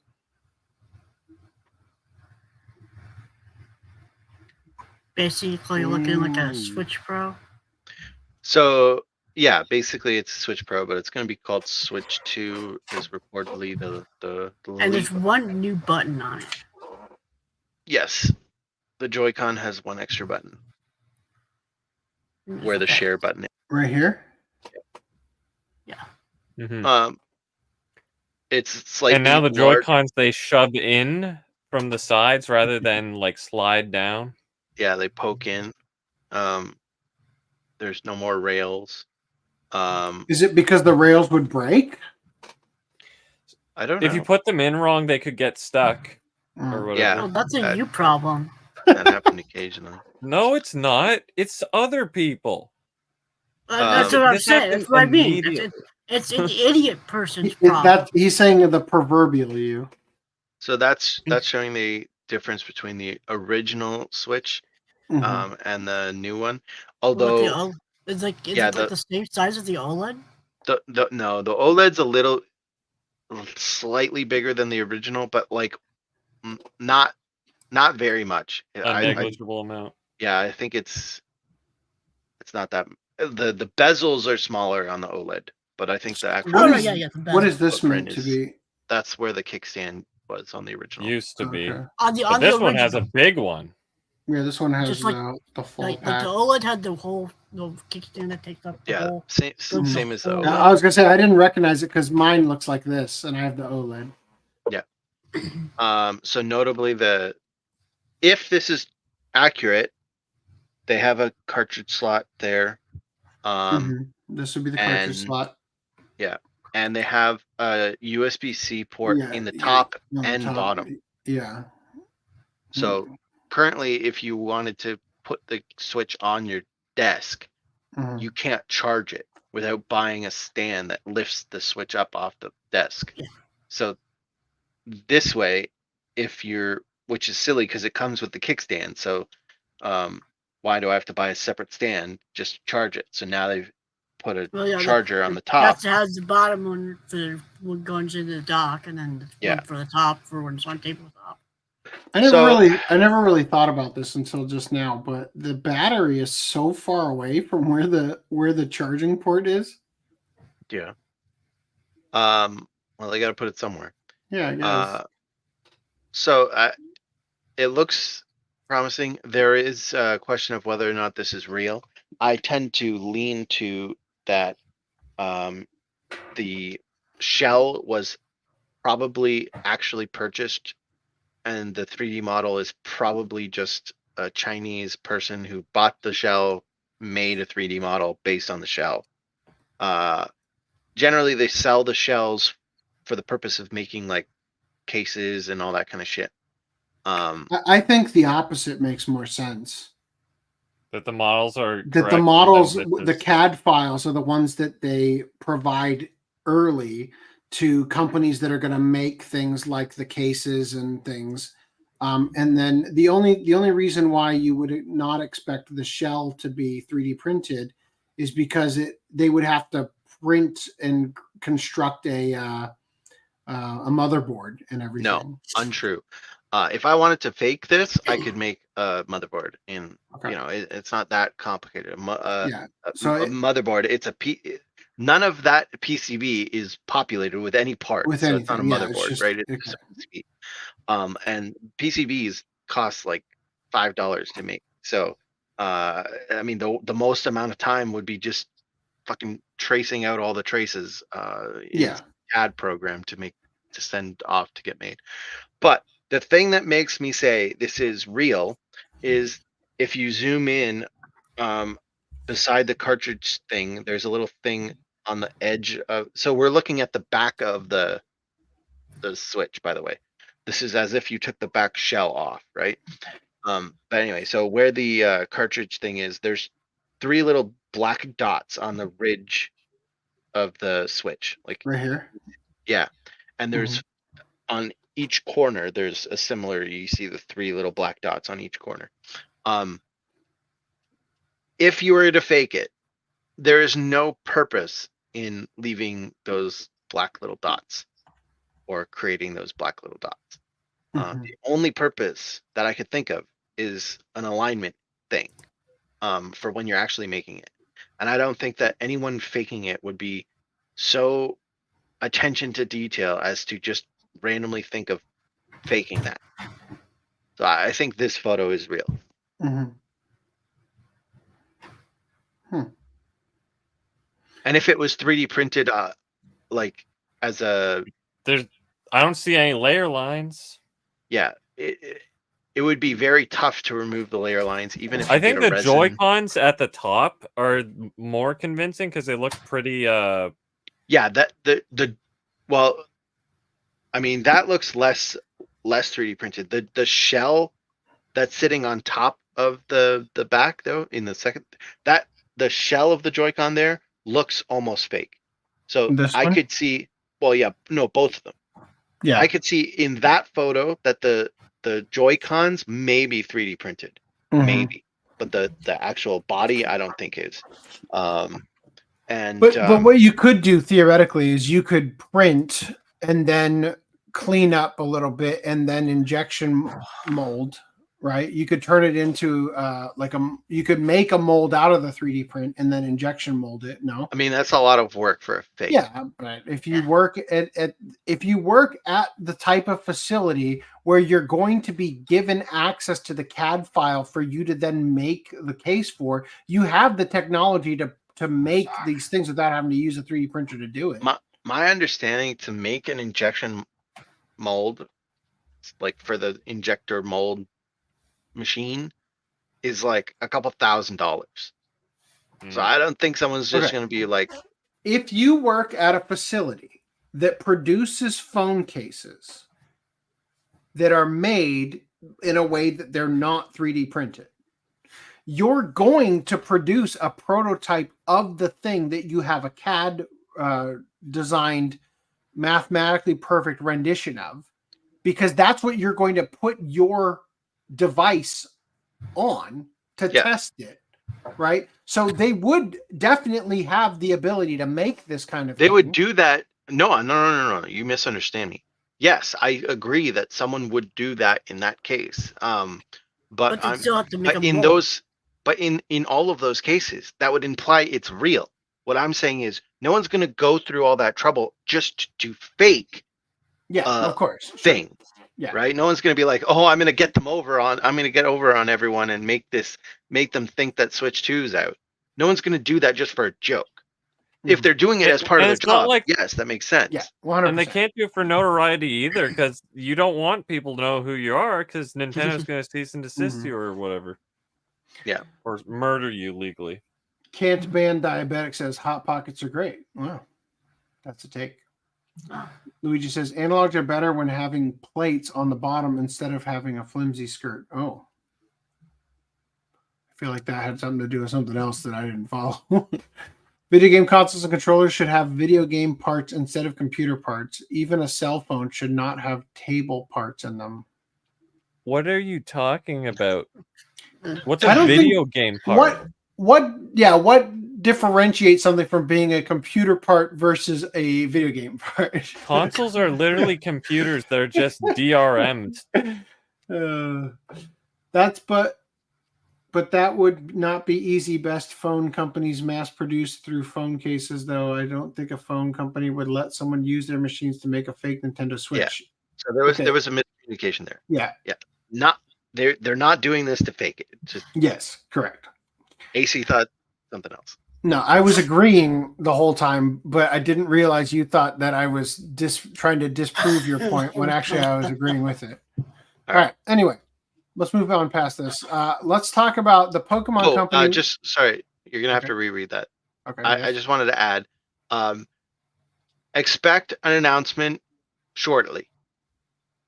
I'll say that. If that is real, I would expect an announcement in the next 2 weeks. When's the next Nintendo Direct? There is none that are They don't plan on currently doing it? announced. Yeah, they're not. They're not regularly scheduled. Okay. So the Pokemon Company wins a $15 million copyright lawsuit against the game that copied Pokemon characters. So the Pokemon Company has won around $15 million in a copyright lawsuit against a Chinese company that appeared to blatantly use Pokemon characters in its game. It seems like my highlights disappeared, but whatever. As reported by GameBiz, and yeah, definitely lost my highlights. Come on. Don't do this to me. You don't need to be this way. The Pokemon Company announced its success in a lawsuit over Pocket Monster reissue, also known as Kodai Yao Guai Fuke. Great name, definitely marketable. a Yes. turn-based role-playing mobile game alleged to include characters such as Ash Ketchum and Pikachu. The Shenzhen Intermediate People's Court has acknowledged the copyright infringement and ordered one of 6 companies accused to pay 107 million Chinese yuan, or around 15.08 million US dollars, in damages. 3 of the remaining 6, one of 6, 3 of the remaining 6, that doesn't sound right, were ordered to bear joint liability but have filed an appeal. So one of them has to pay 15 million. 3 of the remaining 6 that have been ordered to bear joint liability have filed an appeal. So what about the other 2? Maybe 3, depending on how your sentence is structured. It doesn't actually make sense.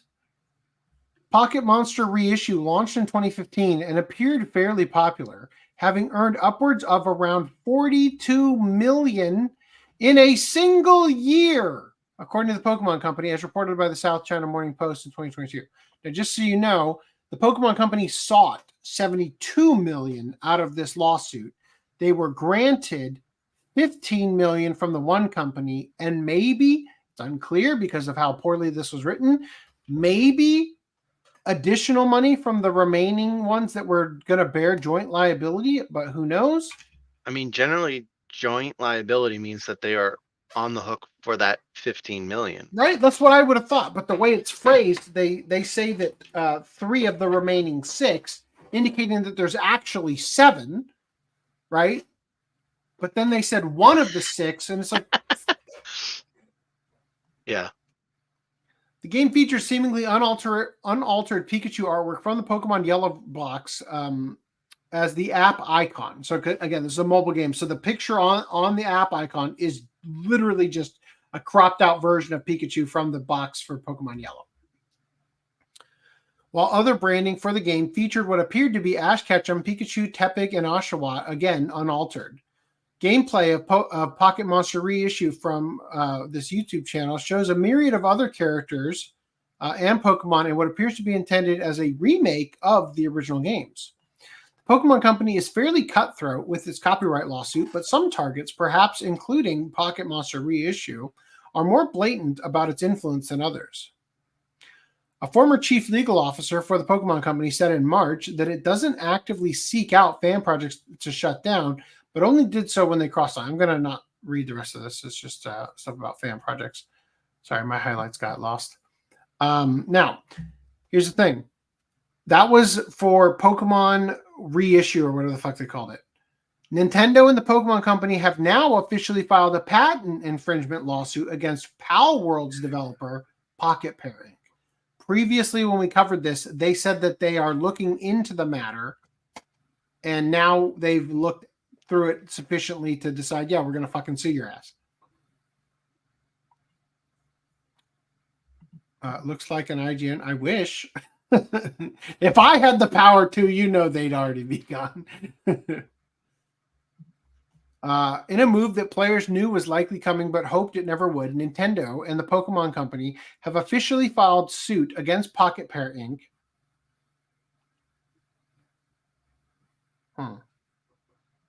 Bear with me for a minute. I realized some stuff we're going to talk about is not in the doc because it's in the next doc. Oh, no. I'm just going to throw it in real quick. There it is. What's it doing in the next doc?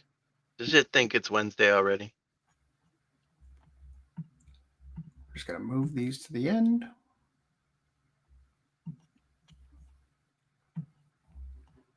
Right there. We'll do that. Okay. New Japanese product is why it's popular worldwide. It is unique in its own way. There's already U.S. stuff available in the U.S. Japan will not make U.S. stuff. Okay. Very wise. God. More profound words from Luigi. Sometimes I wonder if Luigi reads his comments before hitting send. Okay. Japan will not make U.S. stuff. Right. You are right about one thing. Netflix is not actually making anime. They are making Adi Shankar trash. Okay, where was I? Here we go. All right, back to this. So in a move the players knew was likely coming but hoped it never would, Nintendo and the Pokemon Company have officially filed suit against Pocket Pair Inc. and their popular monster collecting game Pal World on the grounds of alleged patent infringement. Officially filed with the Tokyo District Court on September 18th and announced the next same day via a joint press release issued by the Pokemon IP co-owners. The lawsuit, quote, seeks an injunction against infringement and compensation for damages on the grounds that Pal World, a game developed and released by the defendant, infringes multiple patent rights. Nintendo will continue to take necessary actions against any infringement of its intellectual property rights, including the Nintendo brand itself, to protect the intellectual properties it has worked hard to establish over the years.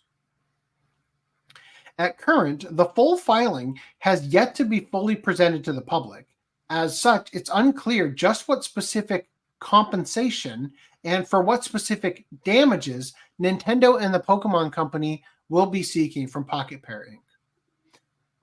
However, it should be noted that given that the lawsuit specifically takes aim at patent infringement and not just copyright infringement, it appears that more than just design similarities, the court battle will revolve around Pal World's use of such similar Pokemon game mechanics, particularly its throwing an orb to capture a monster gameplay system.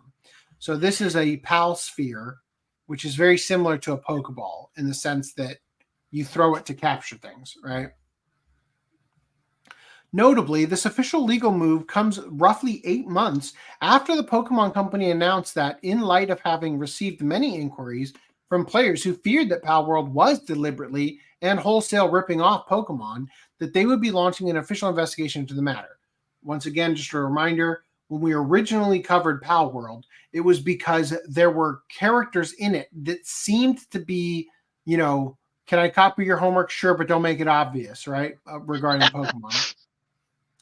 Quote, we have not granted any permission for the use of Pokemon intellectual property or assets in that game, announced the Pokemon Company in January 15th press release. Quote, we intend to investigate and take appropriate measures to address any acts that infringe on intellectual property rights related to the Pokemon. We will continue to cherish and nurture each and every Pokemon and its world and work to bring the world together through Pokemon in the future. Cherish and nurture each and every, even Muck? Come on. You don't really mean that. You never gave Muck his due. Especially Muck. Nintendo sues anyone that they can find, and they have good lawyers, huh? All right, so further, the lawsuit was filed just one day after the Pokemon Company won a copyright infringement lawsuit against Chinese developer titled Pocket Monster Reissue. The title is literally called Pokemon Reissue, right? Which for some reason they say is known in Japanese as Fukeip? Fukel? I don't know. Instead of Fuke. With the China-based Shenzhen Intermediate People's Court ruling that the 4 companies involved in the blatant Poke clone development had knowingly violated numerous copyrights. Originally seeking $72 million in damages against the purported $42 million Pocket Pair reissue had pulled in. When the dust settled, the Pokemon Company was ultimately awarded a total of $15 million in damages from one of the involved parties. Meanwhile, the remaining 3 have filed an appeal against the ruling. See, one of the involved parties, the remaining 3, but they say there were 6, possibly 7.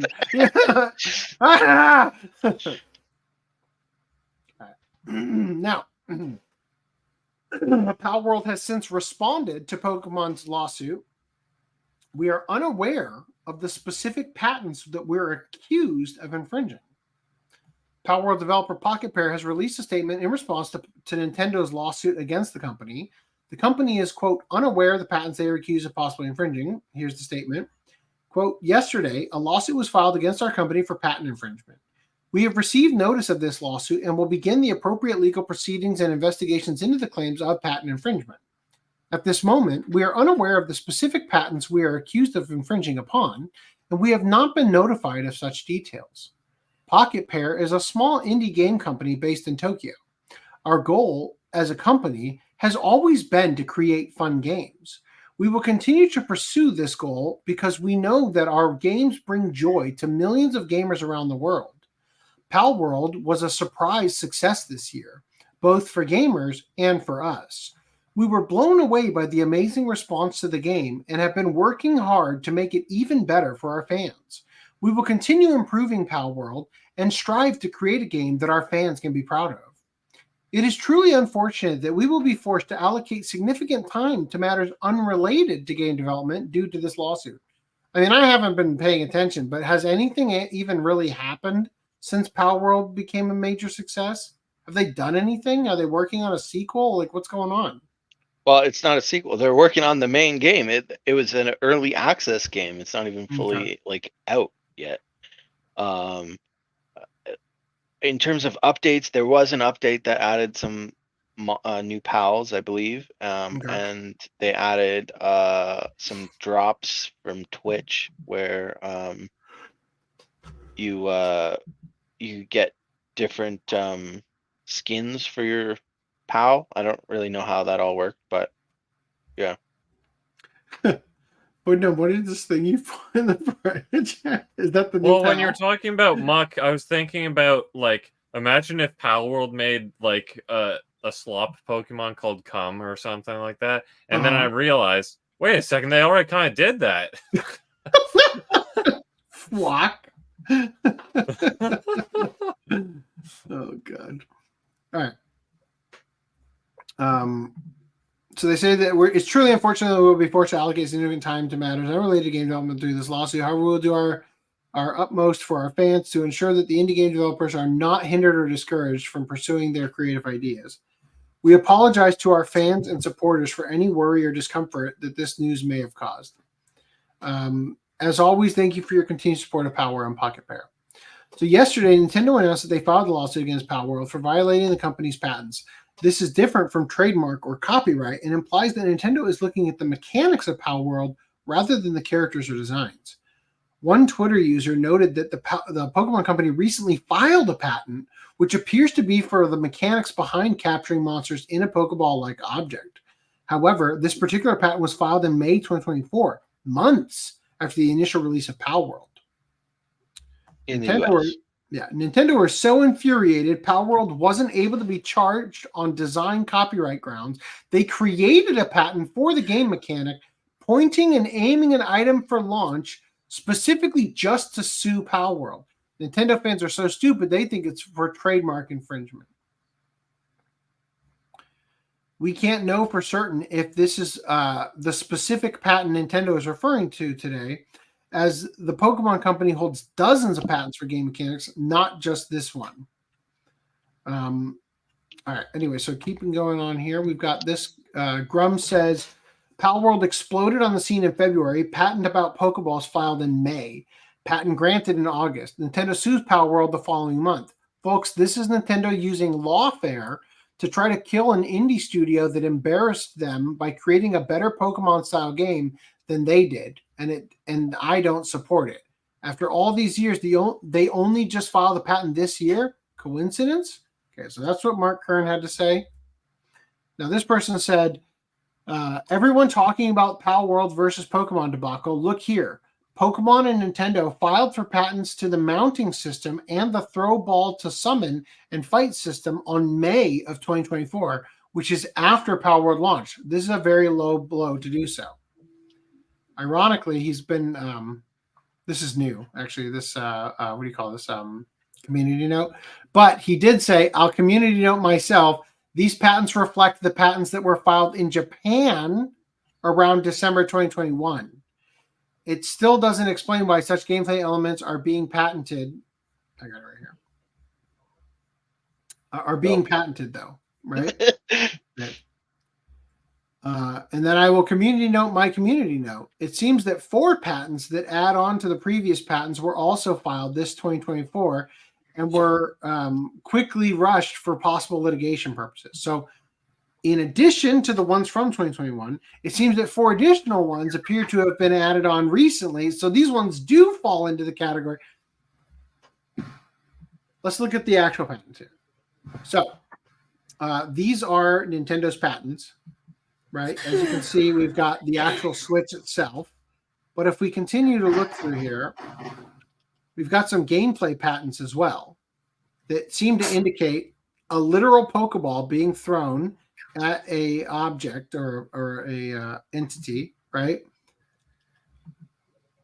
The catching mechanic, right? Oh shit.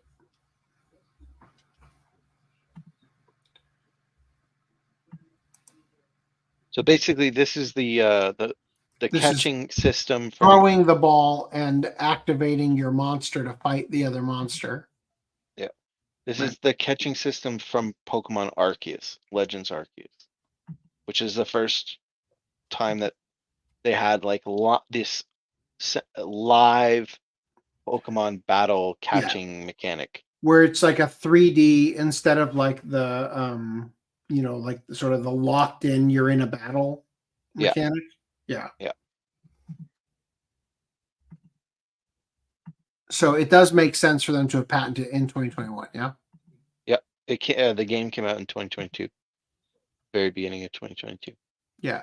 So do you think that Pal World do you think that let's just say that Pokemon wins the lawsuit and Pal World is forced to pay them $40 million? Do you think that Pal World also has to come off the like they have to stop selling it? Do you think that Pal World is then going to be forced to just change that specific mechanic so that instead of throwing a ball, you I don't know, fart into the wind and your Pokemon comes out of your ass or something? I don't know. So it depends. If this is the only patent, then there's ways around it. It depends on what other patents they're going to complain about, right? That apparently they have a patent for mounting Pokemon, but I mean, you could mount rides in World of Warcraft. So I don't know.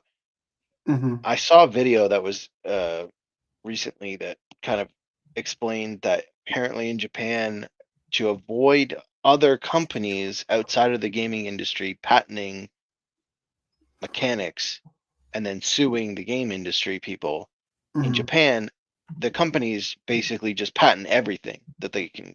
Like, if they can patent it, they patent it, with the understanding that they are not going to sue other companies for it.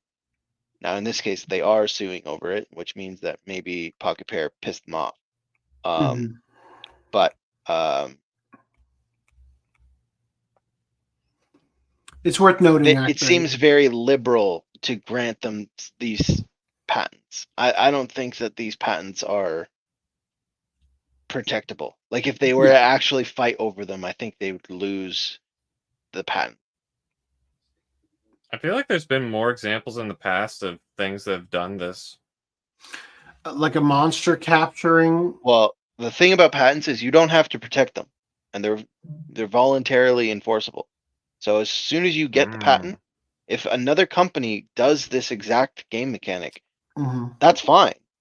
As long as you don't want to sue them, they're perfectly fine doing whatever they want to do. But you're allowed to sue them.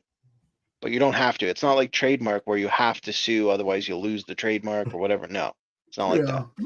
And you could license out the patent, like the ability to do this in your game. Yeah, That you would be can an do option it too as well. but you have to pay us royalties of some degree because we invented the mechanic you're using. There was another company called Colop.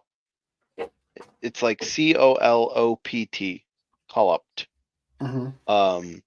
They made this phone game or something, and apparently the phone game allowed you to move your character by swiping up and down on the screen. And like you would press and hold the swipe, and as long as you were holding, your character would move. And Nintendo said, and apparently I didn't see any evidence of this though, that they were trying to patent that and block other people from like using that control mechanism. And Nintendo sued them and said, we did this first in Nintendo, like for our Nintendo DS. Mhm. So The thing that stops Here the you're seat- using your thumb. the the thing that stops the seat from leaning all the way back seems to be broken. Yeah. in So, that case, they tried to change the mechanism, but it didn't stop them. Although it didn't stop the lawsuit, but they ended up settling. It didn't get actually heard, like judged finally on the merits. So who knows what would have happened? Although I heard that they were losing, so they probably would have lost. And then the result was that they ended up paying Nintendo licensing fees. So Luigi must have stepped out of the room for a bit because he says, if you honor the inspiration, you will not be sued in Japan. Japan is about honor. I guess you missed the part where that Berserk fan animation that was meant to honor the work of Kentaro Miura was shut down. Well, it wasn't shut down. He might have a point. They never said shut down. I don't think that. See, just because we got to see a public, message Execution doesn't mean that the Studio Eclipse didn't get a private message that said "you fuck off or we'll kill you." Here's the thing that could also be happening. The other conspiracy is that they've ceased and desisted or whatever. However, they've been recruited to officially work on it. Whoa! All right, let's get that baby on screen real quick. Let's just get the baby on screen. Scroll past it real quick. Yeah, there we go. I don't think that would be an adequate use of my time. I think we would put the baby on screen. And then no, man! I just got back and I looked up. I'm like, wait. There you go. There you go, Green Line. That's the thing. The Jacko pose from. I guess that's the Power World character. I don't know how her head is way over there, to be honest. Yeah, she's like breaking her neck. All right. So according to this, it's former Power World designer speaks out on Pocket Pair. I'll never forgive them. While most are against Nintendo and the Pokemon Company suing developer Pocket Pair, a former Power World designer doesn't seem to mind, as he, although we have learned that this person might be a female, we're not sure, he claims that he'll never forgive them for altering his designs. The former Pal World designer went on Twitter to trash his former employer, Pocket Pair. Quote, I don't care if it's a breach of contract. More than that, as a former character designer involved, I will never forgive you guys. First, the CEO said, quote, I know Nintendo, so they won't sue right away. And secondly, please make a design that could be in the top 100 of the Pokemon popularity ranking as an instruction to me. I said, I don't want to plagiarize, but they changed the monster design I made into a synthetic chimera. You thought you could do whatever you wanted if you bought the rights, huh? You're so done. Do you know how I felt when I left the company and saw the new PV? Promotional video, I'm guessing? I was shocked, hurt, betrayed, angry, and disappointed in you guys for casually crushing the feelings of the designer who tried hard to avoid plagiarism. And the monster that I made, Serpent, is also being called a ripoff. That monster wasn't even a synthetic chimera or anything. I, too, had to endure the slander against the designer. If you're wondering, was there anyone to stop the designs from looking too close to Pokemon? Well, that was me. I said, this is going to cause a stir after seeing a picture of a pal drawn to look just like a Pokemon. Then they tried to brush it off as being okay because it wouldn't be obvious when it was made into 3D. And in the end, they tried to say that I was the weird one after saying that all the other employees didn't think they looked alike. Well, it ended up causing a stir, though. Give me back my kids. I didn't allow the design to be altered if it was going to be made into a synthetic chimera. And I said over and over and over and over again that I didn't want it to be plagiarized. But even the design I worked on is being called a ripoff. I can no longer keep quiet while you guys do this to me. Why you guys do me like this? I'm going to tear up the contract and throw it away. That'll show you. Okay. So that's quite a statement here, like basically being told to plagiarize, like straight up, make it that it will look so much like Pokemon that it could be in a list of the top 100 Pokemon by popularity, right? Okay, except for the part that they then went on to say, although the fire has calmed down a bit, I felt bad about role playing while the flames were still raging. But I still want to support other artists, and I've gotten to know people who support me, so I decided to role play to let those people know that there are other people out there who are good too. What is your interpretation of this statement? What the fuck does roleplay mean? It means I fucking made it up. I didn't work for Pocket Pair. Doesn't that sound like I just actually hate Pal World and wanted to cause extra heat on them, so I fucking lied. That's what that sounds like to me. Oh shit, people are writing articles about this. It blew up. What have I done? Now I can't back away from it. Hey, sorry, I have to come clean. I fucking made it up. That's how I'm reading that. They also deleted all the original tweets. So here's the thing, though. There's another post here, which I can't translate. Oh, no. Yeah, so fucks. Sucks. Okay, so here's what I've done. The previous one. This one right here. No, I lied. This one right here.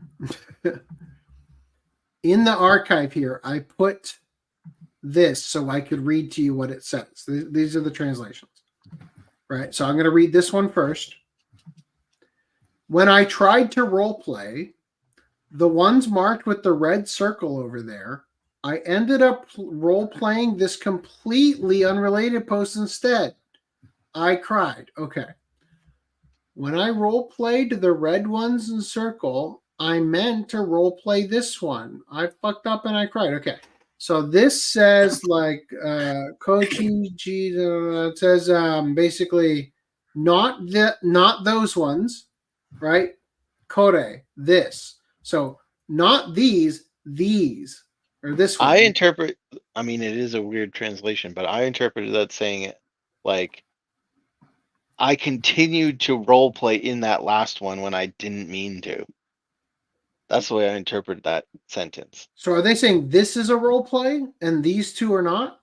Or I interpret that sentence as saying all three of them are role play, but they didn't mean to role play while they made that last comment.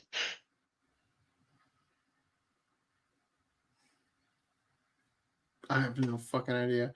So I'm going to read to you tweet 1, tweet 2, tweet 3. Okay. Tweet 1. Angurus, I don't know, is that a Pokemon? The one with the back of his head turning into a fin. Is that this character? Wait, what? I think it's a Pal World thing. Anguirus, the one with the back of his head turning into a fin, looked like Lucario. And I got a little nervous. They don't actually look alike, though. I guess it's just the soul of the creator of Zelda sleeping through something. Seeping the soul of the creator of Zelda seeping through. What does that fucking mean? I thought this design is amazing, and it made me feel like I needed to get on with the design work. So I guess what they mean is the Zoras, because they have like the tails coming off the back of their head. Yeah, maybe the design, the soul of the creator of Zelda seeping through, right? Like, could that be what they mean? Lucario doesn't have any of that, so I'm unsure. The one as that to what looks they're like talking about. Lucario is Anubis or whatever. Yeah. But this is also a translation, so yeah, and it was also Angurunis. Hold on. I mean, Anubis doesn't have a fin on his head, though.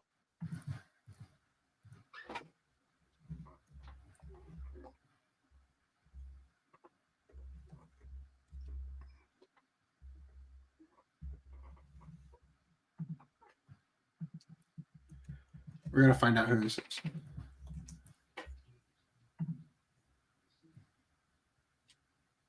What the fuck?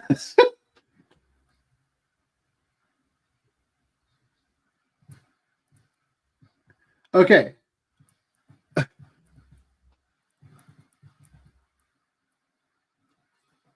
I am so fucking lost. So when you search that term, it's giving me angle niece. I don't see a single Pal World.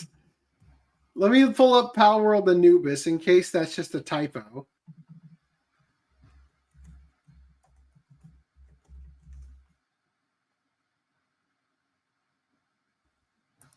But Anubis doesn't have like the fin thing either. Yeah. I don't know. Pal World. Pal. Wouldn't Finn with be some fin sort of head. typo mistranslation too?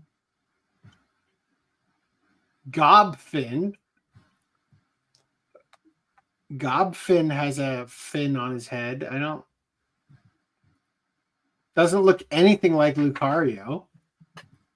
Right? Like this doesn't look anything like Lucario, right? No. I think so you're getting hung fucking up lost. on the Yeah. Finn word. You don't think that's a mistranslation of sorts? I don't know. Like, does it mean headdress or something? I don't know. Is it important that we stick on this one? Well, thing? because I can't make heads or tails of what this tweet says. Anguirus, which is not, there's no E in there. It should be. Okay, so ChatGPT couldn't quite get this because the circle is covering it, so the OCR on it didn't quite get it. But it's Anguru Nisu, right? So that's not quite right what's going on. But anyway, it says the one with the back of his head turning into a fin, right? Look like Lucario. I guess this is just the sole creator of Zelda seeping through or something. I thought this design is amazing. And it made me feel like I needed to get on with the design work for my own character design. That was, and then it says the same thing here. Is that also being cut off? Why did ChatGPT think this was a completely, oh, I see. It misread the Ru, katakana Ru as hiragana E. That's what it did. That's E. And this is Ru. Not sure why you just didn't go get the actual tweets. I linked them all in private chat if you care. Just now? Yeah. All right. Thank you, Randy. All right. They just inverted. It needs to go like this. All right, here's the tweets according to the Google thing.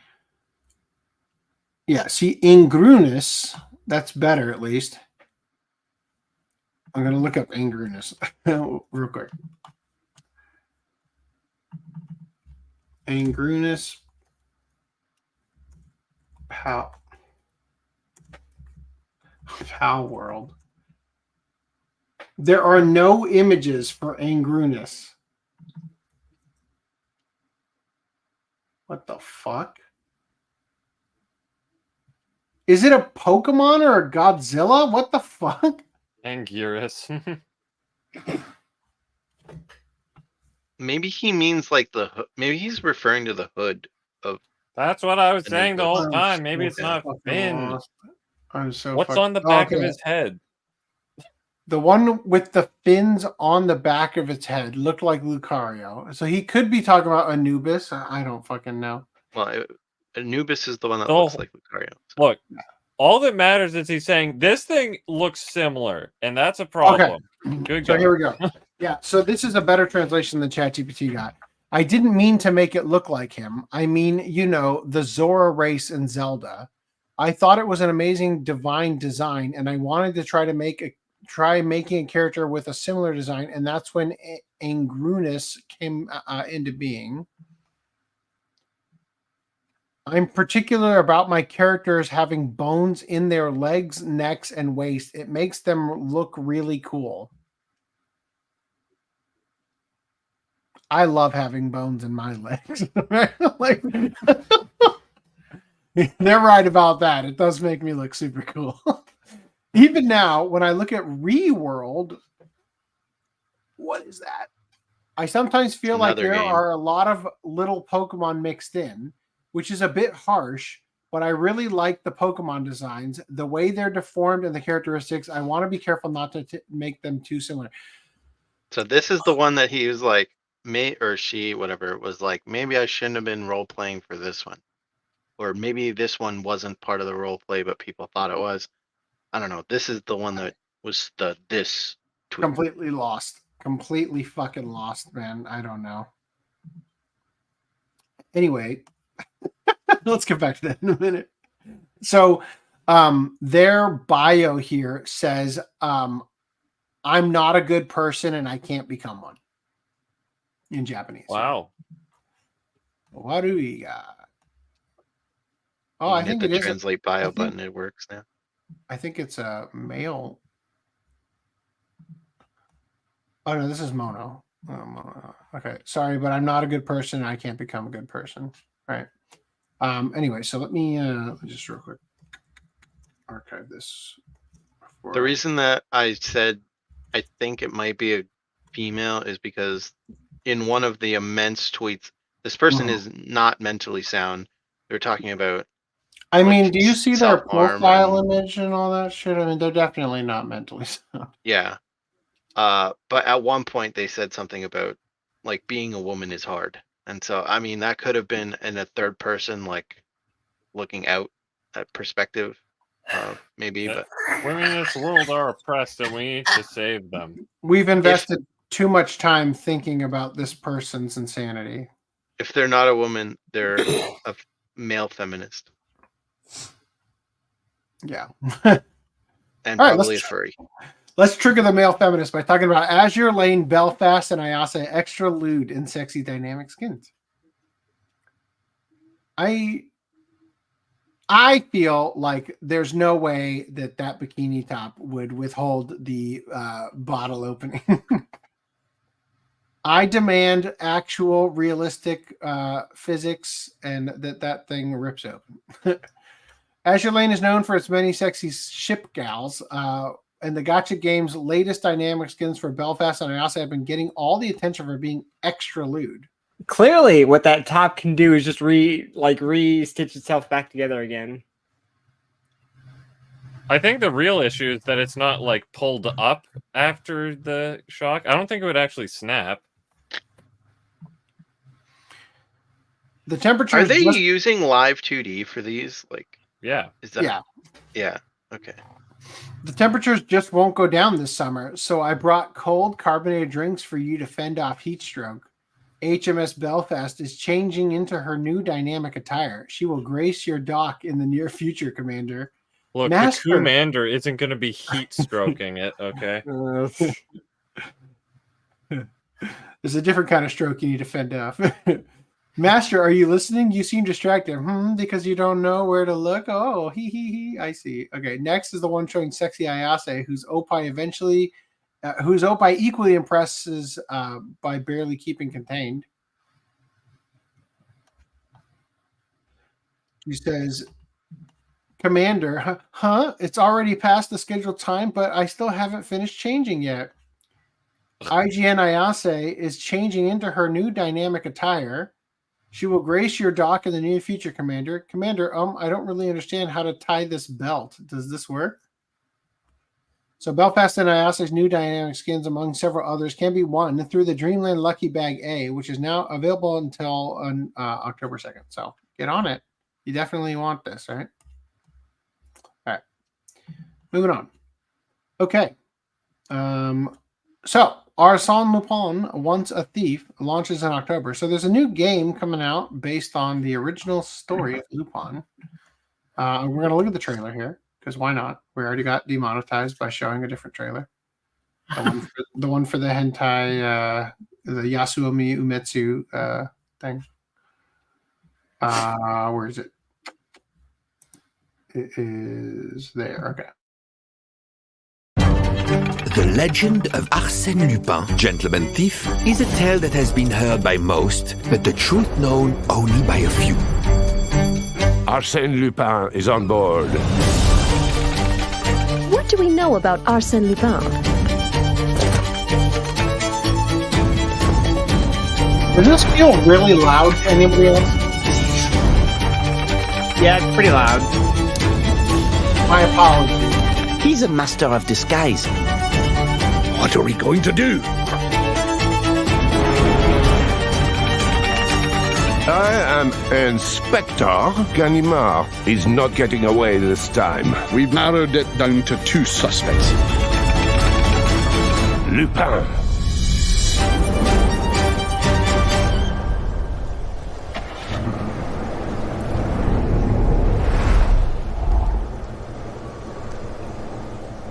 So it looks fun, and I'll definitely play it. But it can't possibly be more fun than Lupin the Third.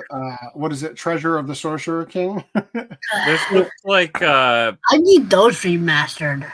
this looks like Hitman if you didn't murder people. What they needed to do, it's too little too late, but have Tony Oliver voice him. Yeah. Maybe a little Also, on the nose, but there's another game here that I wanted to showcase because I just thought it looked really cool, and I will definitely be buying it as well. Urban Myth Dissolution Center now has a PS5 port, although I'm guessing it doesn't have a physical release, so sad face. But here is the trailer for that. It's much shorter. A very interesting art style that I like.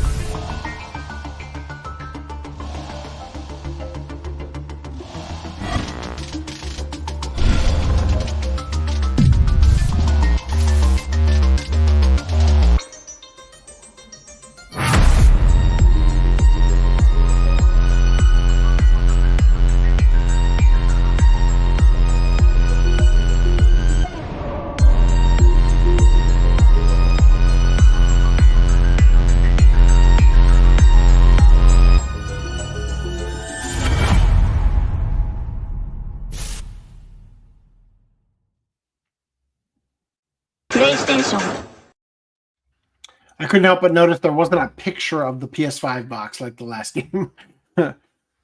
Rip. Speaking of pictures of PS5 box, were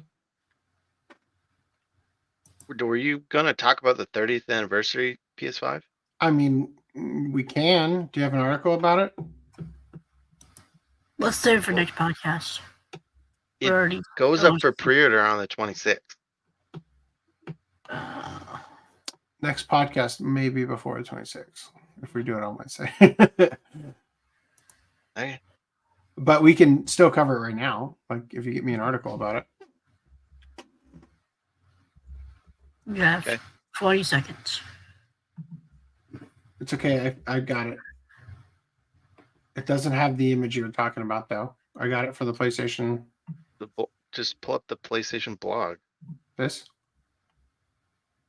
No, not that. See, this is why I invited you to do it. I was going to go look. It kind of looks like a memory card from a PS1. It's like the old vintage PS1 color. There.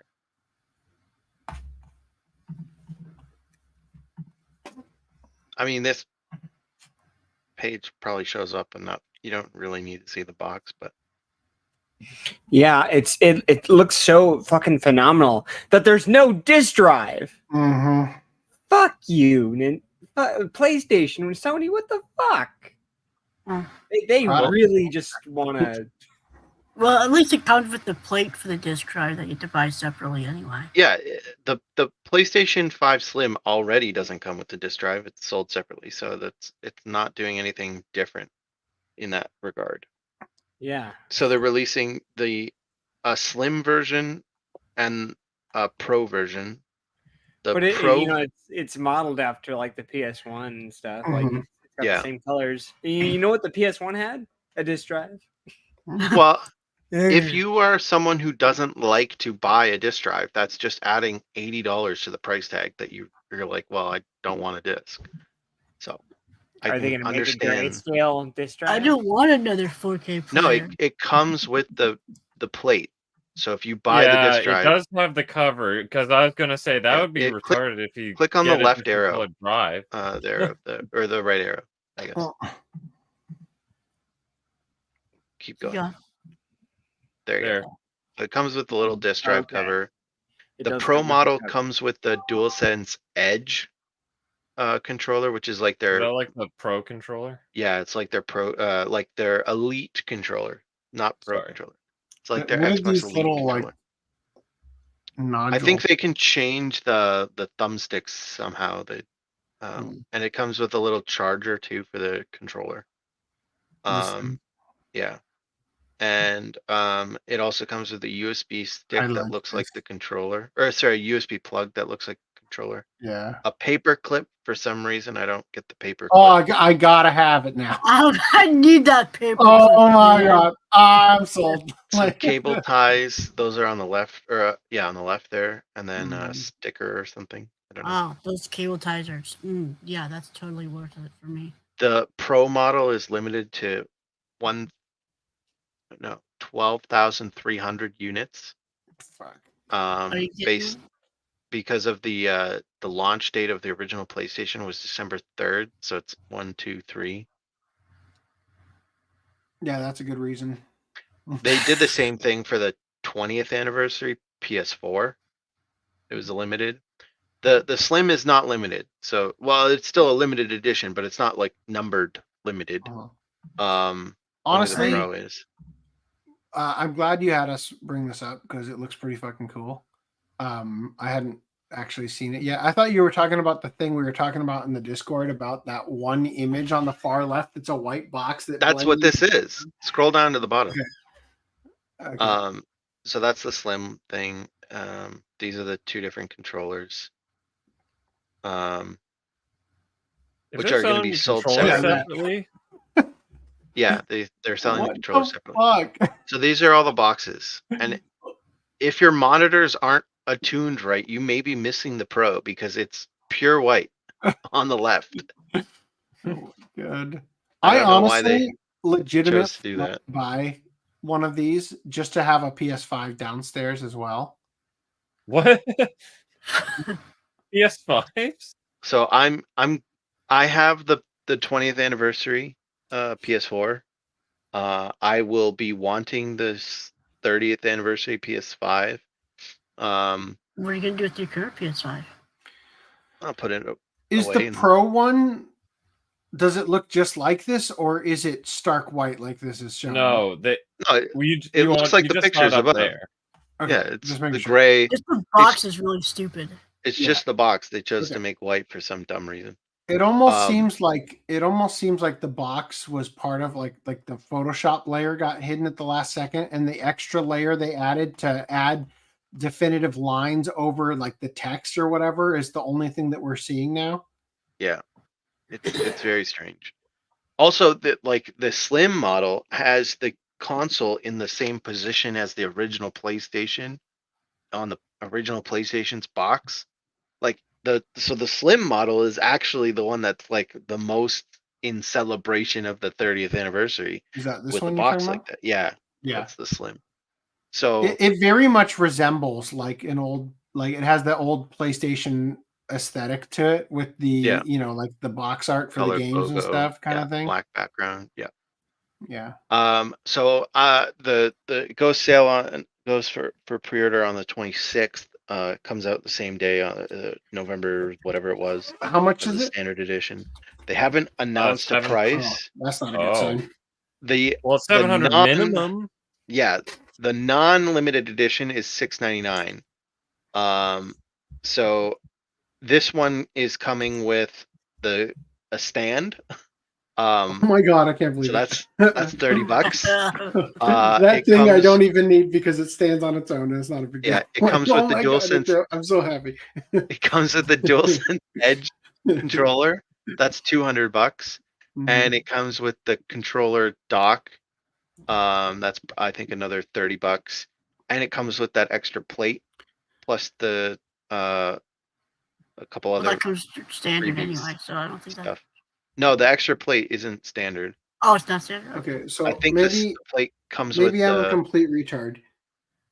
Is the Pro the one that has the extra? Yes. Like, Yeah. okay, It's a little bit taller. Bigger is better. That's the Pro right there. yeah. It's got the Adidas lines. So I'm expecting at least $900 US, but maybe 1,000. Don't like that. So probably 1,100 is gonna be the best. that second PS5 doesn't look like a great idea anymore, does it? No, not when it costs twice the price. It'll be exclusive to PlayStation Direct, that store. So you have to buy it online if you want it. The other stuff will be going up the same day, but will also be going up on other stores. Best Buy. Yeah. And in Canada, we don't have PlayStation Direct, so it's going up at other stores as well for us, the Pro. But I believe it's going to be exclusive to GameStop. I'm not positive, but that'll be Canada only. Probably online only as well. Super limited. Because it'll be of the 12,300, whatever Canada's allotment will be going to GameStop here, presumably. I will be going for it. I got the 20th anniversary one. I'll try and get this one. Whether or not I get it or Are not, you getting the Pro or the non-Pro? the Pro, because it's Oh god, numbered. you're an idiot. He's going all in on this one. It's gonna I mean, be. it doesn't seem like if you're going to buy another PS5 just to have the thing, you might as well get the Pro. Like, I don't know why you guys are arguing like this is such a bad purchase. If you're going to buy it, there's leagues difference if you get the non-Pro one and the Pro one, because it's like, oh, you have the Pro controller in addition to it already being the Pro that's however much more. So I can understand getting the normal PS5. You're not going to understand, because in a second I'm going to say another sentence that's going to befuddle you. Whether or not I get the Pro, that'll be up to luck. Like, I will try to get the Pro. Whether or not I can get it is another story.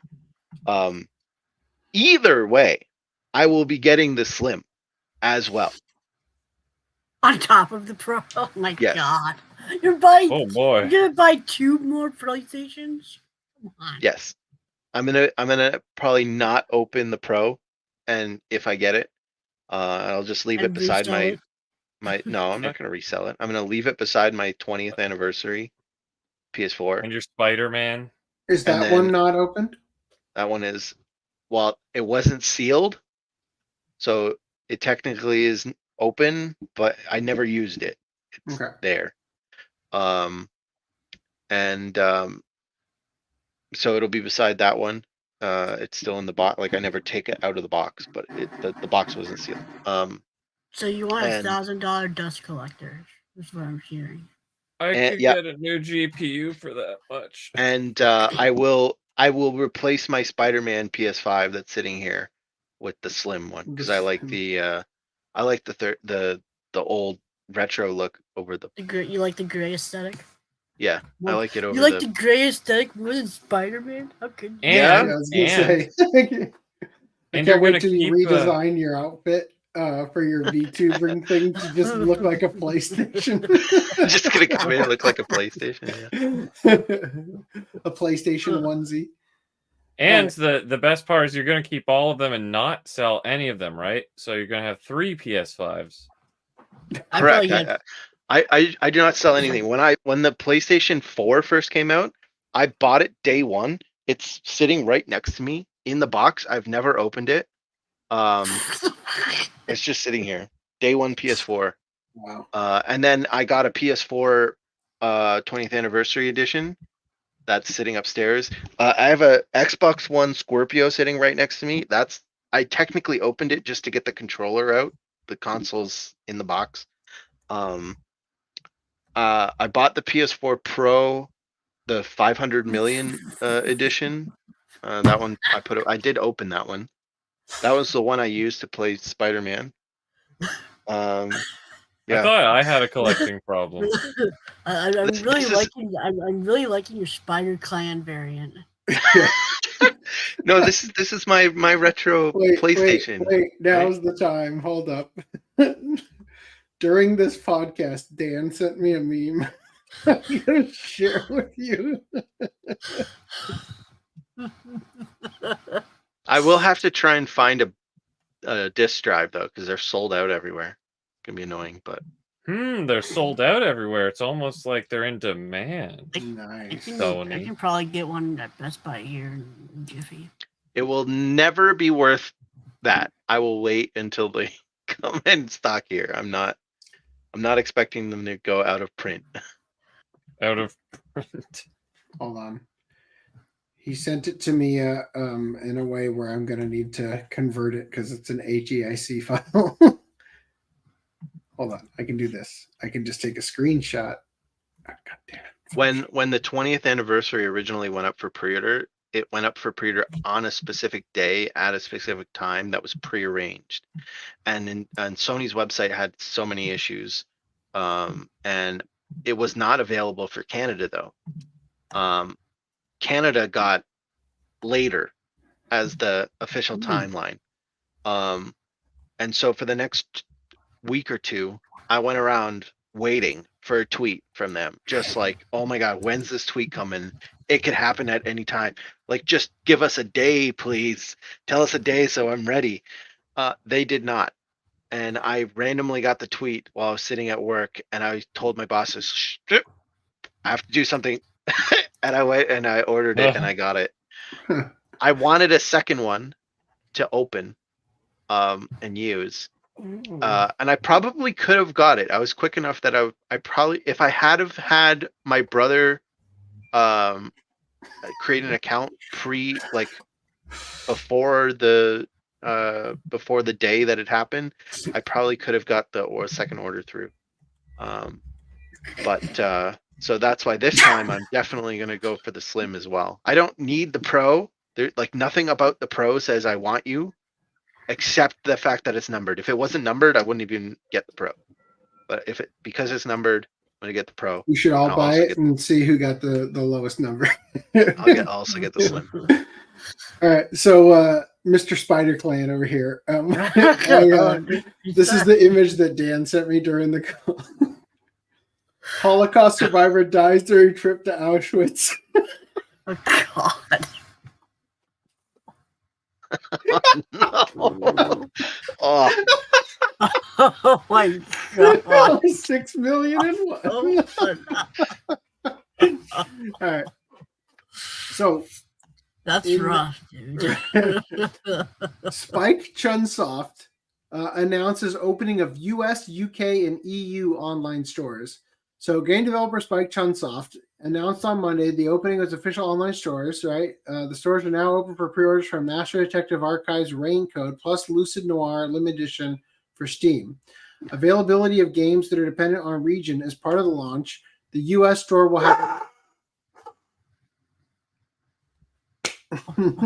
a limited fucking goddamn it. I'm about to put this shock collar at full strength on you. They have a limited sale of 10% off their purchases.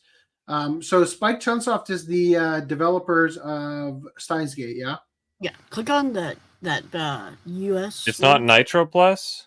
This no, link? Spike Chunsoft is the licensor. Click on this? Yeah, the US one. Spike Chunsoft is the publisher, not the developer. Okay. And so, like, they got, as you can see, this different limited edition stuff. Is my car being stolen right at this moment? Like, I can't fucking see out there because the lights are on. But anyway, that's what the store looks like. I'll be right back.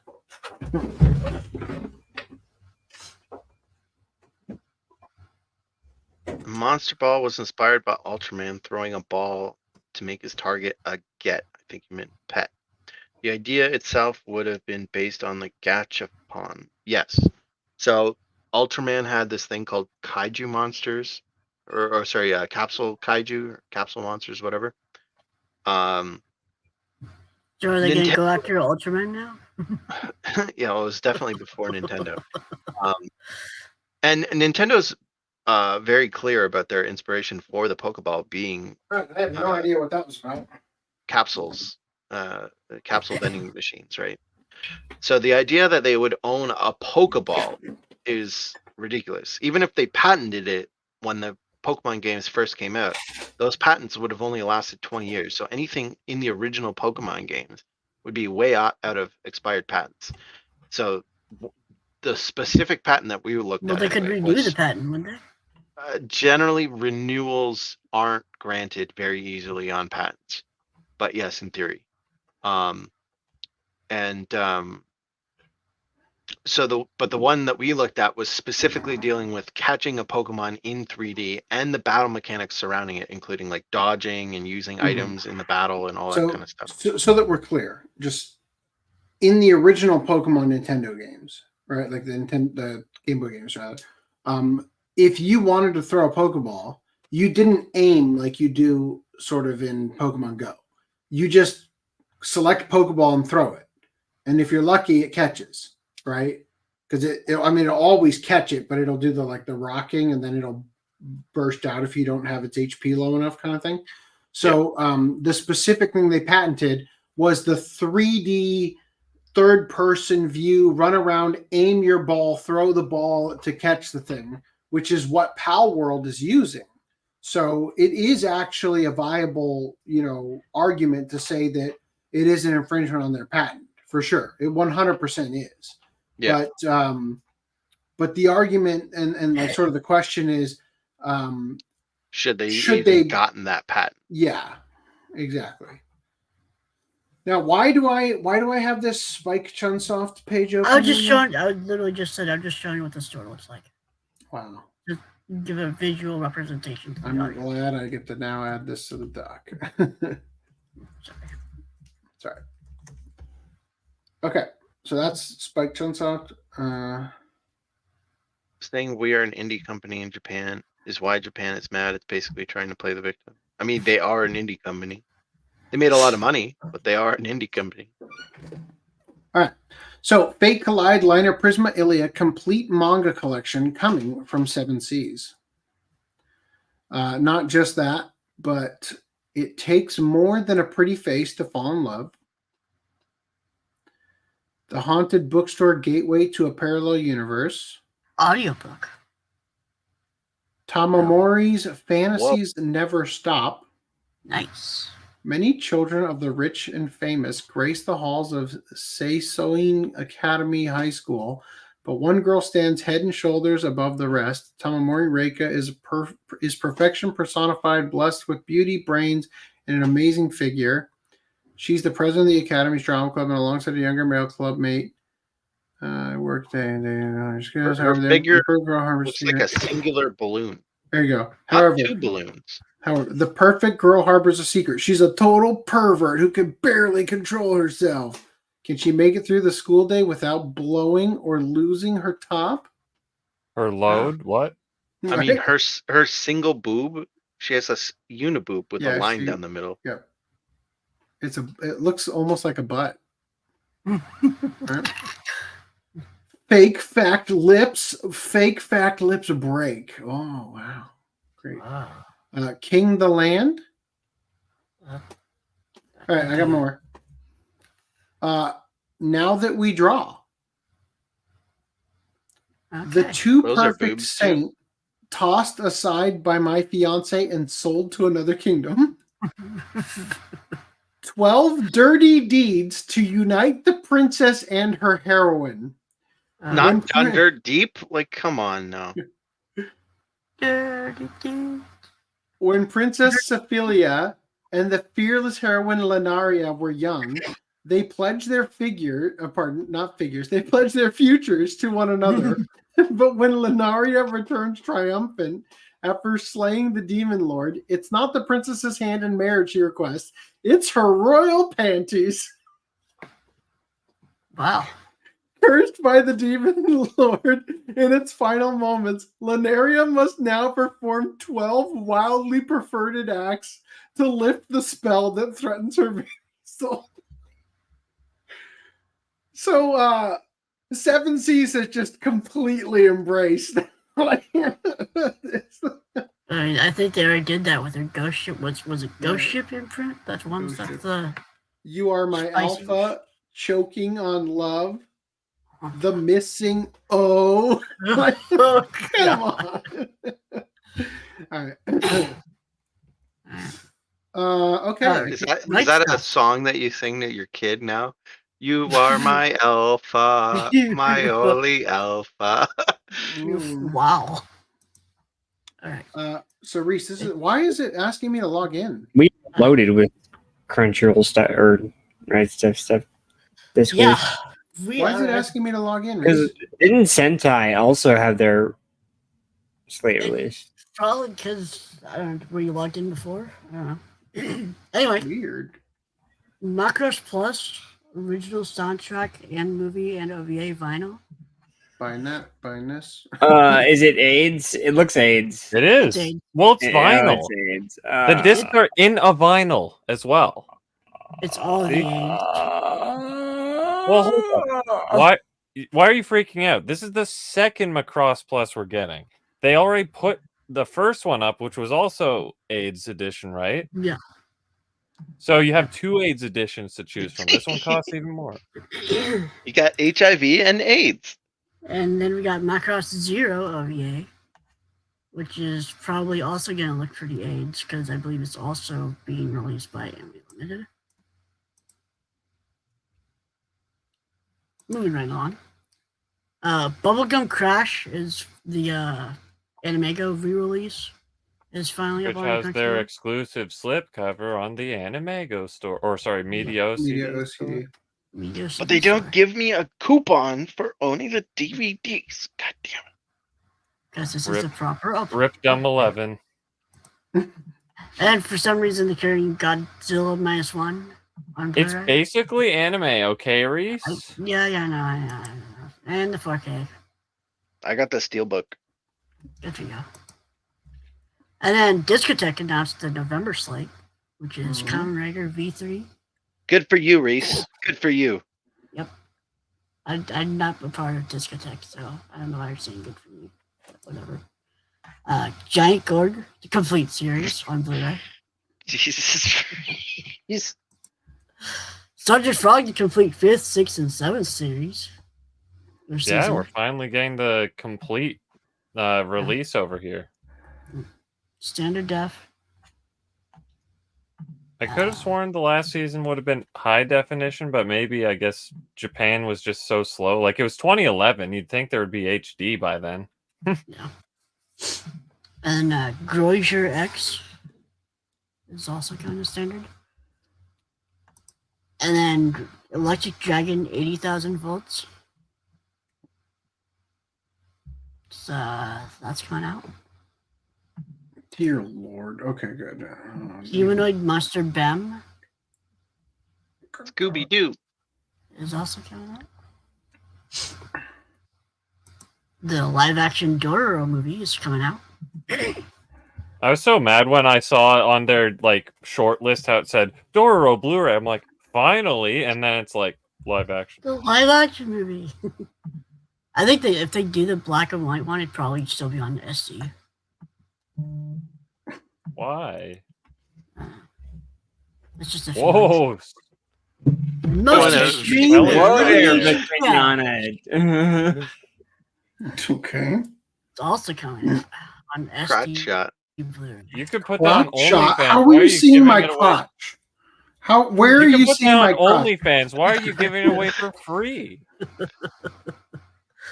Hey, your crotch is crotch? still there, just behind the table. Your theoretical. Oh god, I need to reorient this. I don't like my placement on this one. We gotta put your Findom back up there. Findom's sitting on his crotch now. Let's see back over on my other window. Okay. And then they also announced their December slate, which is just Digimon movies. So that's cool. Well, it's That worth is the whole cool. plate. Yeah. I'm excited. I ordered 2 of these. I pre-ordered it on Amazon. I'm going Has to it- pre-order it later. It was cheaper on Amazon for me if you include shipping. If only he had a Restuff premium membership.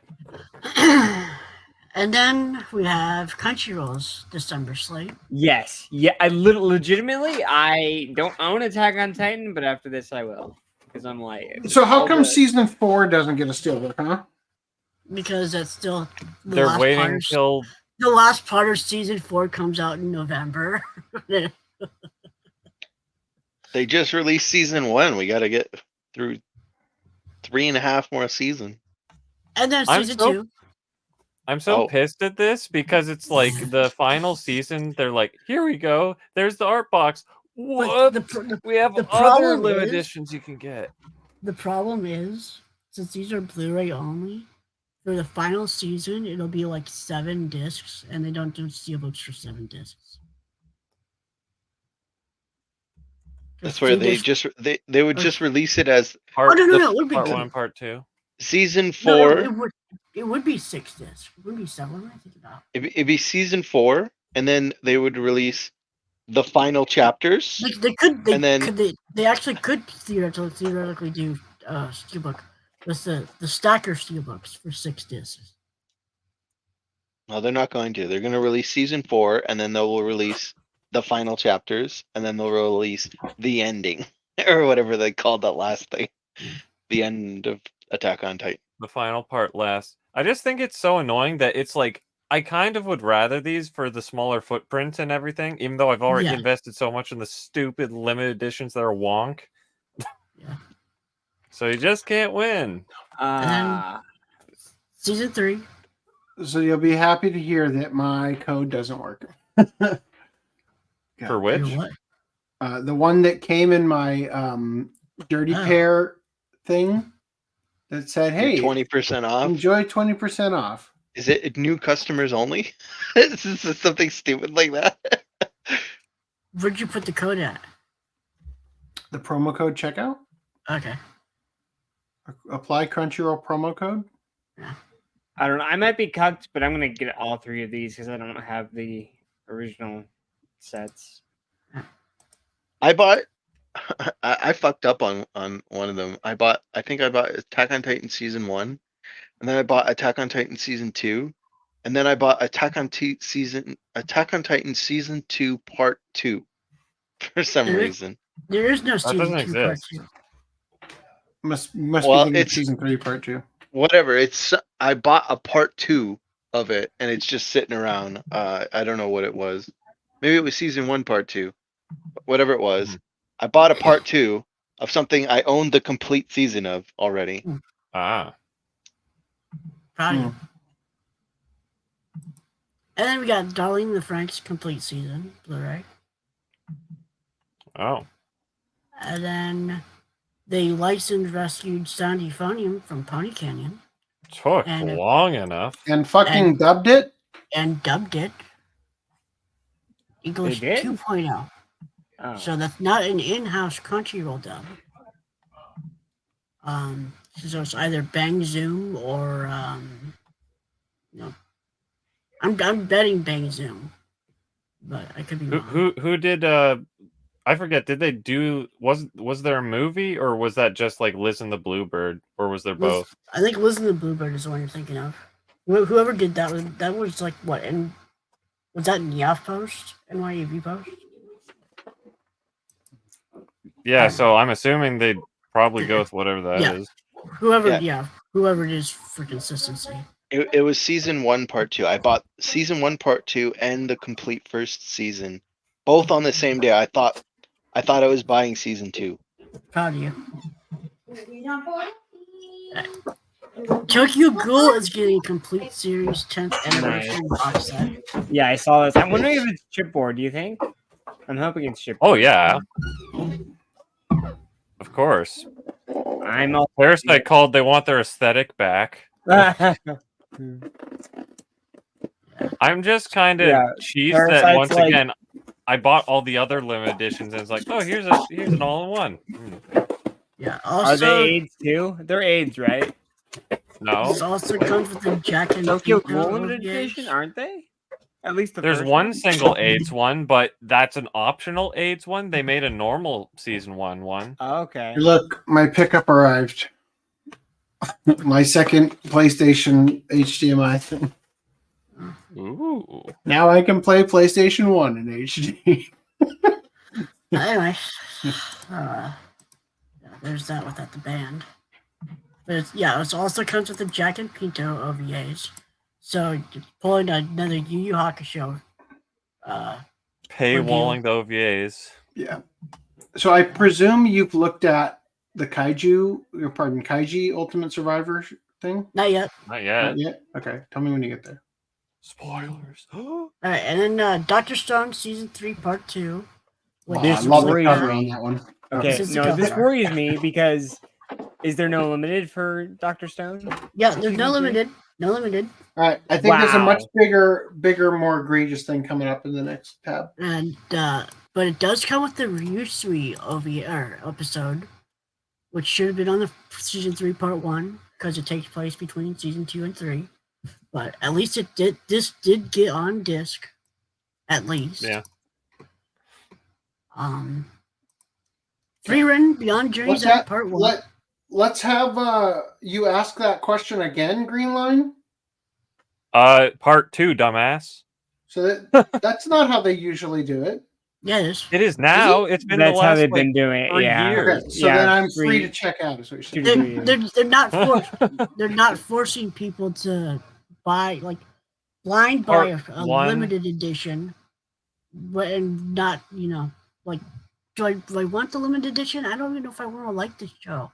They're just gonna save it and then just have the standard. I think more than anything, it's a real cuckening when you have part 1 and it's like the complete thing, but there's a gap because you don't have part 2, so it's just a lie in your collection, right? Yeah. So it's the natural progression. So I mean, honestly, it makes more sense to do part 2. There's I no don't- way they wouldn't make a limited edition for free. Right? Absolutely. Oh yeah, there has been confirmation. I saw a tweet that Crunchyroll responded to. Yes, there's a limited edition for part 2 in the works. But not Dr. Stone, despite Yeah, the but not fact that Dr. the other Stone. 2 seasons have the limited edition. This I got also comes cut. with. So this also comes with 4 art cards, and they should have just had all 5 discs be free run. To be honest, instead of both Blu-rays and disc 1 of the DVD. Why there's 5 discs is because there's 16 episodes on this set. Ah. Okay. Because they I mean, the premiered it- series is 28, so it makes Well, yeah, sense. like they premiered the first episode premiered with the first 4 episodes, and so like this is literally just the first core. It's not like it's splitting off into the second core for it. What were the 4 episodes like? One long continuous episode? No, or was it no, like- just had all 4 episodes premiere back to back. Okay. So I can't wait. For some reason, like the way this is like kind of seems like holographic a little bit, like leads me to like maybe hope that it's like a hologram, like a holofoil cover or something. But I can't wait to put that holofoil cover in my limited edition that I won't see. that you won't ever see again. Yeah. Anyway, the Kingdom of Ruin complete season. I feel like nobody talked about this after the first episode. They're like, "Wow, first episode," and then it was one of those that just. I don't think I've. Or maybe I have heard of it. It's the one with the shocking first episode, and then everybody's like, "Oh, okay." There's a lot of Oh. stuff with shocking first episodes. Well, I didn't want to spoil it, even though I'm sure you I could get it, I spoil get it. Reese likes to spoil everything. I'm the spoiled master. To every you I've loved before, and to me, the one who loved you, movies. So, there's your name called it. What? Yeah, they want their style back. Yeah. So this is 2 movies. Same thing with Parasite. It's like, okay, you can copy my homework, just don't make it look too obvious. Sub only. Oh, okay. Boo. So, yeah. Is it like 2 movies that are connected, or are these just 2 movies? Yeah, that they are connected, apparently. I mean, obviously, they look like it. Okay. I don't know why they would have the, imagery like that. And then The first one is about his love of girl 1, and the second one is about his love of girl 2. Oh, I just seen it apparently. Spoilers, jeez. No, I'm just going based off the. Come on, Reese. So this showed up on Friday, I think. There's no Crunchyroll listing yet for it, but Demon Slayer, the Swordsmith Village arc. I haven't seen any press releases about this. There's no indication that this is going to be an Amazon exclusive. So I would imagine that this will probably go up on Crunchyroll next week. And then Mr. Love, Queen's Choice. Wow, that's a name. That sounds like a yaoi. Or I've never heard of it. I think it's a reverse harem. Is it an Aniplex title? No, this is a bullshit anime limited title. Oh, that's why it's Sub in a big only. box. Sub only. I looked it up on Mal. Like, it's abysmal reviews. So, yeah. Wasn't even worth it. I was gonna get it until you said that. This weirds me out. I'm like, why they're re-releasing this with an alternate cover? It has a slip cover on it. It's a limited slip cover. So this is Sentai's December slate. So we got Amagi Brilliant Park complete collection with a slip cover. It's like They why couldn't would you even need a be slip bothered cover, to give though? it a steel book or whatever, because they did this with monthly Nose walk the Girls. dog, too. Monthly Girls Nozaki-kun. Nozaki-kun. Well, Reese, calm your mouse down. Yo, hey man, can we get a little baby on screen if you're gonna do that? At least this got a There steel you book. go. Right over me. Vermilion this is Gold is the collection limited edition steelbook. Wait, did this get the collectors or just the limited? Just the limited. It was one of those that it had a standard edition months and months ago and said, "Oh, there's a," or did it even say there's a something coming later? Because I feel like Sentai just moved fully into steelbooks and hasn't bothered. I feel with any like collector's they're edition. definitely doing that more because they're probably getting less flack from people like us about their food wars. Oh, don't hold your breath. Speaking of, right? Yeah. You get the BBC food wars this time. The BBB, the final the one. big black box. You know what? They should do a food wars. You know they sell like those fake, like plastic food things for if you ever go to Japan, when you go to a restaurant, at the front of the restaurant, they have like they have fake the plastic like the food. artificial version of the food, like a model of it. Yeah. So they sell that kind of stuff for they sell tourists. Yeah. Oh, I didn't know that. They should include those things for food wars, like and have the collector's box edition. be even bigger. Yeah, that's a good idea. Just have like a little fake ramen or something, you know? You know what's even better? Look at that end label. That pathetic. It's better than whatever the fuck they added. Are those coasters? Yeah, Wooden coasters? Definitely look like coasters. I mean, that's at least like. But who's gonna use something. these coasters? Nobody's gonna want to use these coasters to keep them in good condition. Insert that comment Yeah, about 'cause like we're every weirdos. single Weirdos. extra that isn't like I don't know, art cards or soundtrack. Whatever the Also, hell a this is. coaster What the needs fuck to is be this made thing? of cork. Like any coaster that's not made of cork is a shitty coaster. What the fuck is this book? Oh, I got it. It's a picture of a book, Reese. God damn it. It doesn't even look 3D. No, I don't want to subscribe. Fuck you. Come on, Reese. They put so much work into Now, the now that company Oof. that Reese was slandering He yeeted earlier himself. is actually. Wait, What what? the hell is that? AC yeeted himself. The company that Reese was slandering earlier is actually saving this series by putting out proper limited editions, which I have the first one of. So What do we There have you go. What was I slandering? you're like Anime it's Limited. It's released by Oh, yeah. Anime Limited. Yeah, they do sub-only bullshit releases that cost more than Aniplex. They probably give you sub only because they don't actually have dubs half the time unless it's specifically Ghost in the Shell. Yeah, they still release it sub-only. Well, He what's doth the other return. thing? What's the?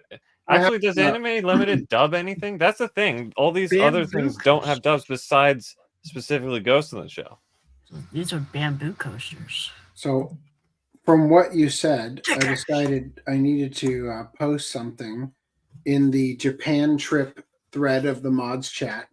And when I tried to use my save image as add-on that lets me save things as something other than a WebP, it crashed my browser. And then when I opened it back up and tried to do it again, it crashed it again. So nice. Anyway, we're definitely going to go to a fake food factory. All right. And then moving right along, Kaiji Ultimate Survivor Season 1 dub. With an English dub. That's the difference, right? Yep. Okay. New English I dub. just checked out with this in my cart, and I'm glad to hear. I haven't. Wait, heard didn't they? anything about So dub- this is a re-release? Yes. Didn't they release this like a year ago? It feels like. Not in They Steam released mode. what, the complete collection Yeah, sub all- only, both- and then both they users sub announced. only. This is dubbed now. Is the Yeah, thing. but this is only the first half dubbed. This is the True Love retreatment. It's like several people wanted a dubbed to Basically, Love but version, and it they're was like, okay, fine. surprisingly fast after they released it, where there was that leak of like, well, the intentional leak of like, oh, the chalkboard with upcoming plans, and it's like Kaiji dub. Oh no, erase it. And everyone was just like, where's the dub? And it took them forever. And here we But are the now. problem is we haven't heard anything about Season 2 getting dubbed yet. That is a bit of a concern, because you'd think it would have been dubbed by now, because the dub's been on high dive for months and months now. So there's that. Speaking of stuff that deserved a dub, Gushing Over Magic. Oh, they didn't dub this one? Fuck them. Japanese That was the first thing I put in my cart. Priorities. Yep. I would have, but they didn't dub it. It was also the top thing in the list, so it just happened to go in first. And then This is what we got, need AI for. Your boy Kong Ming. The I Road put to that in my Summer wish Canyon. list. This is 'cause my a cart was recap movie. $500. Oh no! Recap. It's $15. It was too much. I threw a It is couple other dubbed. things in there. And it is dubbed. Nice. So, and Well, then if it's a recap, I would hope so. yeah, it covers all the season. Oh, Bonds Beyond Time. See, for And them was like, Yu-Gi-Oh! oh, this has always existed. There's always Bonds been a Beyond Steelbook Times. for it. yeah, it always has. I have the other Steelbook. I have the yellow one. But apparently that wasn't good enough, so now there's a blue one. It's a whole new deal. They're gonna do one for each God card. With Goku on the back.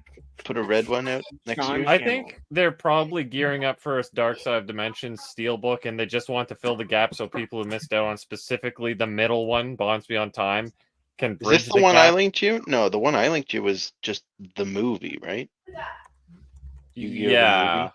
Well, that's what I'm saying, because the movie came out, so it would make sense that they'd put this one out before they do Dark Side of Dimensions, because the yellow one isn't explicitly in print. I mean, you can still get it for a decent price. But it could also be that movie in particular is really popular because it it's a crossover between all three generations or whatever, right? So maybe that's why they're like, okay, we might as well The do a first second. 3 generations is the phrase you're looking for. Yeah, the only ones that are relevant, right? Yeah. All three. Exactly. All three. Yeah, all 3. The complete collection. What the heck? What? Oh, okay, that's German. WTK literally just recently was like, Duel Monsters Millennium Edition complete Blu-ray or whatever.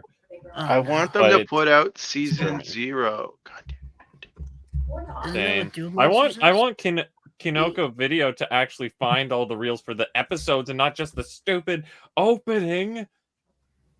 Oh wow, that's a nice looking box. Okay. If it's normal dimensions, I think we're done race stuff. Yeah, 1 second. You know, let me put it in my. That's a really nice looking box. Doesn't have an end label unless you put it on the short side. Yeah. Which is technically the problem that the current complete collection has, but damn it, we were so close to a stupid Blu-ray. Sorry, I was just messaging the Crunchyroll store about the fact that my stupid 20% off didn't work, and I demand to speak to their manager. You demand to speak to Miles specifically. Yeah. You know what? That's the reason it didn't work. Miles is like, no, cut him off. This is why I pirate. All right. So, in additional news here, Deaf Crocodile releases Tamala 2010 anime film on home video in the US in October. What is this? Who fucking knows? But wait. Saveka says, we helped Deaf Crocodile out with the translation. We didn't need to help with the rest. They're pros. Okay. So then somebody asked, please tell me this iconic line is still there. Another fucking day has begun. Sameka says, not sure, but that is the literal dialogue, including fucking goo, if I recall.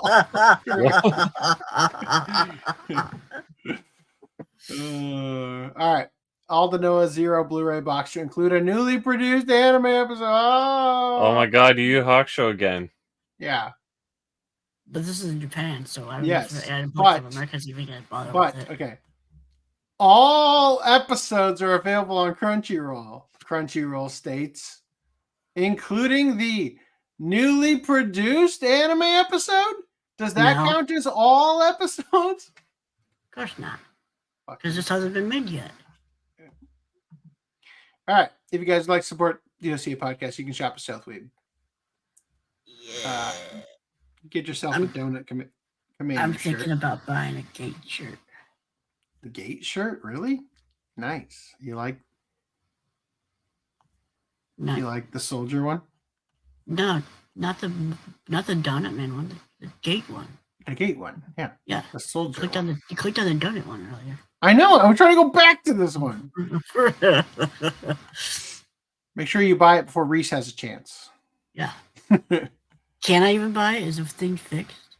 I don't know.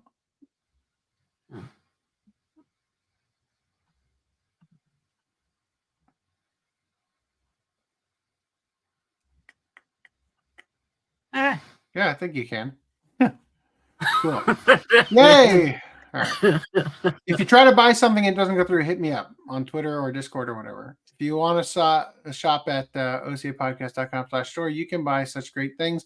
I definitely have new products that just need to go up there, but I don't fucking have time.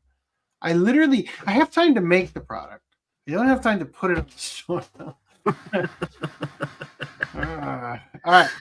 You can also become a giant sausage sandwich cushion from Mossburger. What? Right? Is it Neat. the bed or the person for the sausage sandwich bun? Yes. Egg.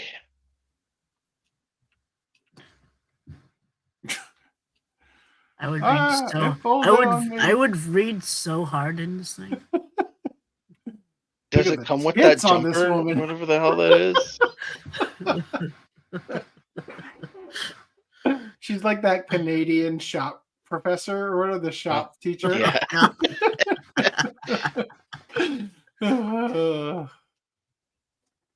But problem is, I just know my dad would steal the sausage pillow because he has like his hips are kind of screwed up a little bit. Reese, I want to put your sausage between my legs. Oh, no. Let's not go that far. Please. All right. Turn your cat into a tasteful nude painting with this decorative scratching post. What the heck?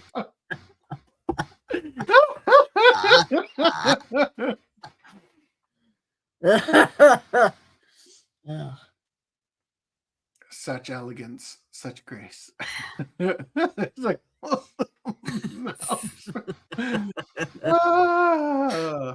Where's the one where the cat just sitting up there licking his balls? You're thinking of the next one. Japan's cat testicle calendar is here for Nyankama fans to go nuts with.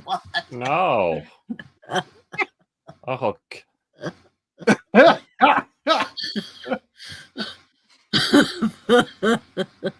That one? Can we even show this on YouTube? Yikes! Right? Is this considered bestiality? Yes, scroll off. Jesus Christ. All right, United Kingdom is planning a ban on ninja swords. Oh no. UK police are preparing for a nationwide ban on ninja swords, which had previously been exempt from bills banning the sale of weapons. It might be a sign that something is going horribly wrong in your country if a previously exempt thing is now being used in enough crimes that you have to now ban it. I mean, truth be told, though, in this situation, I don't think anybody is defending themselves from the perpetrators using the ninja swords with their own ninja swords. Although, if that exists, I would love to see video of that. We need that video. I need that video. Feudal England. I actually kind of want the ninja sword versus gun video. That'd be kind of funny. Both katanas and zombie knives, those edgy abominations you can buy at the mall in the US, have been legal to sell in the UK under certain circumstances, but otherwise fell under the country's broad bans on bladed weapons. Now the country plans to close all loopholes and bring sanctions against online retailers who make these weapons available. Ninja swords, this is from the Home Office. Ninja swords are used by criminals to rob victims of their lives. There's only one course of action. Remove knives from the streets. Tougher consequences for criminals. Save lives. But most of the small ones are blunt.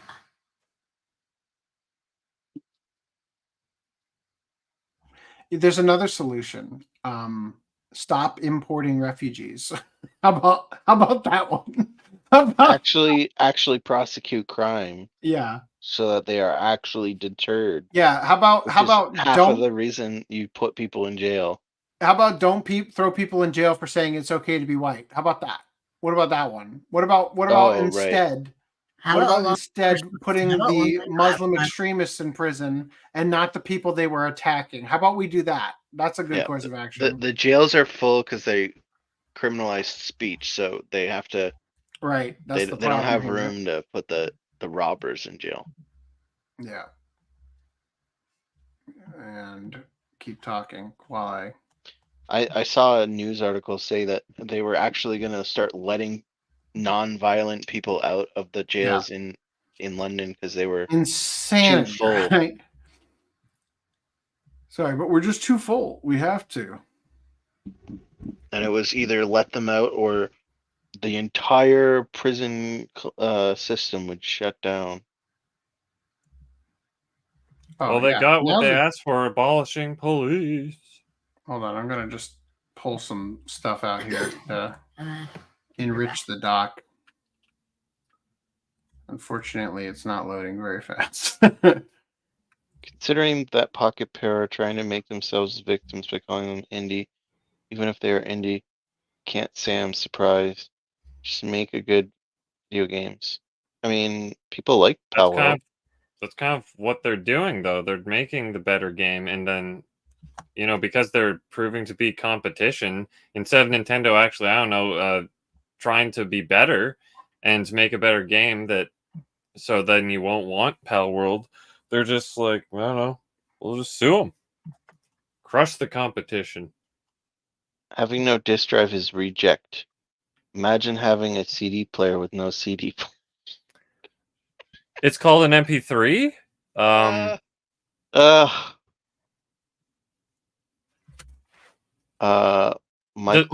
Luigi use his CD player to this very day? Yeah, imagine buying an iPod that doesn't actually play CDs, right? Like, you can get an iPod with an expandable CD player now, right? Wow. I'm sure they sell those somewhere. I'm definitely picking up Kamen Rider. Nor to be confused with Kamen Rider V8. Okay, not to be confused. Guy Ledouche from MXC was the funniest shit back in the day. Hunter is still better than Nichijou. What? Isn't Nichijou the slice of life thing? You're comparing oranges and apples there. City is going to be stuck. It's going to suck since that female character looks like a boy character, like a bloaty. Sorry, City what? City is going to suck since that female character looks like a boy character, like a bloaty. Okay. He's talking about It a is new the KyoAni endless anime that's from the creator of Nichijou. We'll talk about that next podcast. Vermin and God is more fun than Kabayashi Kobayashi Maid Dragon. Maid Dragon. Just say Maid Dragon, goddamn. Discriminating whatever. Discriminating chefs when banning ninja swords. All right, this It's is just anyone going on really Twitter. well. iTunes failed to code CD songs into iPhones. That is the problem right now. Failed to What are you code talking about? CD songs. They have their own. I mean, sure, they have their own DRM format, but I mean, if all you use is iPhone, then like you can get away with just using their format. Okay. Sorry, there's just been so many articles that I've been sitting on that I'm like, oh, I could talk about that too. Don't you have a party to go to? No, they already came back. That was why my wife was just here. Like, they already are, that ended. Oh, rip. Well, Yep. sorry about your party. Did she at least bring back some cake? Nope. Sadly, I am starving. Found it. Found the thing I was looking for. Cool. All right, that was awesome. Great. Just going to put it in the correct order since I found so many things that could be related right now that are actually going to. So we went from ending in maybe 10 minutes to ending in an hour now? Yeah, easily. 2 hours, maybe. No. All right. So here's what we got. We got this. All right, we got that. We got that. Yep, that'll work. That's good. This one needs to go here. I have returned. I know you. Oh shit! What are you making? You made your presence known, Reese. I'm glad I made my presence. I am here. All right. Here you go. I'm just gonna throw this shit in here. All right. The strengthened laws were announced in July, along with other plans, including increased consequences for antisocial behavior, which would allow the United Kingdom to ban citizens from town squares for repeat offenses. The UK has become infamous for its draconian laws restricting weapons, such as spoons and keychains, as well as enacting laws that cause the chilling effect Dude, I on have speech tons online. of weapons. All right, you ready? Do you want to play knifey spoon? I wouldn't want to be spooned on. Why are they banning ninja swords? Is that a fucking sword? Like, why are they banning ninja swords? Oh, who's the one robbing people of their lives? Let's be honest here. Also, I saw this. How do you say hello in France? Asked David of ChatGPT. In France, you say assalamu alaikum to say hello. Accurate, right? Also, this is the thing I was talking about, right? British police holds a British man by the arms and allows Muslims to attack. This is unreasonable.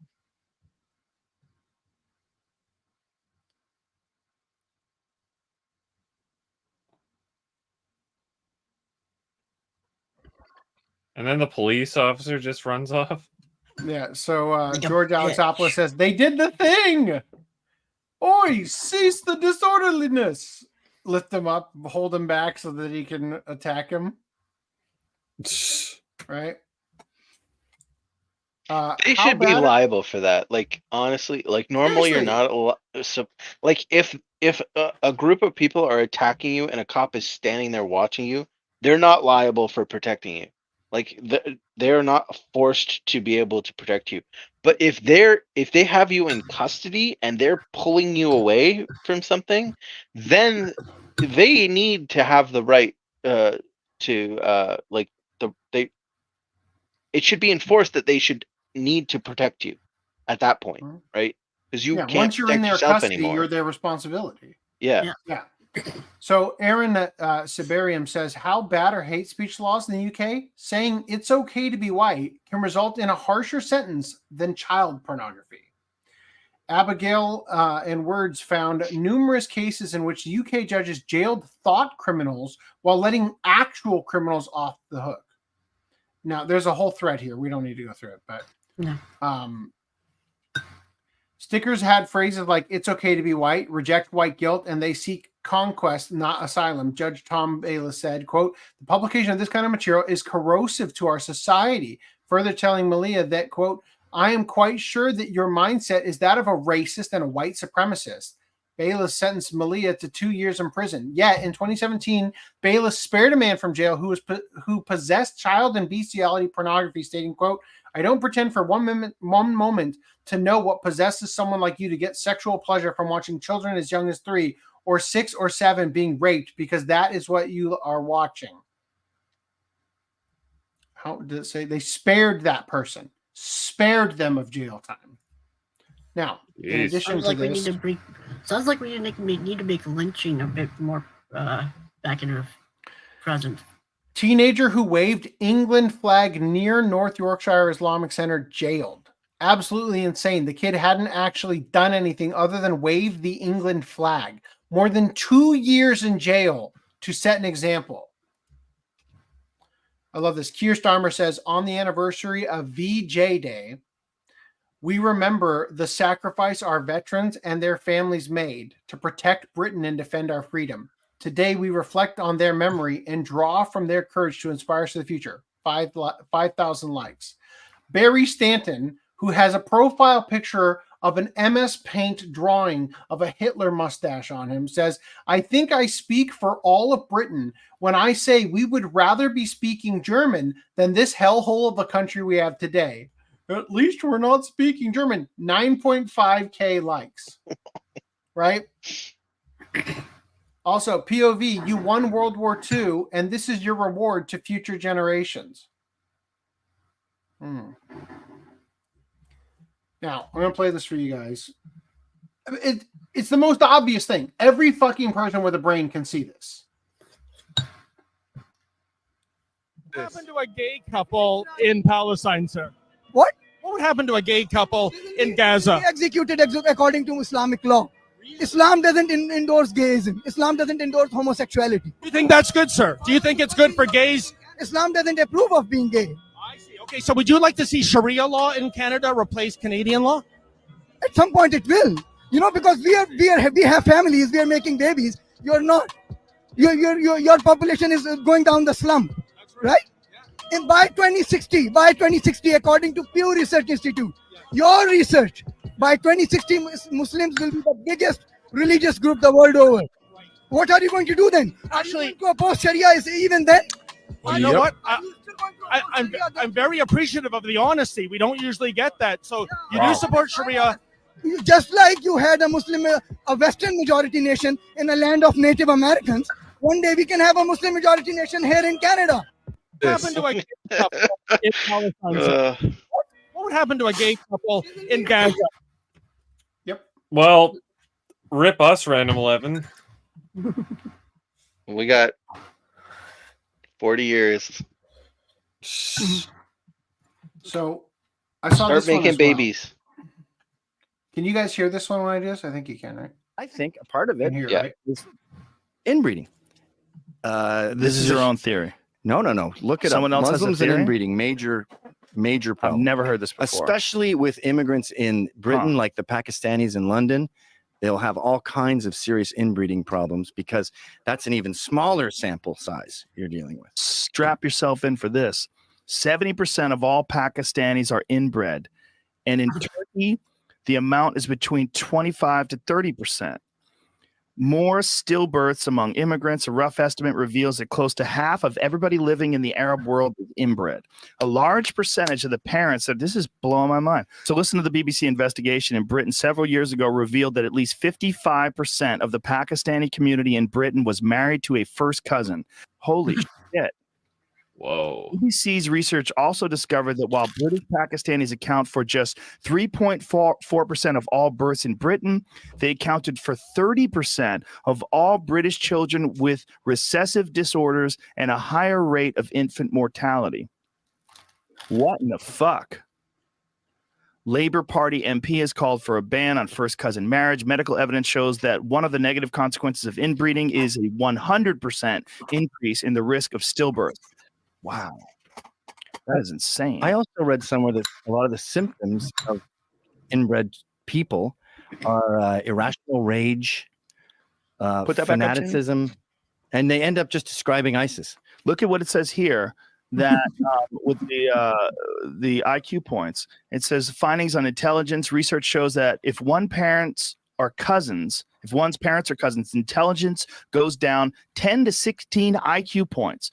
The risk of having an IQ lower than 70, criterion for being retarded, in quotes. Are they using that word? Increases 400% among children from cousin marriages. Well, let me say that again. The risk of having an IQ lower than 70 increases 400% amongst children from cousin marriages. Jesus Christ.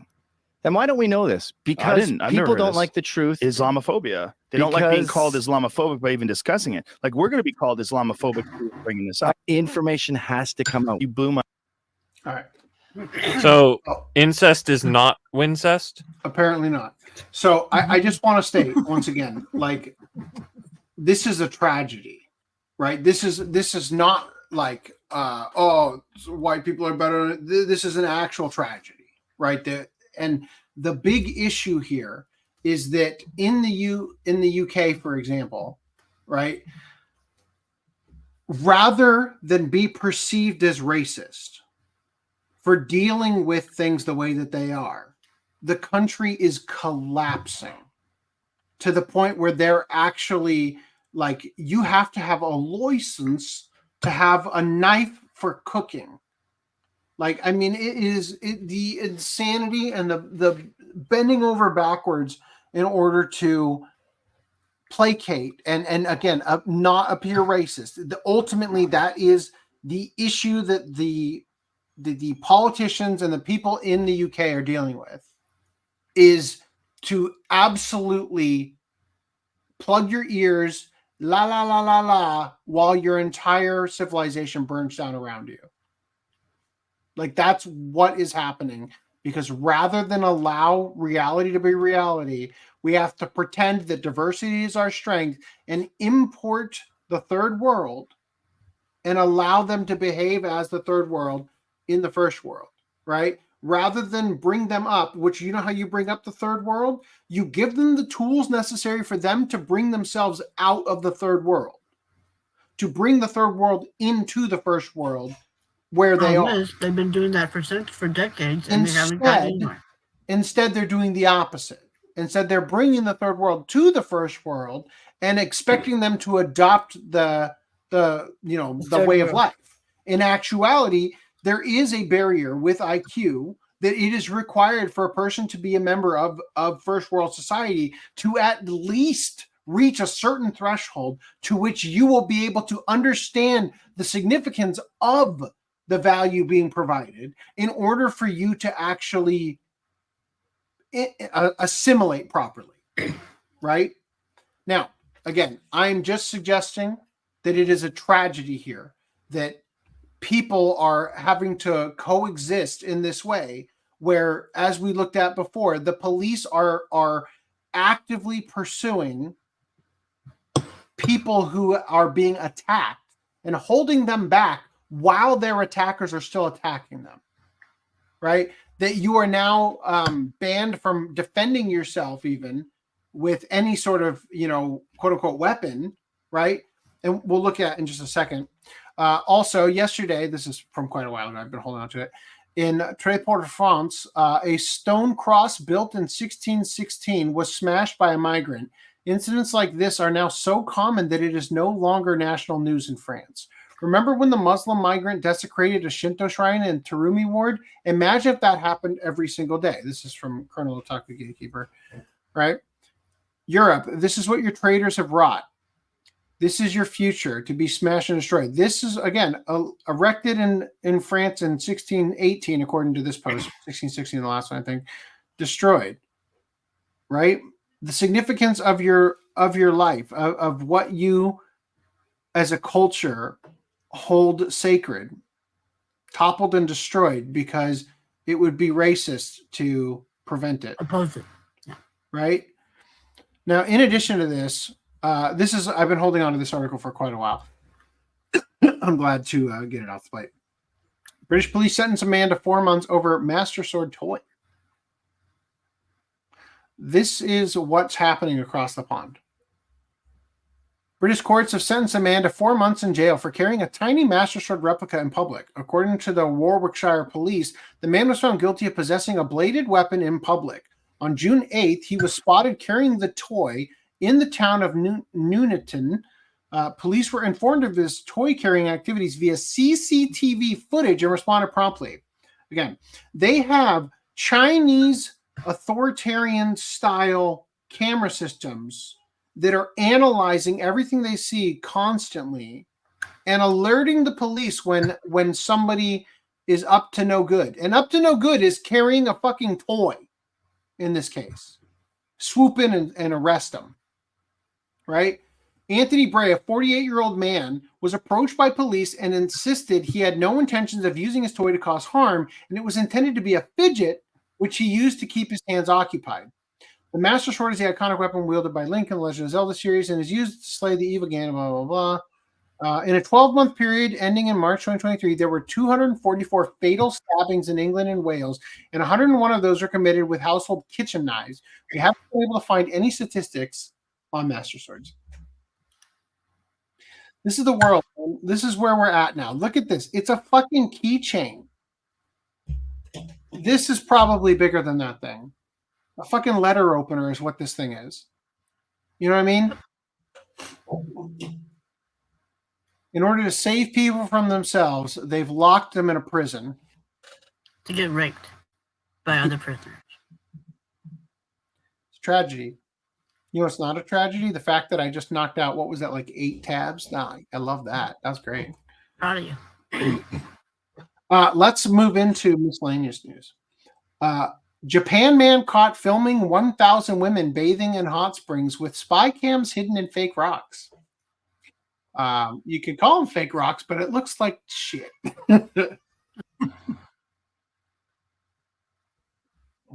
A Japanese man is facing a 2-year prison sentence for secretly filming 1,000 women bathing in several hot springs using cameras embedded in fake rocks. The unidentified... Did these agents count each individual instance?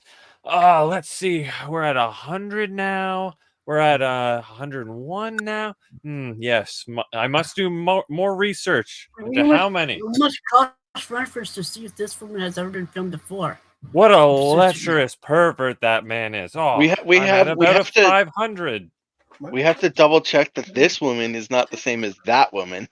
Mm-hmm. So we have to inspect each video carefully and do a face match, you know, because we wouldn't want to overcount the We women. need to make sure she has the same different bow pattern on her left breast. Yes. Yeah. No. If it's the same woman, Deep we can't count her research twice. The Japanese police are like, man, I'm not even allowed to see uncensored pussy. Like,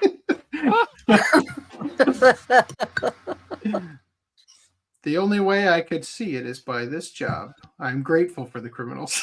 like in Japan, the Shinto religion, like they're thankful for everything, including inanimate objects. Thank you.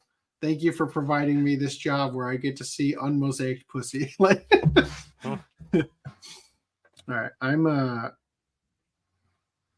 thinking about ordering some food and having it delivered. I can't decide. What do you guys think? Should I get wings? Is the birthday party already over? Yeah. I'm gonna order a shake. A Shake Shack. I feel like if you're at that point, maybe the podcast is ready to finish. That's all right. I'm just gonna check out. Review cart. See, the nice thing here, because I could go and get like fast food afterward, but there's a buy one get one on my favorite burger, so I'm just gonna let that. Get 2 burgers. Yep, might as well. I usually get the double, double meat. So I just get 2 burgers that are single meat, and then it's like half price. Not quite. That's not how that works. Okay, cool. It'll be here by 9 p.m. All right. So the unidentified 31-year-old man from Fukushima Prefecture was arrested in May after the hidden camera was discovered by one of the women at a hot spring in Yamagata Prefecture. She noticed strange reflections in a rock and realized it had a spy camera embedded in it. Japanese media outlet TBS News Dig reported. Okay. What he should have done was he should have put them in the hot spring, right? Because you only want to see the thing you can't see on the internet. Right? He admitted to purchasing a telelens online and crafting a realistic rock structure using clay and brown plastic to conceal the hidden camera. To disguise the camera's cable, he wrapped it in brown tape and connected it to a power bank. So authentic. I mean, it's so realistic. Is this the brown plastic you just shoved in here? Dressed as a mountain climber. He then hid behind a camouflage net, positioning the camera to observe his surroundings discreetly. The police discovered 44 victims in the foot. No, 1,000. There was 1,000, right? No. 44 victims in the footage they retrieved. The man confessed he had been doing the same thing at different hot springs since 2022, involving an estimated 1,000 victims. He also reportedly had convictions for possessing child pornography. Whoa. Prosecutor has requested a 2-year prison sentence, describing the crime as planned, repeated, and fundamentally harmful, highlighting the defendant's high recidivism rate. The verdict will be delivered on September 17th. Uh-oh, that already happened. Japanese netizens express shock at the news. 2 years is too short. It should be 2 years times the number of victims. You're right. 2,000 years. I agree. To throw the book at him. They could be affected for a lifetime if the footage was uploaded to the internet, one said. Light punishment for crimes is not punishment, more like encouragement, another said. Yeah, free food and one place to sleep. You know what you don't have? Pussy, though. All right. The crime of secretly taking sexually exploitive images in a public space is commonly reported in Japan.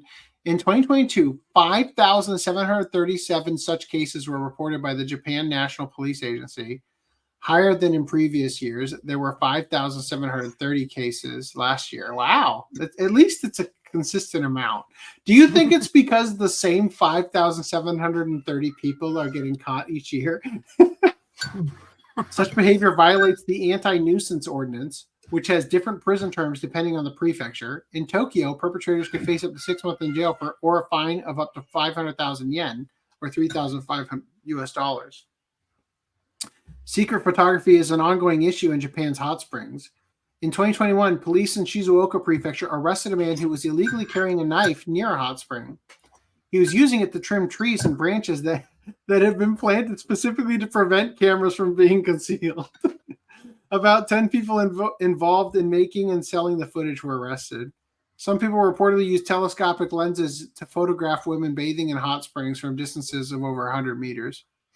Sniper. All right.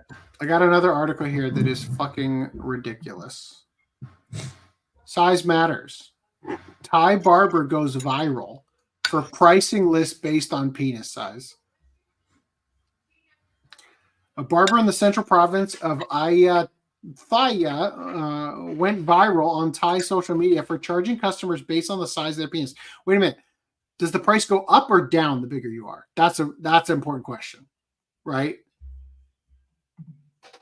Rather than the length of their hair. A picture of the service price list of the barbershop in Ayutthaya was shared on numerous Thai news agencies and netizens. Shared by numerous Thai news agencies and netizens. The pricing list stated, quote, small penis, 40 baht. Medium penis, 60 baht. So it does increase. The bigger your dick, the more it costs. Large penis, 80 baht. And modified penis, 100 baht. What the fuck? Modified in what way? Like circumcised? I like how if you go back up, there's like fewer words the more elaborate it is. Mm-hmm. I don't know. That's what it looks like. It's a shorter word. The Do you think this is like a prejudiced way to like charge time? No, so it's just like penis. Yeah, lesser penis, extremely. It's actually lesser just penis. racist. The barber, 40-year-old Apirak T. Klinabupa, oh God, shared in an interview with Channel 3 that he opened the barber shop just 3 months ago and received very positive feedback. He believed that the service fee based on penis size played an important role in attracting customers. So do you think that in his mind, he's like, yeah, men come to me to brag that they have a big penis by slapping that $100 bill on the table? I guess it would be the $80. I don't know what the modified means. Like, that's weird. Where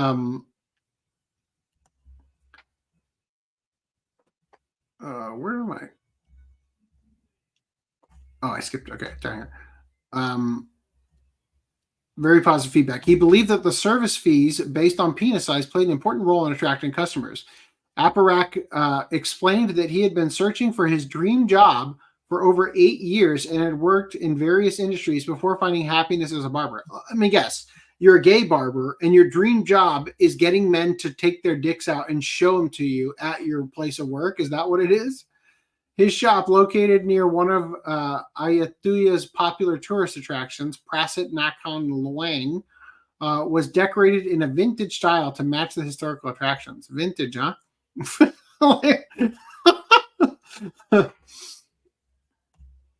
Aparak mentioned that he had not yet named his barber shop and had not planned any advertising for it. He did not expect the humorous service fee to make his business go viral, explaining that it reflected his personality. He described himself as a cheerful person who enjoys spreading good vibes. In the interview, Aparak explained the pricing system further. The service fee actually depends on the customer's age and hairstyle, like in other barbershops. I charge children, such as those in primary school, the small penis fee of 40 baht. High school students are charged the medium penis fee of 60 baht, while adult customers pay the large penis fee of 80 baht. Any customer wanting a more complex hairstyle is required to pay 100 baht. Okay. So what if it's a woman? Aparak added that he also provides free services to old people, people with disabilities, and young children. Okay. He emphasized that the humorous pricing wasn't the only attraction, as he was confident in his skills and assured that every customer would leave satisfied. One customer gave a light-hearted interview to the media while getting his haircut. I chose this barbershop because of the price sign outside. If I hadn't seen the sign, I wouldn't have picked this place. I'm curious to see how much it will cost because of my size. It's quite impressive. Totally. It's a guy just like, these men just want to brag to somebody, even though they're probably small. They'll be like, well, I don't have a small penis, so I'll do the $100 one or whatever. Yeah, I have a micro penis. Can I get the 40 baht? He's attracting the customers who want to show their dick in public. Yeah, totally. All right. So that was the last article in the doc, but I would be totally cool with doing one more. If we're probably okay. Or alternatively, we could watch Kick-Ass. I don't know if I'd be up for that. It's too much of 11 o'clock.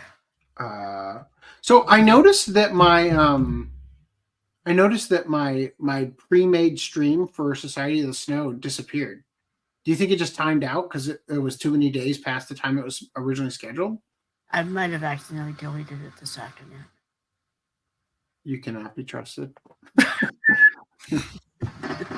I didn't think it would be on the schedule, considering like Brandy and I both. So I was like, nah.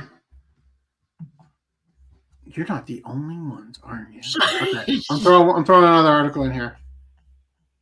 Where am I screen sharing this one? Okay. We're gonna talk about this one.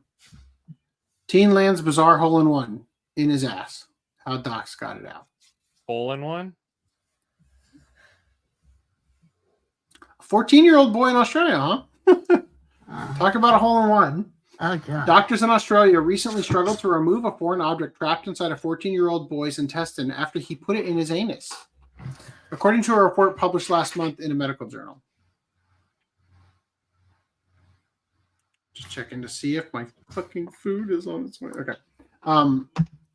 While X-rays seemed to show the teen experimented with a round white egg, it was actually a golf ball. Okay, good. Somehow that's less weird. It was actually a golf ball that was pictured making its way to his sigmoid colon. Yeah. Wow. The last section of the large intestine that connects to the rectum. The boy, whose name was not disclosed, reportedly panicked when he couldn't dispose of the golf ball by defecating.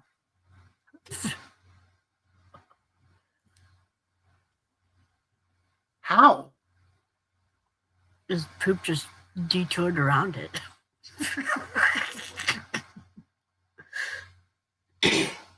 That's gotta be one wide fucking colon. Like, maybe he just had diarrhea. The that shit time, was and it like, just went around. you shall not pass.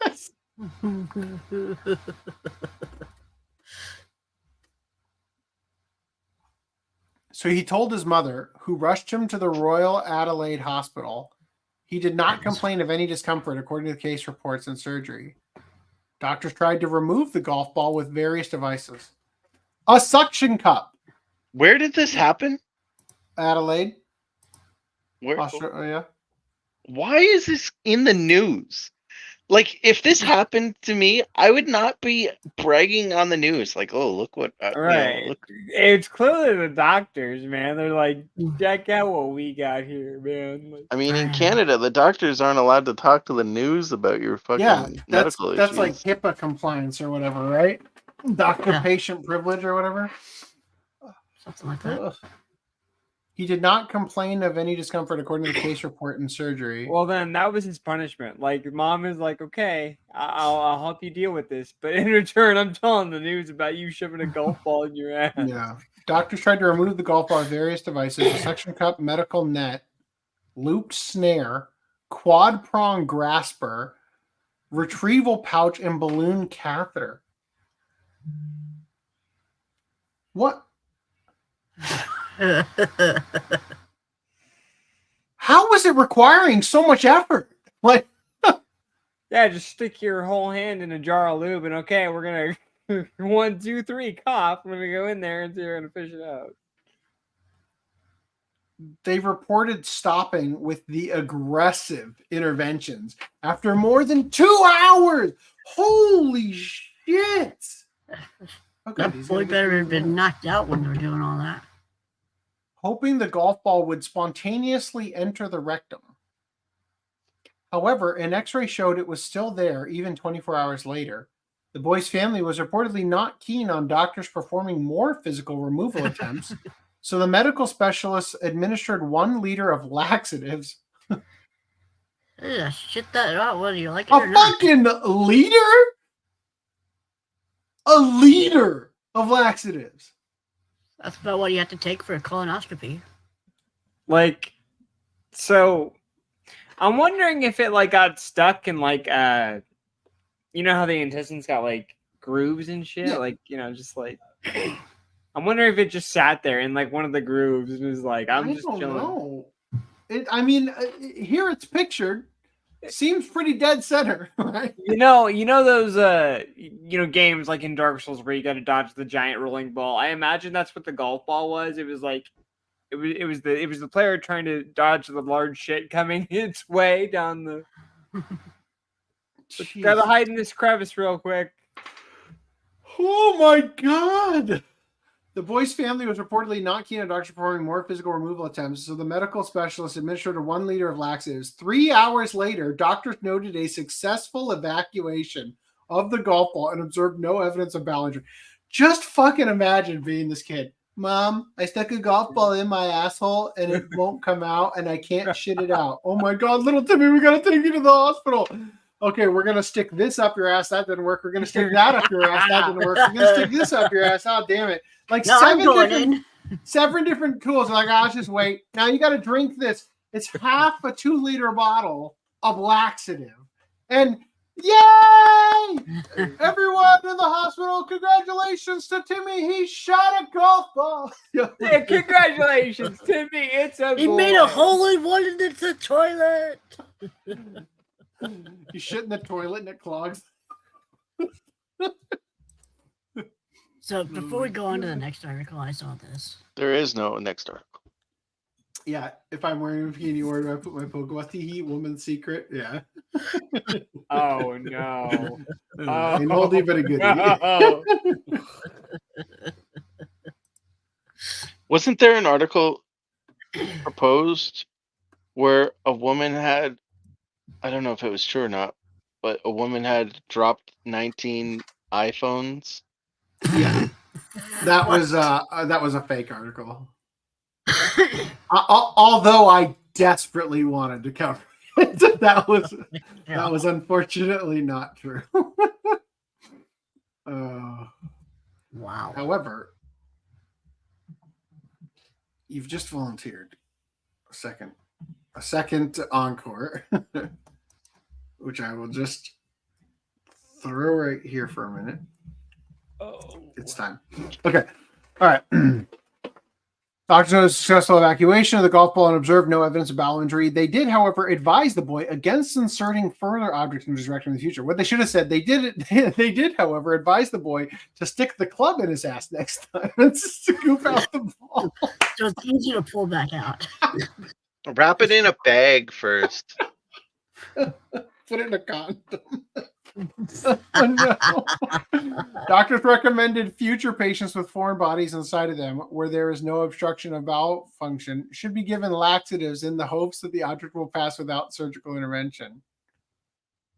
Or just use anal beads like a normal person. A golf ball, it's a 14-year-old boy. A golf ball presents unique technical challenges when attempting to remove from the colon due to its mechanical properties. The report authors It's the divots. It's all the divots. It makes it aerodynamic. It just spins in place. This shit goes around in. It's like, he's like, it wouldn't be an issue, but every time I took a shit, it was tickling my prostate. Now, would you go play with the golf ball next after it came out? It's your lucky ball. Shoot around with it. See, if it was a tennis ball, the fuzz would allow the grip. They're like, look, we've given you a liter of laxatives, but we can't let you poop this into our toilets here. So what we've done is we've provided this putting green. Shit right in the hole. You need help. You need help. These include its large size, spherical shape, incompressibility, and the presence of dimples, which prevents a suction seal. In Canada, meanwhile, a woman recently claimed she shocked doctors when her car key pierced her cheek in a freak accident. What the fuck? I don't even want to check that. All right, let's read about this. Bike handle stuck in woman for 2 years after husband shoved it in vagina. Ow. Now, it's one thing. It's one thing to have a golf ball at the base of your colon right before your rectum. It is yet another thing to have this shoved so fucking far into your vagina. Like, oh my God. A woman in India is recovering from surgery after a doctor shockingly removed a motorbike handle from her uterus. The woman, 30, was admitted to MY Hospital in Indore, Madhya Pradesh in central India 2 days ago with severe stomach pains. Doctors did an x-ray. Just fucking imagine being that doctor. You know, like, yeah, there's definitely something in here. Is that a bike handle?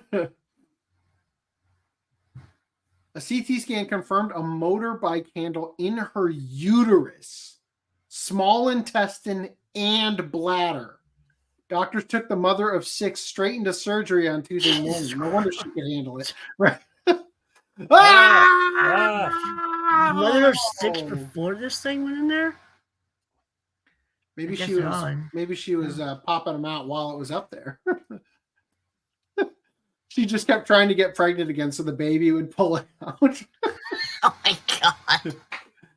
A team of 19 doctors. 8 minutes. Okay. A team of 19 doctors conducted the 4-hour-long surgery and were forced to remove the woman's uterus. This is all a ploy to get a free uterus removal.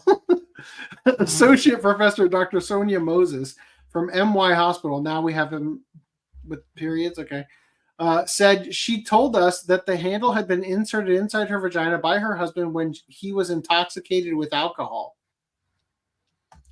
He had warned her not to tell anyone or he would hurt her. Wow.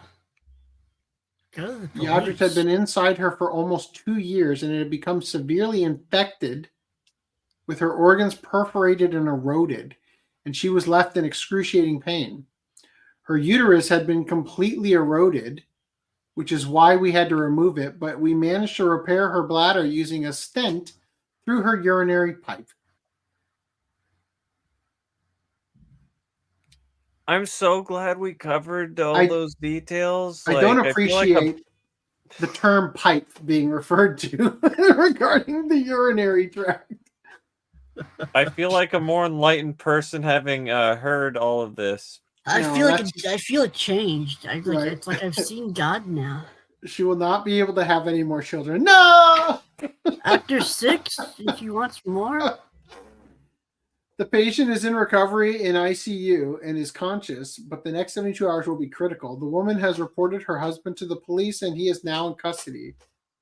What's the statute of limitations on shoving a bike handle in a vagina? Wow. Okay. Well, folks, that's it. Glad we got that one out of the way. Yep. I don't know what to put in terms of the outro, but I definitely do know. Actually, we'll use the Trump assassin thing. It's in here somewhere. Where the fuck is it? Oh, here it is. Okay. All right. Was there comments? No, nothing that seems important. All right. Nope. If we are able to, I will see you guys on Wednesday. Take care. Good evening, America, and all the other lesser nations. It's your boy.